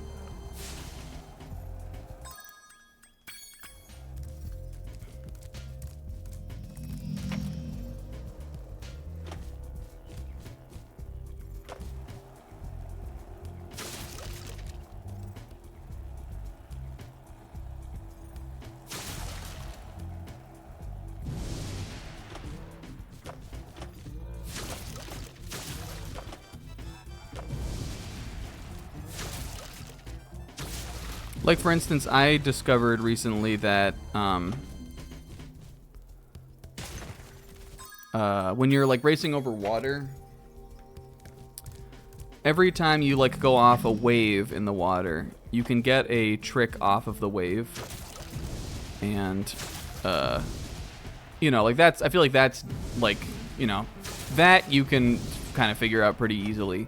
But when you trick off of a wave, it puts you under the water slightly, and because there is a water physics system in the game now, there's like a buoyancy where you can then trick again after every trick in the water you do. When your character bobs down and pops back up, you can trick a second time off of that, and so you can really fly through some of those water sections if you're like really keeping track on that.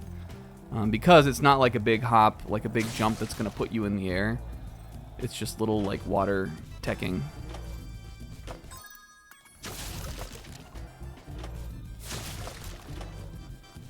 So that helped me out a lot in the knockout tour, because there's a couple, like one of them has an early segment that I think goes past, it's like you start in Cheap Cheap Falls or something, I think.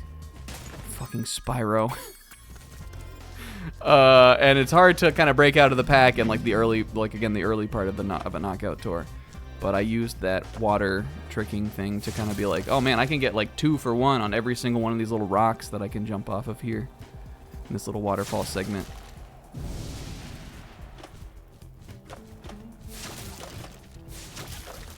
So I think a lot of it is really just like playing around with the environment and that kind of stuff.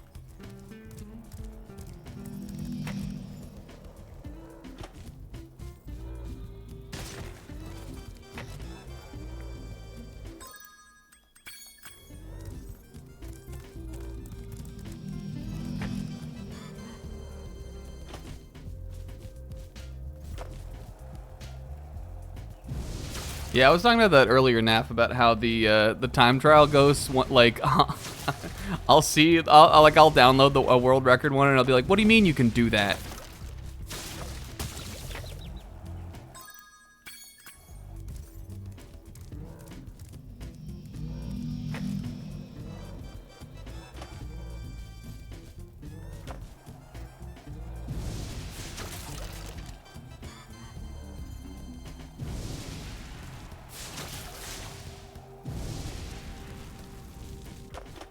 This can't be that hard, right? Like, do we want to just do one where we don't fuck around?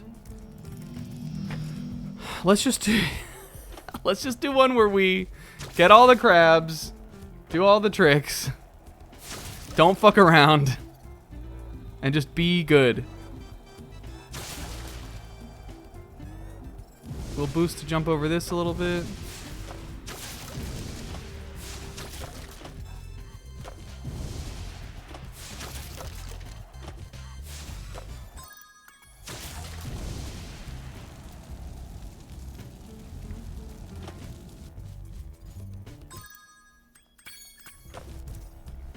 I mean, I love Mario Kart 8 with my whole heart, but I will say, like, compared to the, like, anti-gravity in that game, which, I mean, you know, I think is, like, a decent mechanic, although when the game came out, I remember it being heavily complained about that you couldn't really, like, it was hard to really kind of experience the anti-gravity as, like, factoring into the tracks. Like, it's just like, oh, here's this part of the track now where things are blue, and when you run into people, you get a little boost instead of a little speed knock, which was a common complaint about that game when it came out. I do think that in that game, the anti-gravity parts are, like, the track forces you to do those because they're on the main course. Whereas the new, kind of like the new stuff in World is all like, well, you have to figure out that you can go up here. Which a lot of the time is going to take a bunch of repeat plays of this track to really kind of see.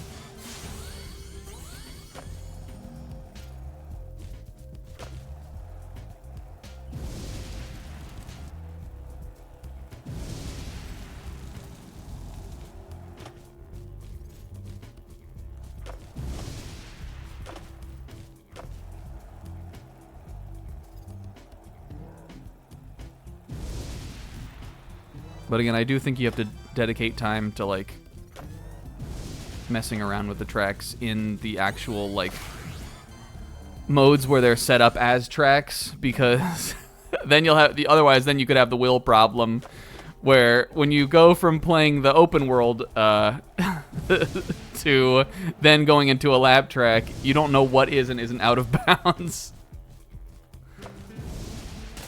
No!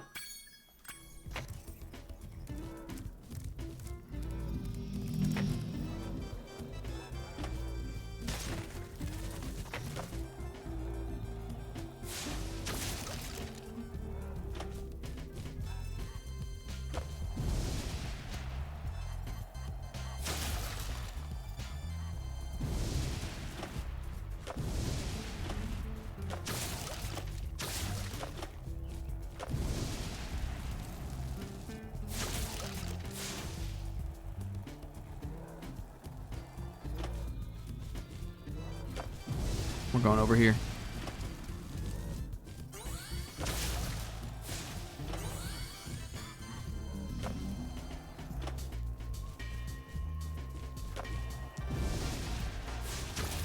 I do think, though, that I'll be kind of bummed with,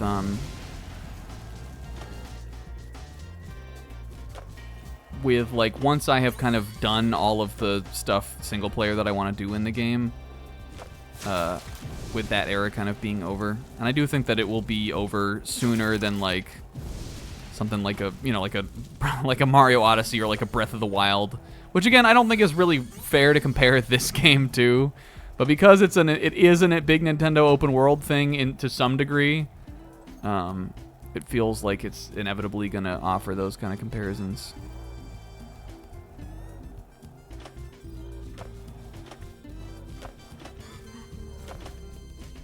That's why they should implement a Fortnite mode. I said it. I know I'm not the only one thinking it. Fuck.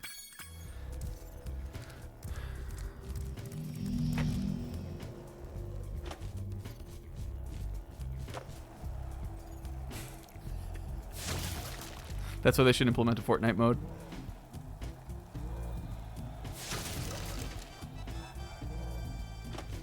Balloon battle, but it's the whole map.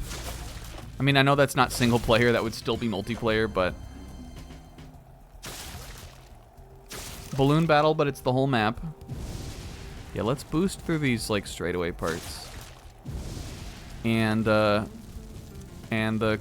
cone of the map shrinks in every so often. Fortnite mode.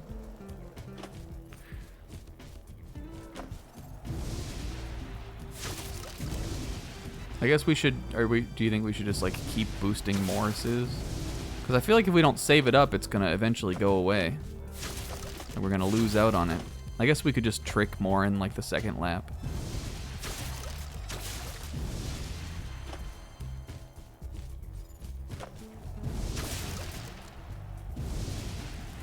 Should do a mode where Mario can get out of the cart. That would be crazy. And picks up a gun raw! Let's go, Spyro. Yeah, maybe you can like build like a... let's just spitballing ideas here. Maybe you can like build a little stupid little fort and it sucks. But like, I don't know, it's fun just because it's a fun idea in general.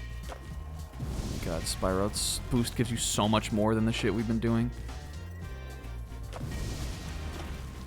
Alright, maybe with like a gagillion boost here, we can just barely make it. Maybe they should implement a mode where Mario's like doing him in.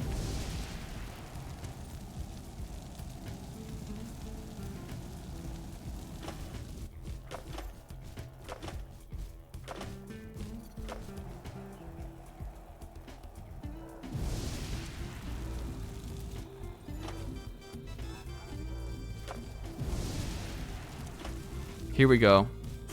We got it this time. Watch this. Va-va-voom. Alright. Get me the fuck out of here. Guys! Oh! No!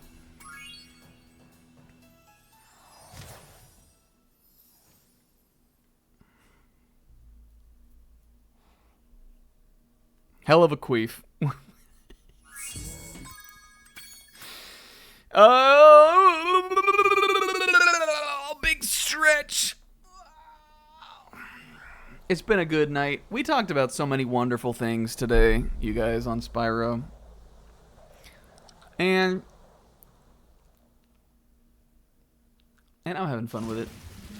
Whoa. We gotta watch this. Oh my god, tricked. Tricked. Is that it? I guess I do remember there being like a funny cutscene like that. He fell into his boo-boo baby cradle. But look at us. Today we finished out Evening Lake, got Lost Fleet, Frozen Altars, Bentley's Outpost, and the Honey Speedway done, and we also did Spider Town. We also finished off Bamboo Terrace. And we beat the boss. We did hella good today. And I can't wait till play it again next week already. But until then, I don't want to go to work tomorrow. But until then, I got another hour left of Thrive in me. And I hope you guys are thriving no matter what you do this coming week. It's July. Have a fun summer. And thank you guys for watching. Turn of the Drew, thanks for the resub. Drew, not regular Drew, not Turn of, thank you for the follow. And everybody else, thank you for watching. And big love. We'll be back with Dark Souls. One more Dark Souls 2, right? Aren't we? Why are we on session 8, right? It couldn't be 9. I think we have one more Dark Souls. No. Am I already back to no Dark Souls week? No, I think I have one more. Right? I think we're playing Dark Souls this Friday. And then we're off the week after. But we'll be back with Spyro after that.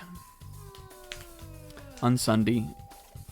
Yeah, we'll have to do one more, and then that'll be time to recharge my Jeru-Jeries. Jeru. I've been having a lot of fun with that. And I can't wait to get back to this. Guys, once again, have a good week. Try not to queef too much, and keep it easy. Stay chill. I'll see you next week. Bye. Big love. Bye.